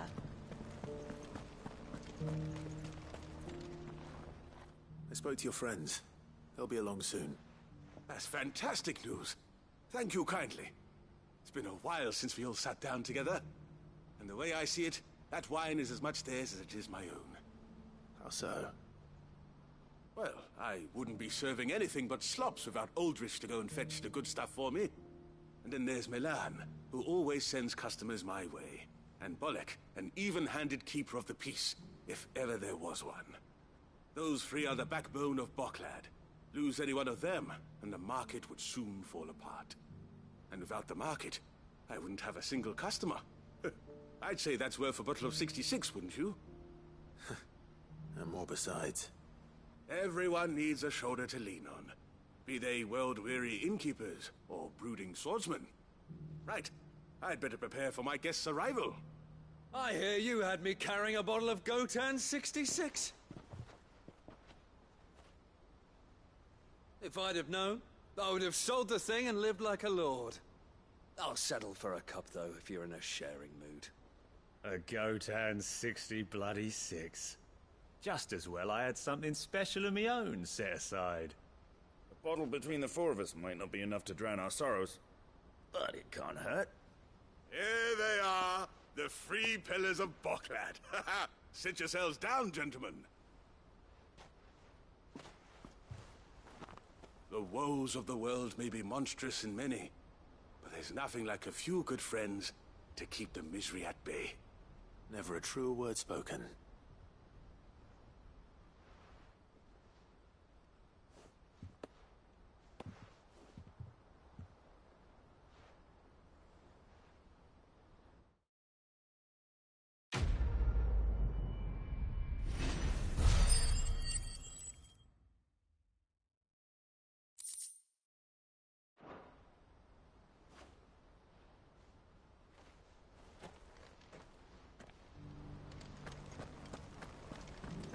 Do you have any fresh water?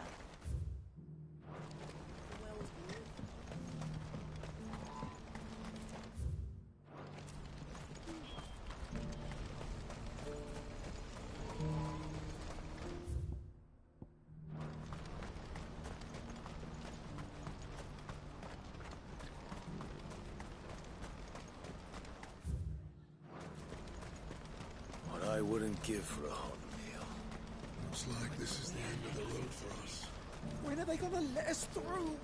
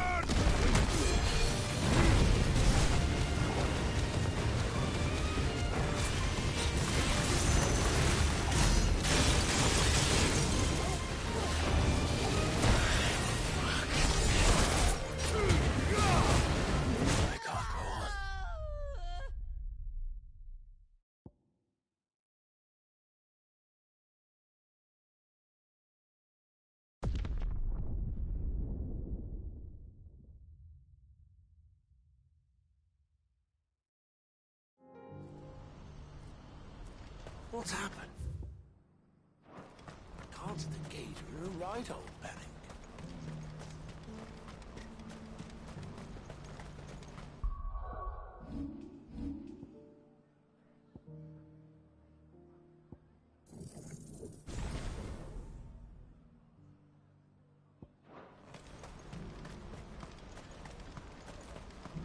What I wouldn't give for a hot meal. Would that we had anything to give. When are they gonna let us through?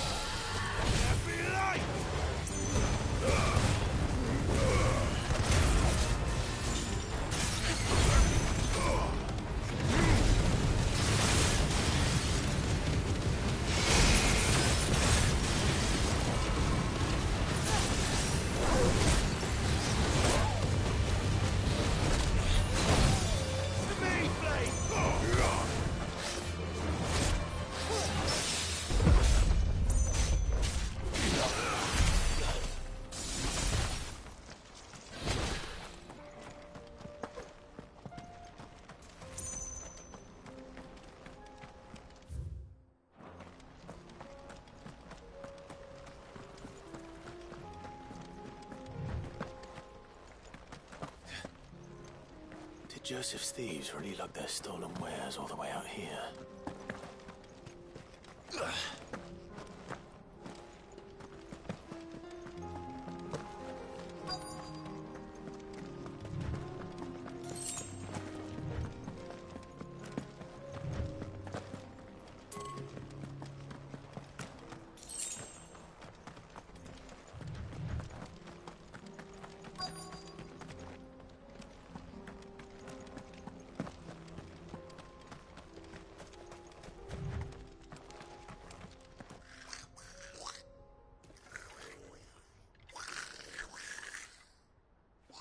I think we've found our thieves.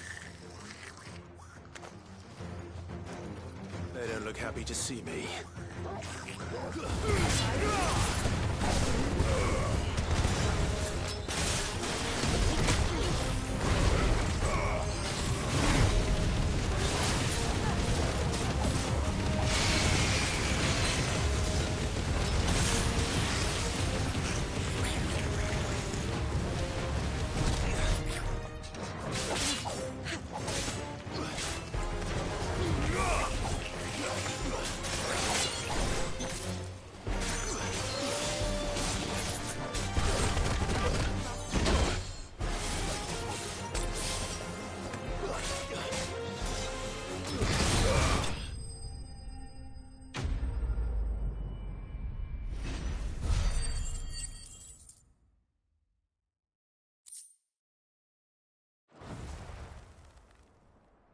Let's get this over with. Stop! Don't kill him, he's just protecting his home. Joseph? So the boy was right. I don't know you. Your porter friend sent me to find you. She was worried he might have got yourself killed. Have I been gone that long? It wasn't hard finding the thieves. The problem was knowing what to do with them when I did. I take it things are more complicated than they appear.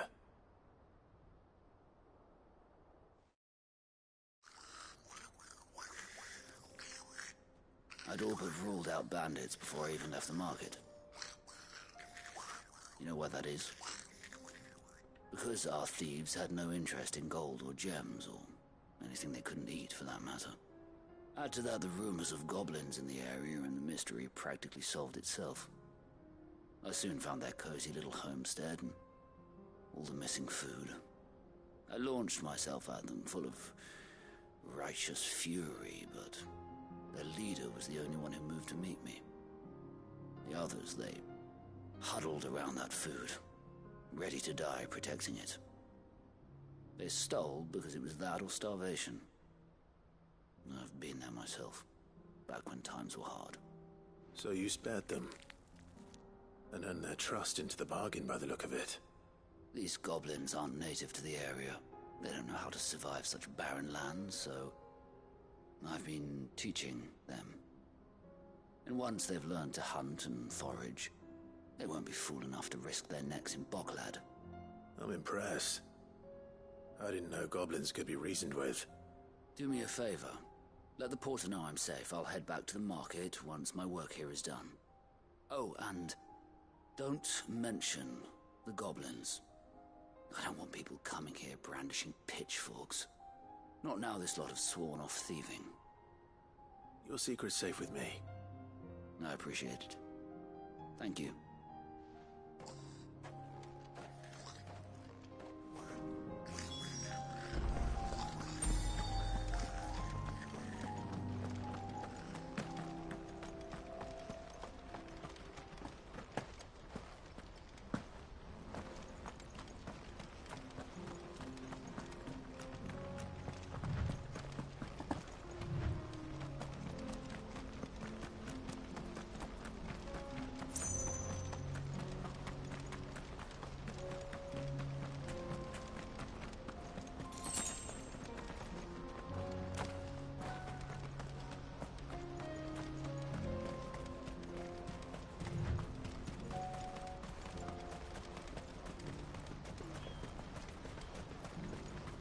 When are they gonna let us through? Looks like this is the end of the road for us. I wouldn't give for a hot meal. Would that we had anything to give. Joseph's fine. He'll be back once he's tied up a few loose ends. That's a weight off my shoulders. He certainly knows his business. He found your thieves all right. And I dare say they won't be coming back. A good man to have around, that Joseph. And if he says there'll be no more thieving, that's good enough for me. Thank you for putting my mind at ease. Here, for your troubles.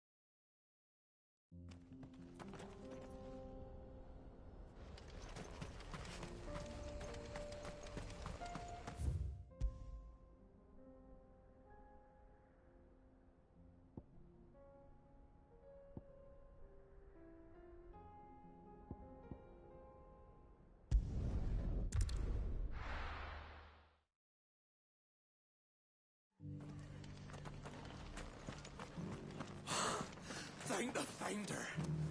I thought we'd lost him.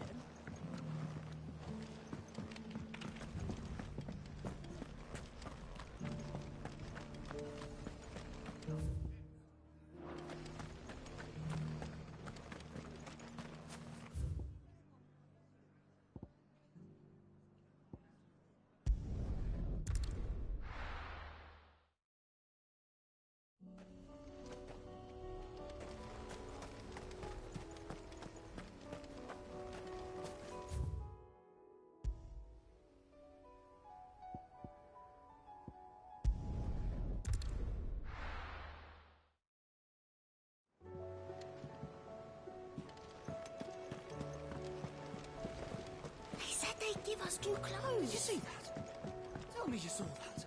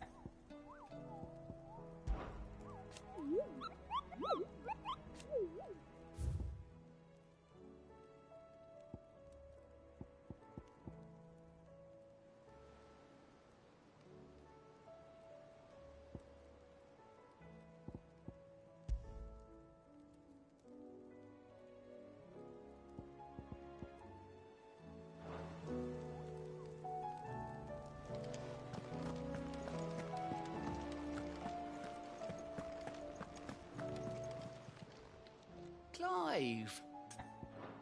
You watch yourself out there, all right? Welcome to the Patron's Whisper. Is everything we've received and everything promised? All done?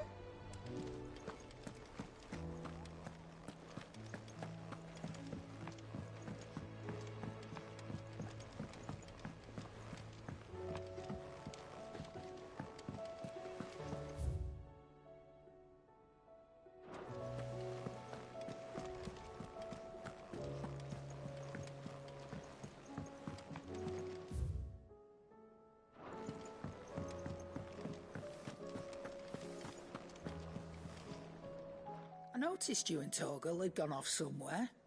Take him for a walk, did you? You could say that.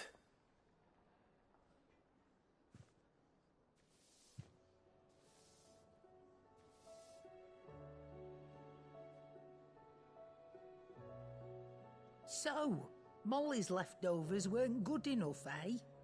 That'll teach me for treating you like you're still a pup. All right, no need to shout.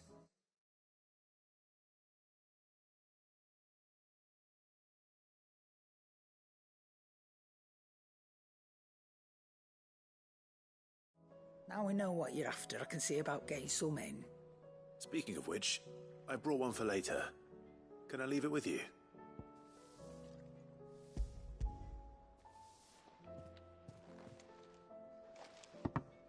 You can, aye. I'm nice like that. In return, you can thank Tomes for me. The bloody know-it-all. I was just on my way to see him.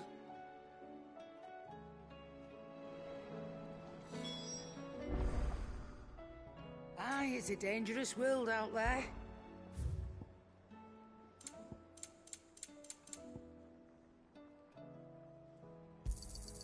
You're rubbing me blind, you know.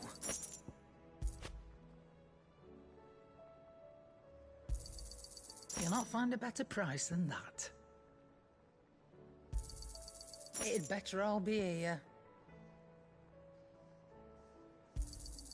You're rubbing me blind, you know. It seems the hideaway has lost its...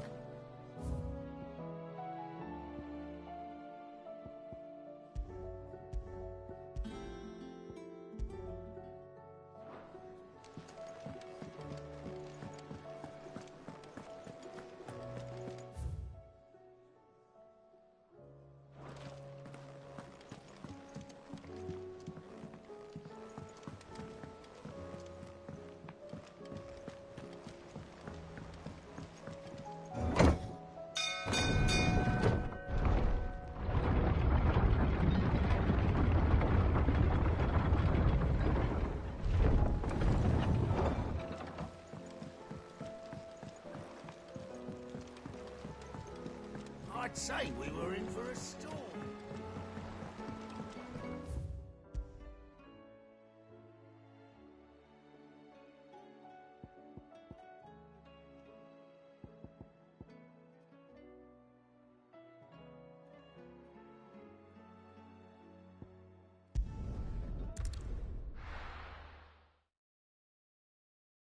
First we find Isabel.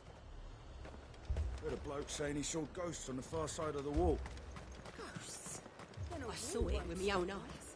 The whole of Oriflamme under a flood. Garrison's being sorely tested. Then they'll be needing more tonics.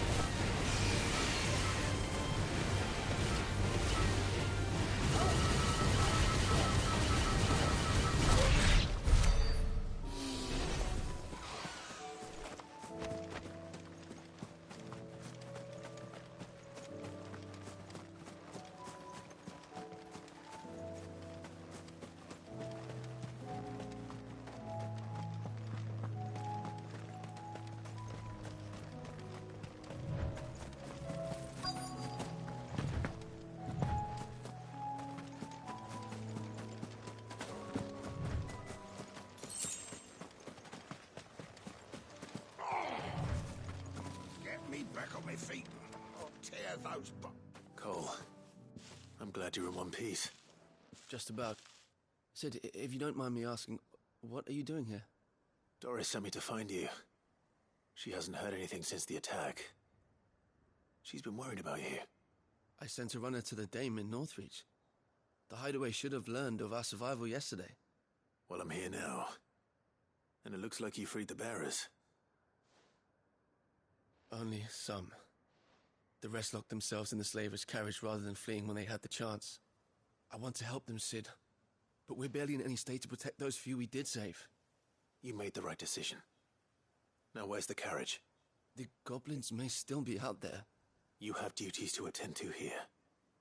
See to the injured. I'll handle the rest. All right. Just follow the path to the south. You'll come across the carriage soon enough. And please, hurry. If the beastmen get to those bearers, the poor souls will be eaten alive. I won't let that happen. Thank you. And Sid, it's good to see you. Don't thank me just yet.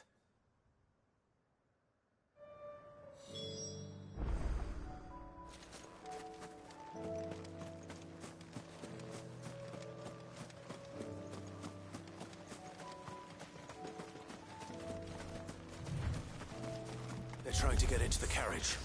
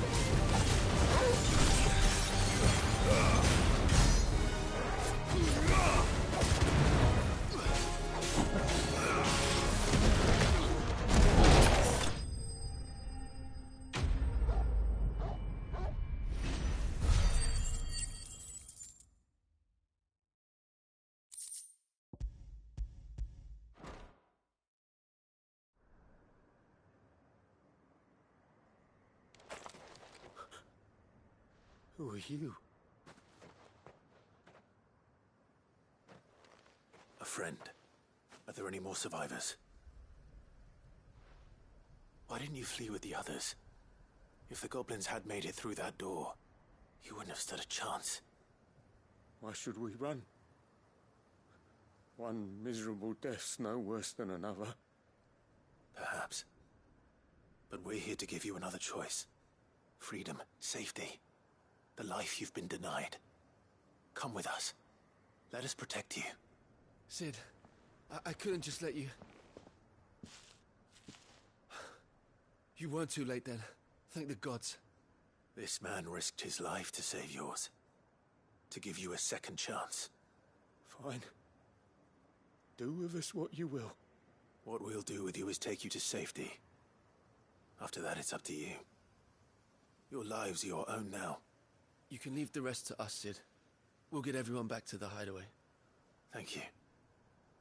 I'll let Doris know we're expecting new arrivals.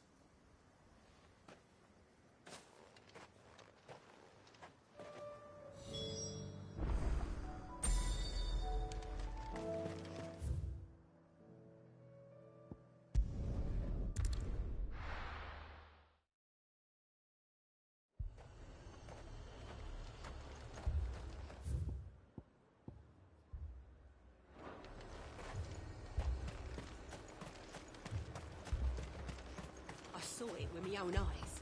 The whole of Oriflamme under a flood. Then where next?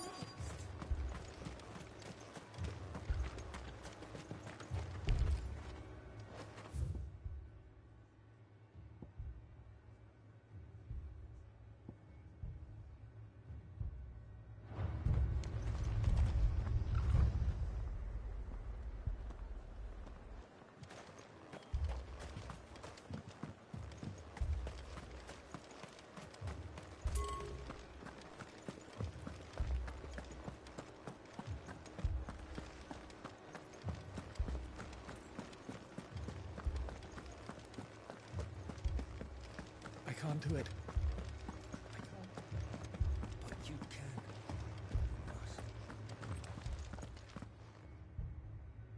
My lord. Milady. We received the dame's message. There have been sightings of strange creatures, I understand. With the blue eyes. Yes. Like a Kashik, but different. They've taken so many. I've lost count. Akashic, but different. Ultimus thralls. And what of your mistress? Is she here? Oh, no. She went to the garrison to ask what they were planning on doing about all this. Then we'll look for her there.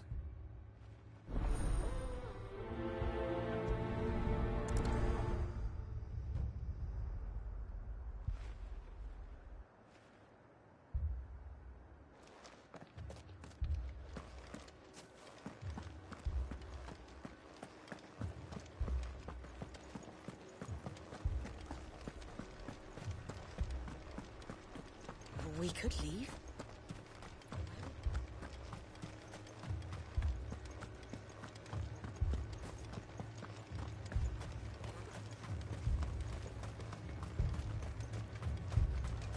Madame, please! Half the garrison's been slaughtered by those things. We lost the captain this very morning. We've tried requesting reinforcements, but there's been no word from the capital or the Dominion in days! What more would you have us do? I would have you do your duty. Those at the Vale look to me for protection. And protect them I shall. Because they are my charges, and that is my duty. In case you have forgotten, the people of this town are your charges. But more than that, they are your people. Your sisters, your brothers, your lovers. So you have a choice. Lay down your sword and watch as they are slaughtered, or take it up and do what is right. She speaks the truth, you know. This here, it's all we have. It's all that's left. What we have left is our lives! Do you really want us to lose them as well? Not if we don't have to. Look, there's a cask under the captain's bunk. Let's talk about this over a drink, eh?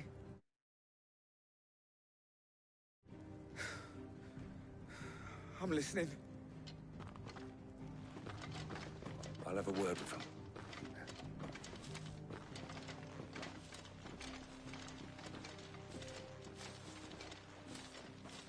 Ah, Clive. I didn't expect help to arrive so quickly. And sought to take matters into my own hands. It was a noble effort, but I thought you might still need some support. How like you to consider my needs. What we need to consider is where the creatures came from. The way the survivors speak of them, one would think they appeared out of thin air. And perhaps they did. It's hard to know what to believe these days. We'll talk to the survivors.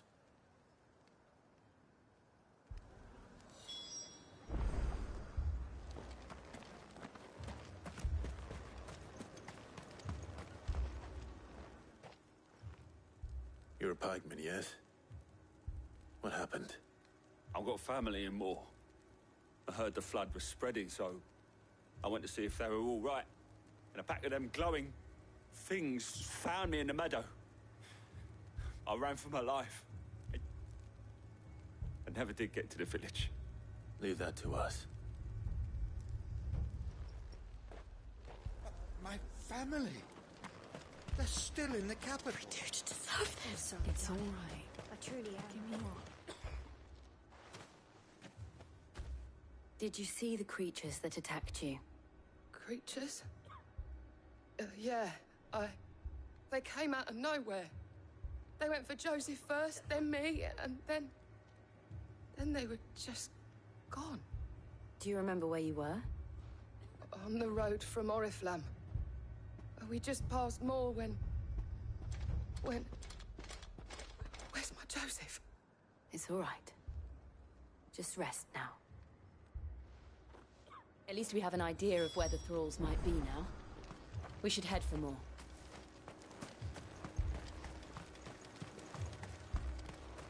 I assume you have a plan?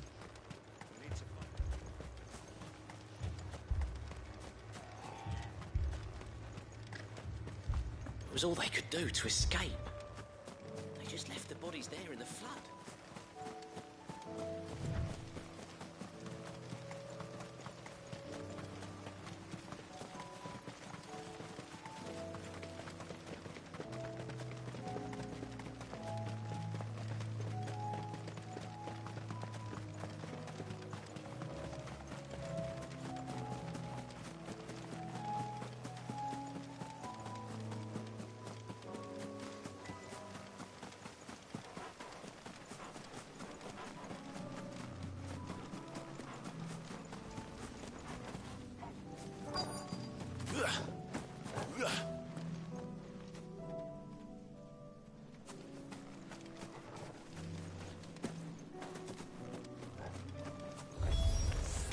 Clive, look! I see them.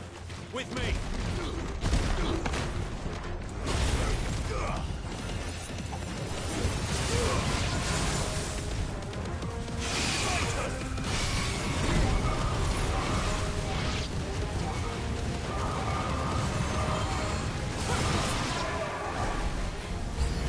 Should I try? Save your strength.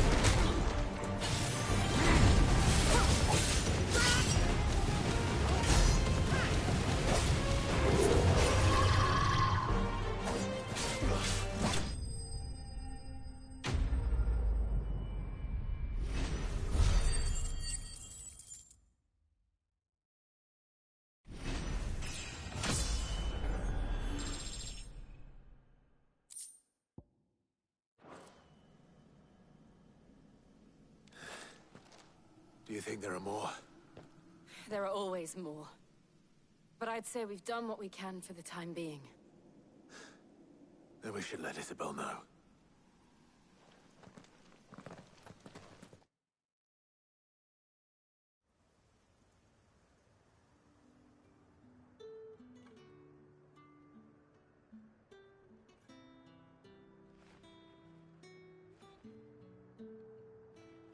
You have the town's thanks. Don't thank us yet. There will be more. Many more. And you'll need to be ready for them. Oh, we shall. Isn't that right, Captain? Yes, milady. The garrison will be ready. Philippe here has convinced most of the men to remain at their posts. For now, at least. Hearing that the Dame would look kindly on any man who committed himself to the task certainly didn't hurt. It's not the most selfless of motives, I'll admit. But whatever it takes, eh?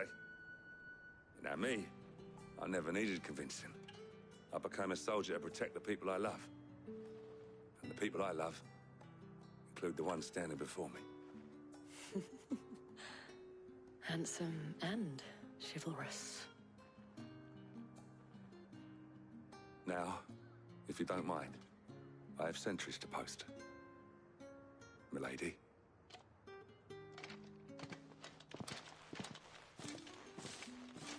Lest you wonder, I'm not foolish enough to believe that this has solved all of my problems. But it has solved one, and that's one fewer than I had this morning. Thank you again, Clive.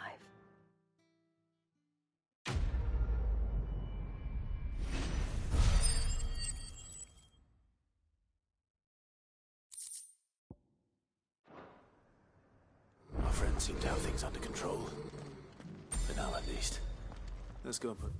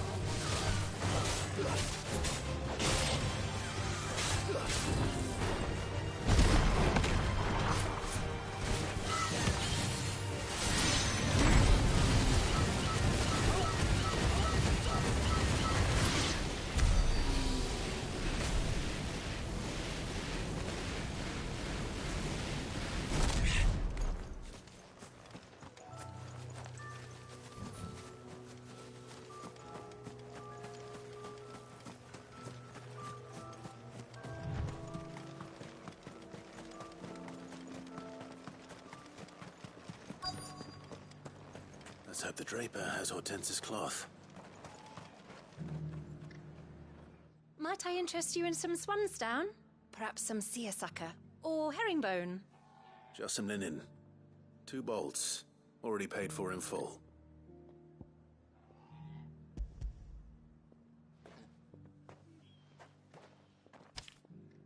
Apologies, my lord, but your items aren't here. They were due to arrive on a caravan from Bucklad, but there's been little traffic on the road these past few days. My mother thinks it might be bandits, but she always thinks it's bandits. It usually is. So I assume the caravan will be coming from the south. Yes, Hopefully carrying all manner of spice and sundries. Wait, you aren't thinking of... Going to find it. That's exactly what I'm thinking. Oh. Well then, be safe.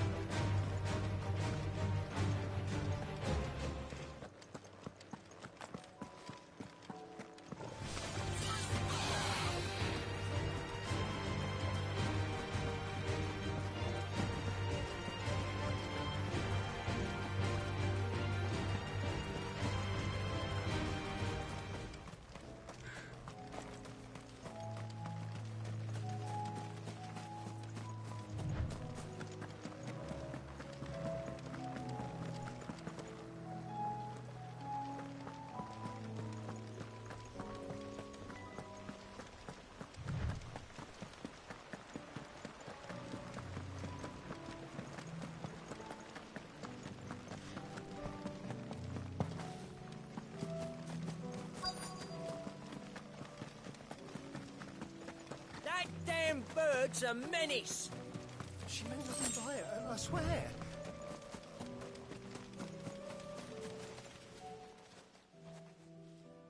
Who's gonna buy my wares now? State your animals left them in. But they hardly damaged us all. Is there something wrong? If you're a bandit come to steal my stuff, you're gonna be sorely disappointed. And all thanks to this fool. But it was you who stepped into my path. Only after that feather-brain trampled me. I demand recompense, be it in coin or the items you carry. Refuse, and I shall report you to the garrison and see you hanged. These goods are expected in Northreach. I mean, they're not mine to give away. You wouldn't happen to be on your way from Bocklad, would you? I am, but did someone from the market send you? Please, you have to help me. I can pay whatever you ask. So the fool has protection. And coin, too. Sorry, friend, but we'll be the ones taking it. Oi! Killer! It's time to collect! I told you not to call me that. And we'd have already collected if you hadn't insisted we'd put on this little act. Bandits! As I told one of your customers, it usually is. Let's get this over with. I'll deal with the bird lover. You take the handsome one, killer. Stop calling me that.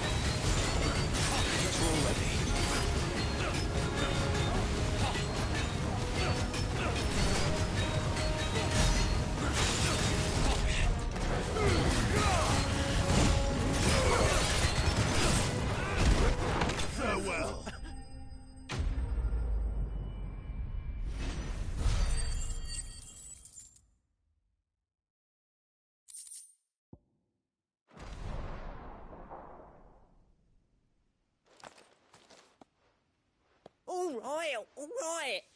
You made your point. Killer my ass. Did he hurt you? No, thankfully. He seemed intent on letting the bandit do his dirty work for him, and he would have succeeded had the great lender not sent you. My shipment is safe, and my livelihood with it.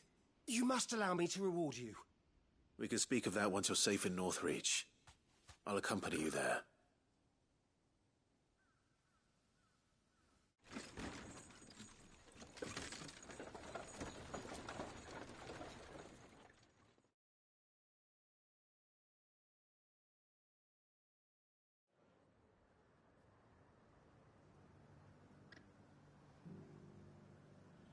So you and my mother were right. It is always bandits. And were it not for the kindness of our free sword here, you'd be buying your order back from them at twice the price. Now, if you don't mind, I have a pressing appointment at the Vale before my return to Bocklad. Farewell. Oh, I almost forgot. I suppose you'll be wanting your linen. You'll be happy to know both bolts arrived safely along with the rest of the delivery. I've also added a few extra lengths of our finest fabrics to the bundle. Free of charge. Are you sure? My mother would insist. It's the least we can do for the man who saved our shipment. That's that done then. Now it's back to Hortense with her cloth.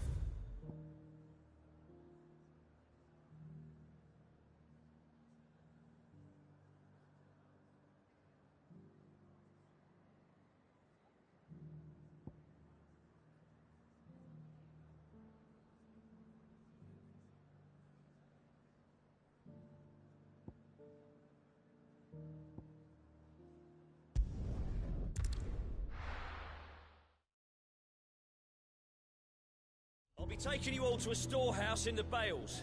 Leave anything you don't need behind.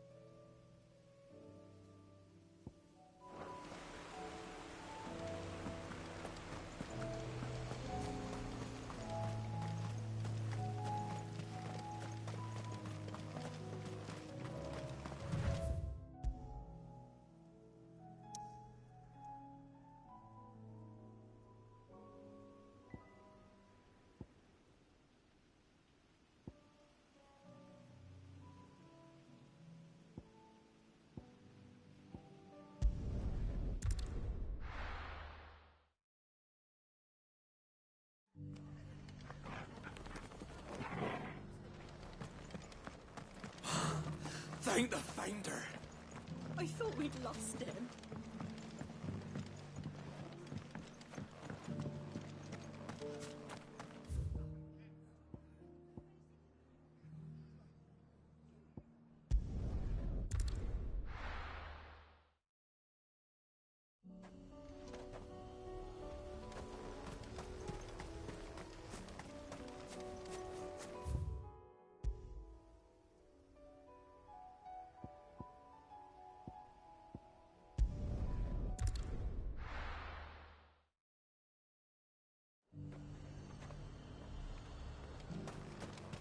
Nothing like a little unrest to fill the coffers, eh? Let the dame hear you say that.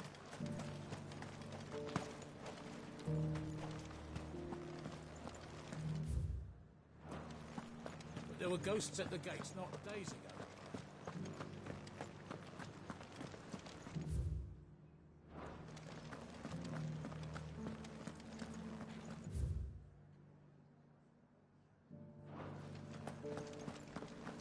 Those things I said before about not being to fight. So many were injured.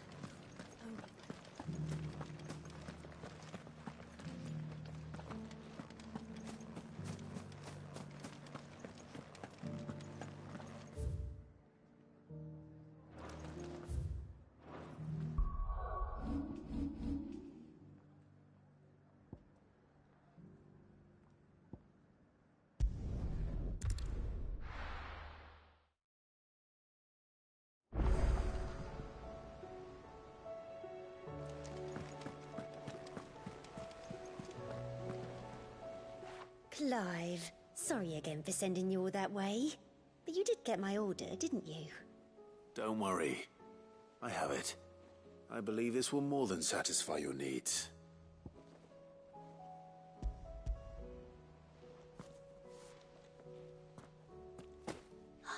Let's see here.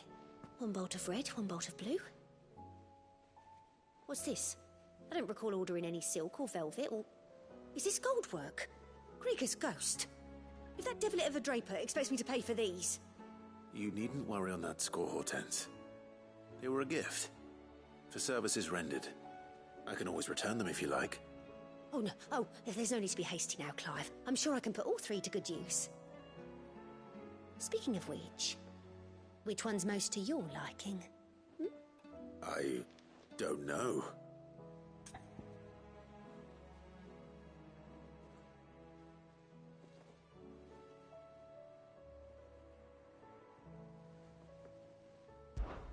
This one? I suppose. I've a mind to give a piece to Jill. Did you know she's quite the little seamstress? I know needlecraft was amongst her lessons at the castle. Her lessons? Oh, that's right. The two of you were raised together in Rosalith, weren't you? Not quite together, but... When my father put down the uprising in the Northern Territories, Jill was taken as a ward to ensure that her father, the Silvermane, would keep the peace. She's an honest-to-goodness princess then, isn't she? I could tell, you know. Some people just have that air about them. Not many round here, mind. I'd offered to sew her something that might better suit her station. But she'd most likely turn me down, as she always does.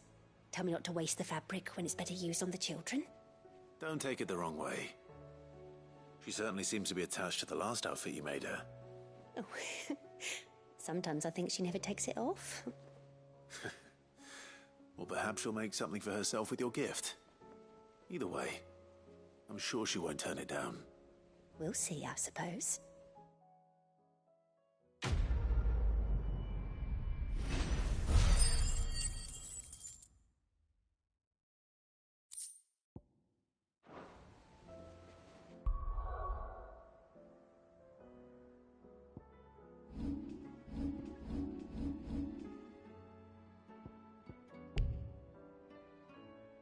Lady Hortense said she'd give us our dresses.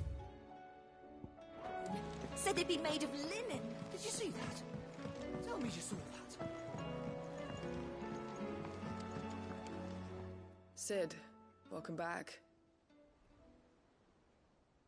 A stolus from the Dame arrived not long after you left. If I'd just waited a little longer, I might have been able to deal with things myself. Or maybe I wouldn't.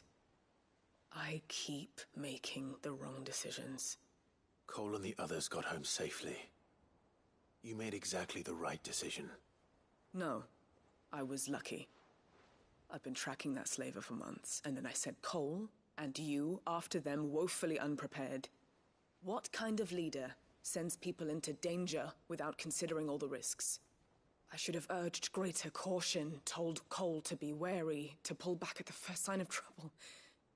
We swore the same oath as you, Doris. It's good to see you safe and well, Cole. I'm sorry. With all due respect, we Cursebreakers don't risk our lives because you commanded of us. We risk them because we believe in our cause. No one with doubts ever joins our ranks. The agony of removing the brand more than sees to that. We all know how much bravery that takes. Cole, I never doubted your courage. Only my ability to see it put to good use. Thank you for your faith in me. I'm not sure I deserve it. I sometimes wonder if I might prefer to risk death alongside the others than ask it of them. But I'm a curse breaker. I swore an oath too. I have a role to play, and I must trust that I'm the right one to play it. You will. In time.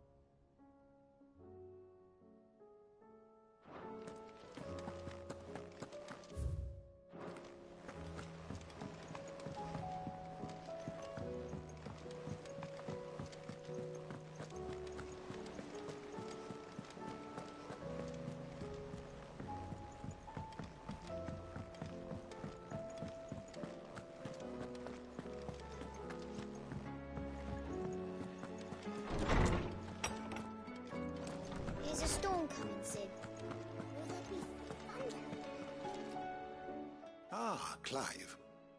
Were you able to locate your quarry? We were indeed, Lawsman.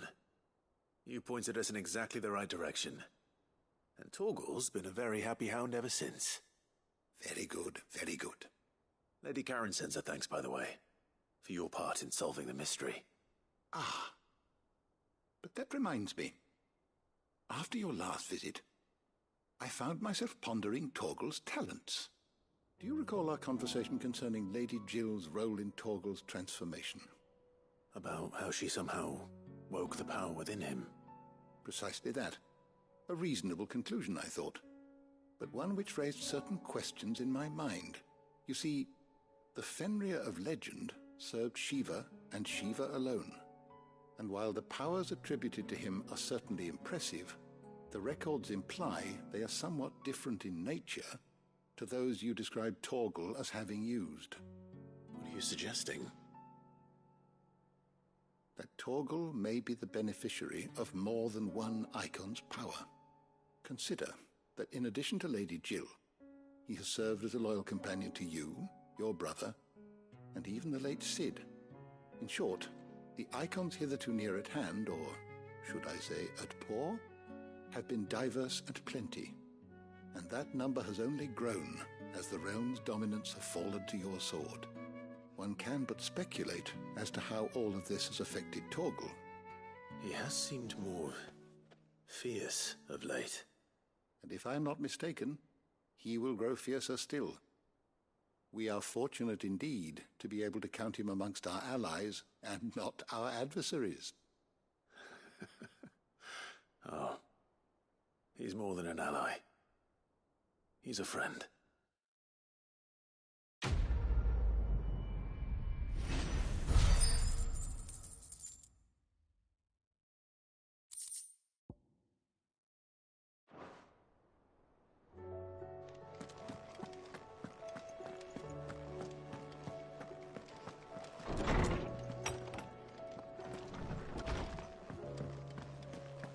Seems the hideaway's lost its appetite.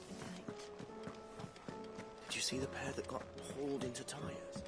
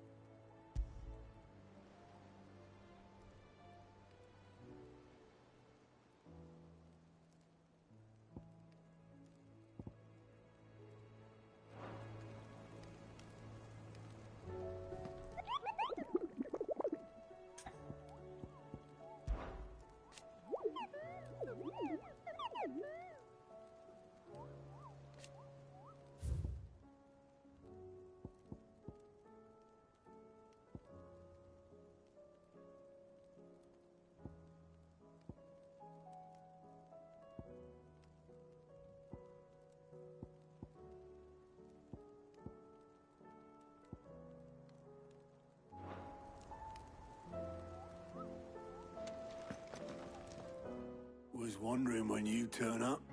Had owls from all our friends thanking you for your timely intervention. How is it you always manage to arrive at just the right moment? Luck, I suppose. Any word on the rest of the realm? Let's see. Storm's still crying out for mother crystals. The nations are still in chaos. And the skies are still the colour of a kick in the kidneys 2 days on. So... Right. Clive, we knew this was going to happen. Well, not the bleeding skies part, but you take my point. Now's not the time to second-guess yourself. Now's the time to visit the infirmary. Talia says your brother's awake. Thank you, Otto.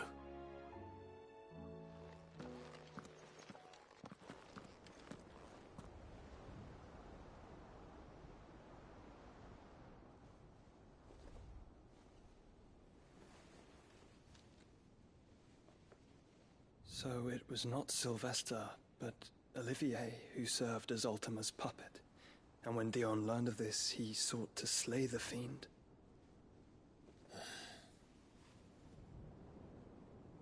Only for his father to take the spear that would have freed him. Enough to drive a man to madness. Small wonder he hasn't stirred. I would be afraid to wake. Had I but reached out to him sooner, warned him of the threat Ultima posed. But now, both an empire and her prince lie broken. Joshua, what do you know of Ultima?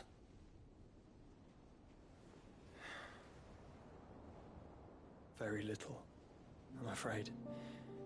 Despite my best efforts. 18 years ago, as I lay buried beneath the rubble of Phoenix Gate, 'twas not death who came for me, but another. And it was while in my rescuer's care, I first heard of Ultima. I've been chasing his shadow ever since. Ultima is driven by some deep, dark purpose, and for whatever reason, it would seem you are crucial to his designs. He will stop at nothing to have you, even if that means toppling an empire. But why me? What possible use could I be to such a creature? That is one of many answers that have eluded me. Yet, I am certain of this. It is not mere chance. You were chosen for a reason. All dominants carry within them the might of an icon. Nigh limitless power that is at once acutely limited. I wield fire, and only fire. And I only ice. 8 wardens for 8 elements. But you, Clive. You are different. You're special. Your abilities begin with the flames of Ifrit. But they do not end there.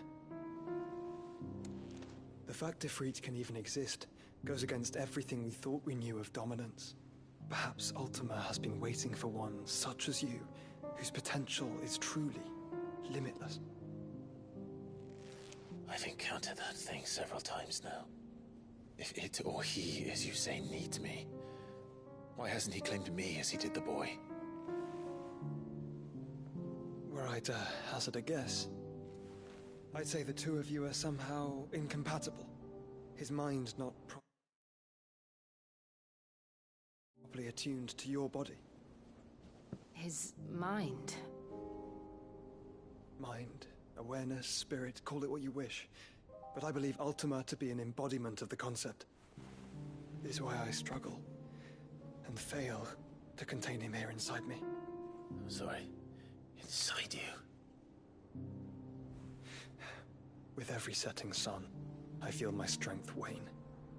And though the Phoenix's flames mend the prison I have made for Ultima, they do so at a cost.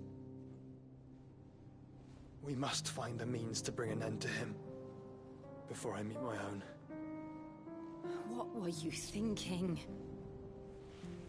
It was that or let him take Clive. And I've always had a soft spot for my brother. But that doesn't mean you should sacrifice yourself to save me.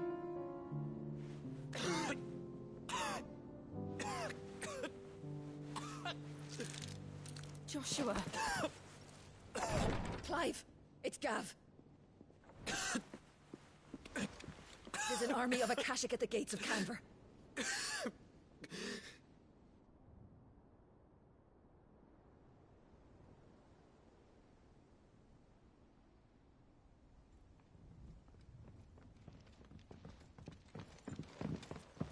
Well, what's the short of it? I thought Tyre told you. The capital of the Free Cities is under siege by an army of monstrosities. The city guard are doing their best to stem the tide, but numbers ain't on their side. What of Lord Byron and Mid? Were they able to escape? No, but they're all right for now. They're hiding with Gav at midship. We have to get them out of there. And we shall. Otto, prepare a Stolas. Tell Gav to stay exactly where he is. Understood. Vivian, what's the swiftest route to the Free Cities? That sounds like a question for the map. Look here. This road, through Tabor, should provide the least trouble. Good. What a coincidence. Tabor is exactly where I'm bound. Joshua, Bed is where you should be bound. You don't think I told him the exact same thing? Were Tyre not such a talented healer, I would surely have been inclined to agree. But, thanks to her ministrations, I feel I may safely rejoin my attendant, who was to wait for me in Tabor if we became separated. All right, we travel together. Clive. If he stays close to me, he'll be fine. Thank you, brother. I'll look after him.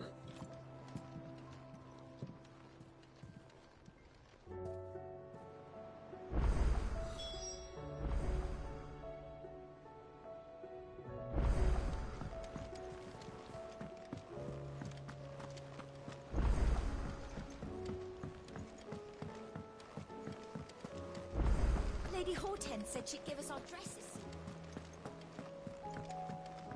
Will we ever see the sun again? It seems the hideaway's lost Blasted book. Here, you put me in this situation, Clive. You can bloody well get me out of it.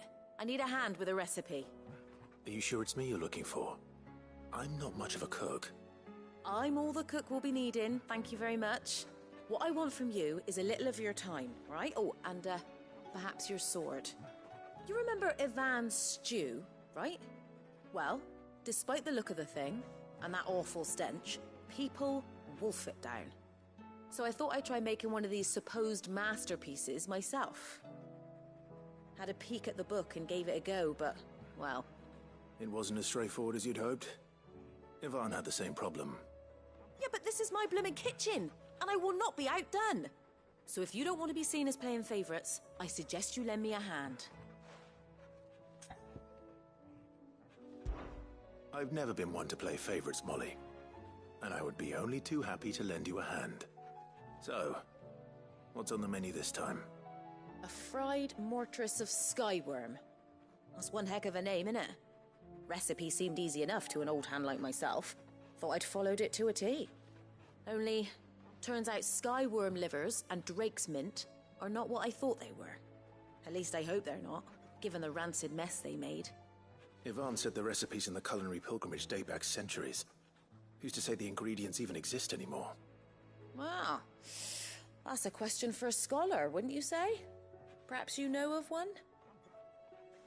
Kindly old fella who haunts the shelves, maybe? Fine. I'll go and speak to Harpocrates. Perhaps he'll know something. And if he does, I'll see if I can find your ingredients for you. You do that. Lest we forget, you've got a reputation to uphold.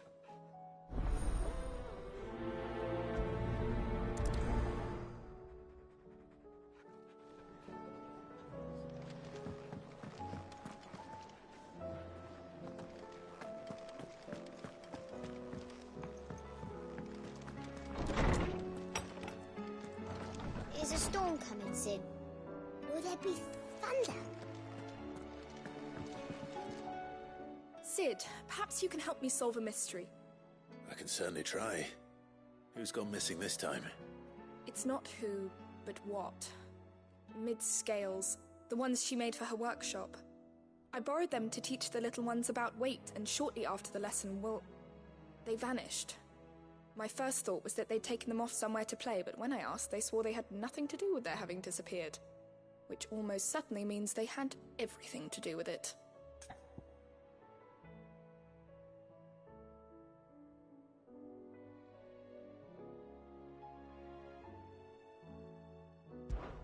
Perhaps a visit from Sid will jog their memories.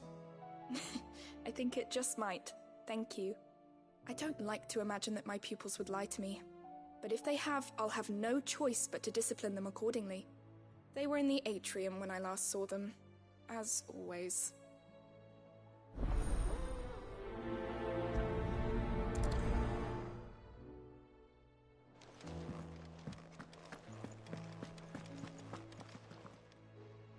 Lawsman Harpocrates. I've come to pick your brain if you don't mind. It's about the book you lent Ivan. Ah, Valisthea, A Culinary Pilgrimage, a classic. One of my favorites, in fact. The young man did a wonderful job with the Chance's stew. I do hope we shall be able to sample more such marvels in due course. That's actually why I'm here. I don't suppose you know where I might find skyworm livers and drake's mint. Ah, so the fabled Sandbrequois delicacy is next on the menu. Delightful. The descriptions of fried mortress never fail to make my mouth water.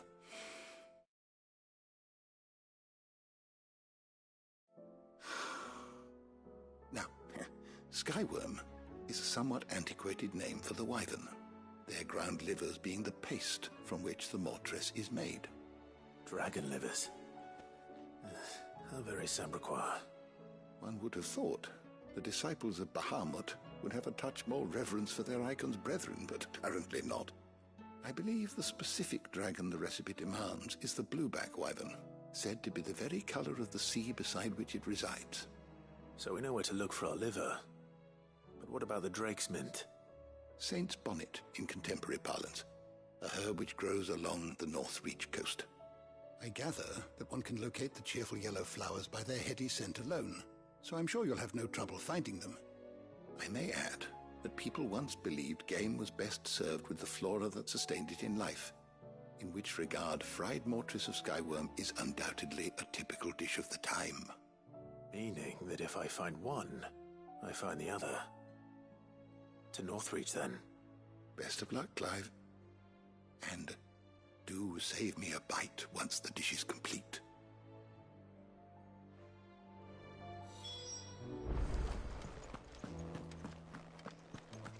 Is a storm coming, Sid? Bloody thunder.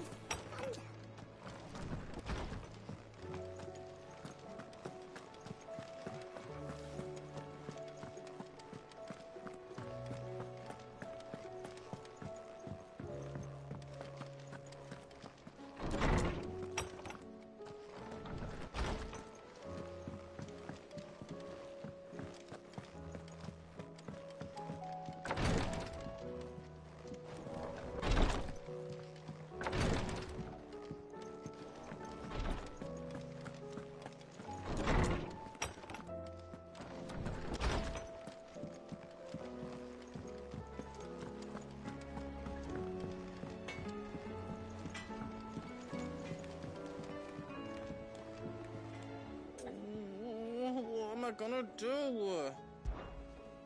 Is everything all right, Goots? You seem more discomposed than usual. Oh, I don't know what that means, but I'm in a bit of a muddle.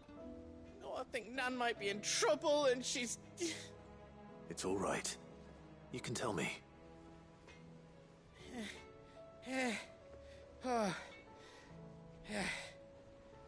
There was a trader came by. One of our usuals, like... Said he'd heard some rotten rumours about her down Dallymill Way. Folk are saying she's been selling to bandits and cutthroats and that. I mean, she's fond of a chance to make a coin or two, aye, but she'd never do business with baddies. Especially not the kind who go hurting people who haven't done out. I wanted to ask her about it myself, but I'm scared she'll give us a tongue lashing. She'd never give your tongue a lashing, though, would she? Don't worry. I'll speak to her. Oh, thanks, Clive. You'll let me know what she says, won't you? Of course. I'm sure it's all just a misunderstanding.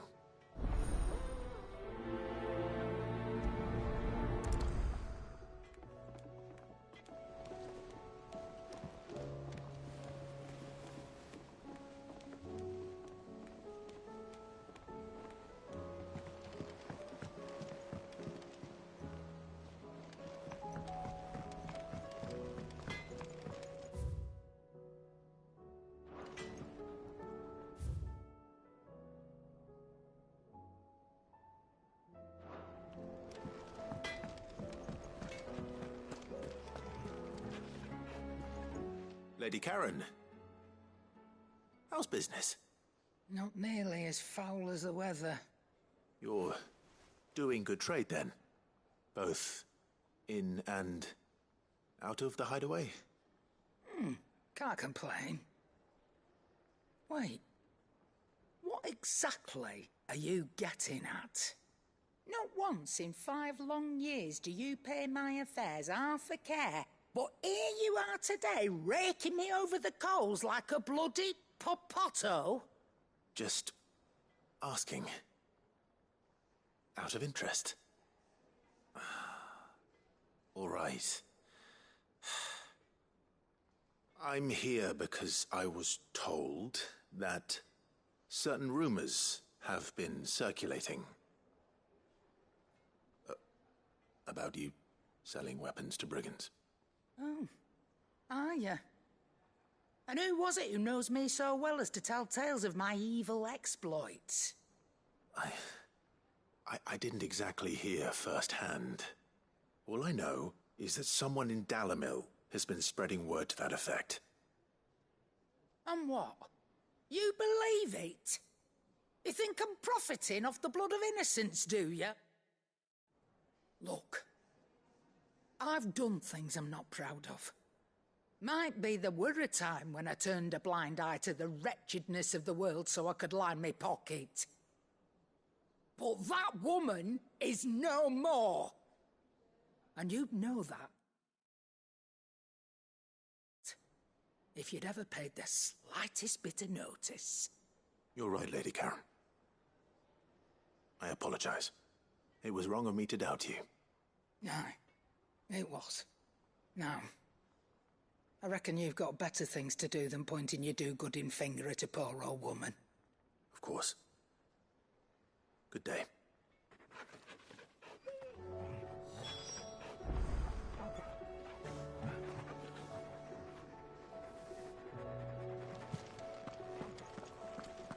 Did you see the pair that got hauled into tyres? Aye. All their fancy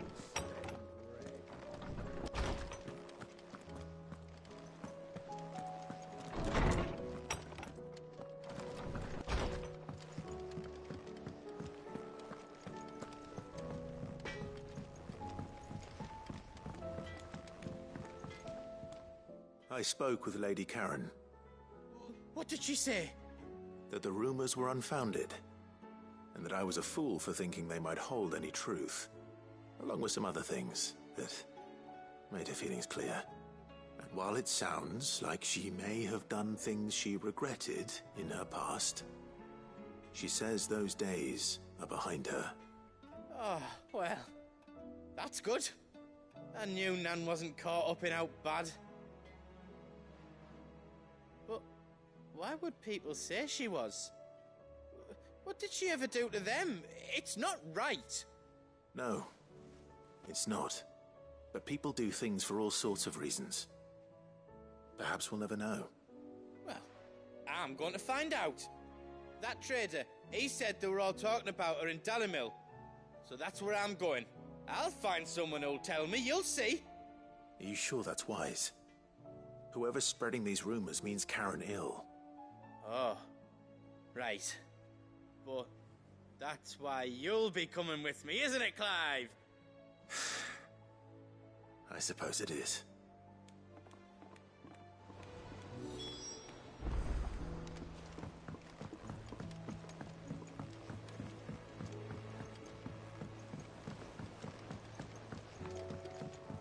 heard the Emperor was impaled on his own son's spear. We're all gonna die! You hear me? The Akashic are coming and they won't stop until they've slaughtered every single one of us! What do you reckon we should do?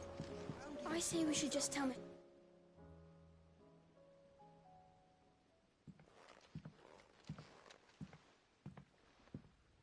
Sid! Hard at your studies, I see. And what is that? It's not a set of scales, is it? No. Of course it isn't. Well, not anymore, it's not. Oh! And just how long hasn't it been one? We're sorry. But we didn't break them. We dismembered them. Just like Miss Mididol showed us. Miss Mididol? And why would she have you dismembering her creations? Because that's the only way to become a ninja-neer. Miss Mididol said, the best way to see how something works is to take it apart and put it back together again. Well then, your work is already half done. Carry on. About that. The taking apart was easy enough, but it's the putting back we can't work out. Speak for yourself. The heavy thing goes at the bottom. Then...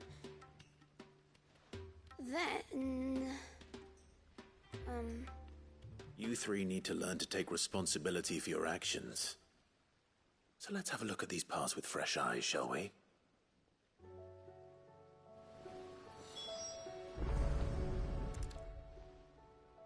All right. Everything here was once part of Miss Mididol's scales. Every piece has its own role to play, and each is just as important as the others. If even one of them is missing, the scales won't work.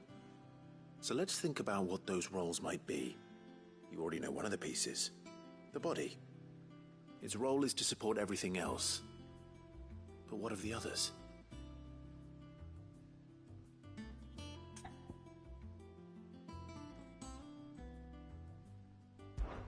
This is called the arm. Why do you suppose that is? It doesn't look much like an arm. You're right. It looks more like a wing. Like a chocobo wing! You've ridden a chocobo before, haven't you, Sid? Will you teach me to ride one day? I'll think about it. Now, what do arms do? Hold things. So wait, maybe this arm holds things too? Good thinking. You're on the right track.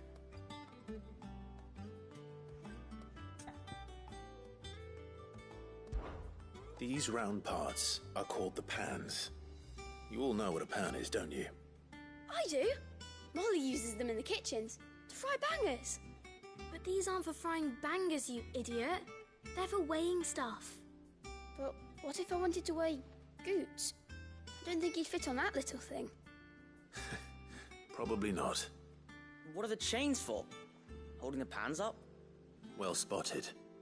Which means something must hold the chains up in turn.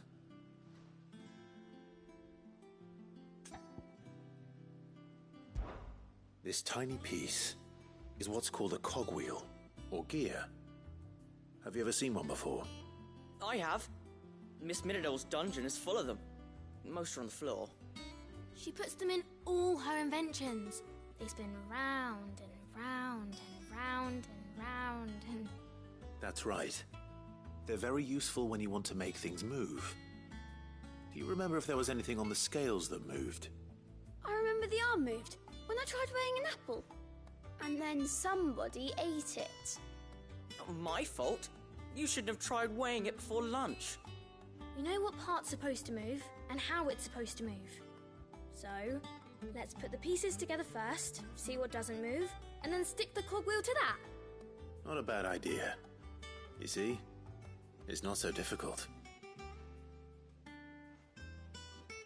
So, now that we've taken stock of the parts and learned what they do, what do you think? I think we've got it. Then here's what we'll do. You tell me what goes where, and I'll put the scales together. Well, obviously you need to start with the body. All the other pieces fit onto it, don't they? And the arms go on the body, just like real arms. Or wings, if you're a chocobo. And then the arms hold the pans by the chains. Very good. Let's see if that works. Ah, all finished.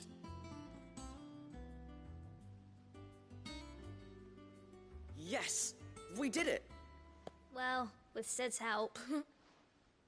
Oh, I just put the pieces together. It was you three engineers who showed me how. That's right. We're Miss Mididol's hares. Her hairs? Yeah, hares for the future. She's showing us her secrets now, so we can help out the hideaway when we're older. What do you think, Sid? Are we almost ready? With a little more help from Miss Mididol and Miss Shirley, I'd say it won't be long at all. You hear that? It won't be long. Until then, though, do try to be honest with Miss Shirley.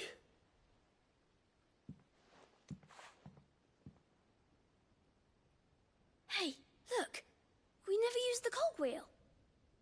You don't think Sid forgot about it, do you?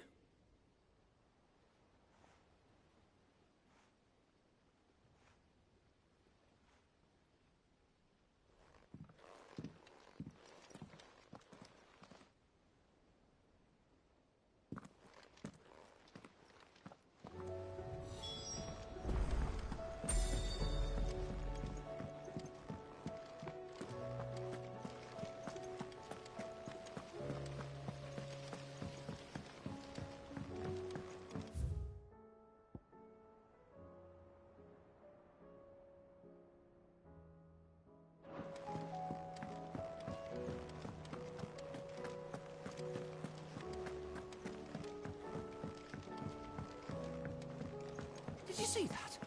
Lady Hortense said she'd give us our dresses soon. Oh, the moon.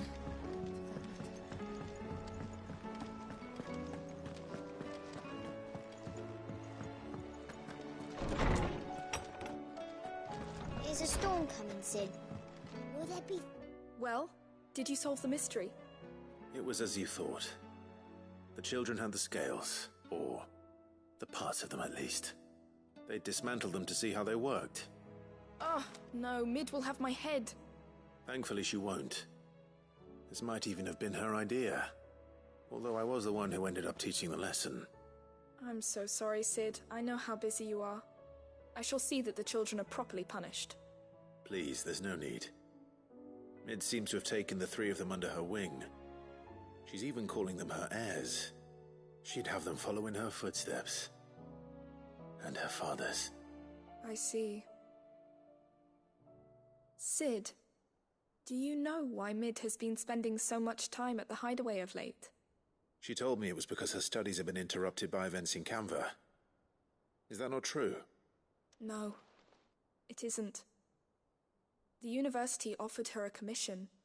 In exchange for full tuition, room and board, they asked her to oversee the design of several new war engines. To anyone else it would be an opportunity, but to Mid, who lost both her parents to war, it was a bitter pill. One she was none too keen to swallow. But that should come as no surprise. She's only ever cared about bringing people hope. The very last thing war can be said to do. Which explains her heirs. She's working to give them a better life. And so should I. What's the odd engineering lesson? Ah, you've given them far more than that, and I'm sure they're very grateful.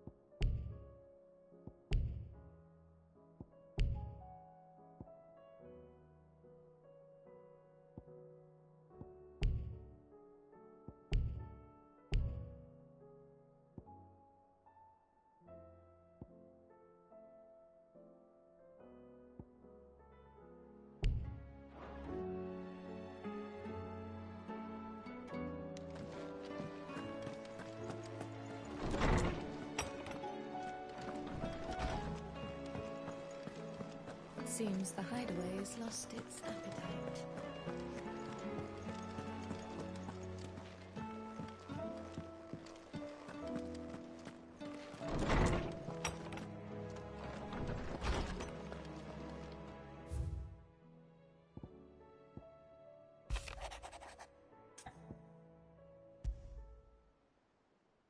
Rutherford.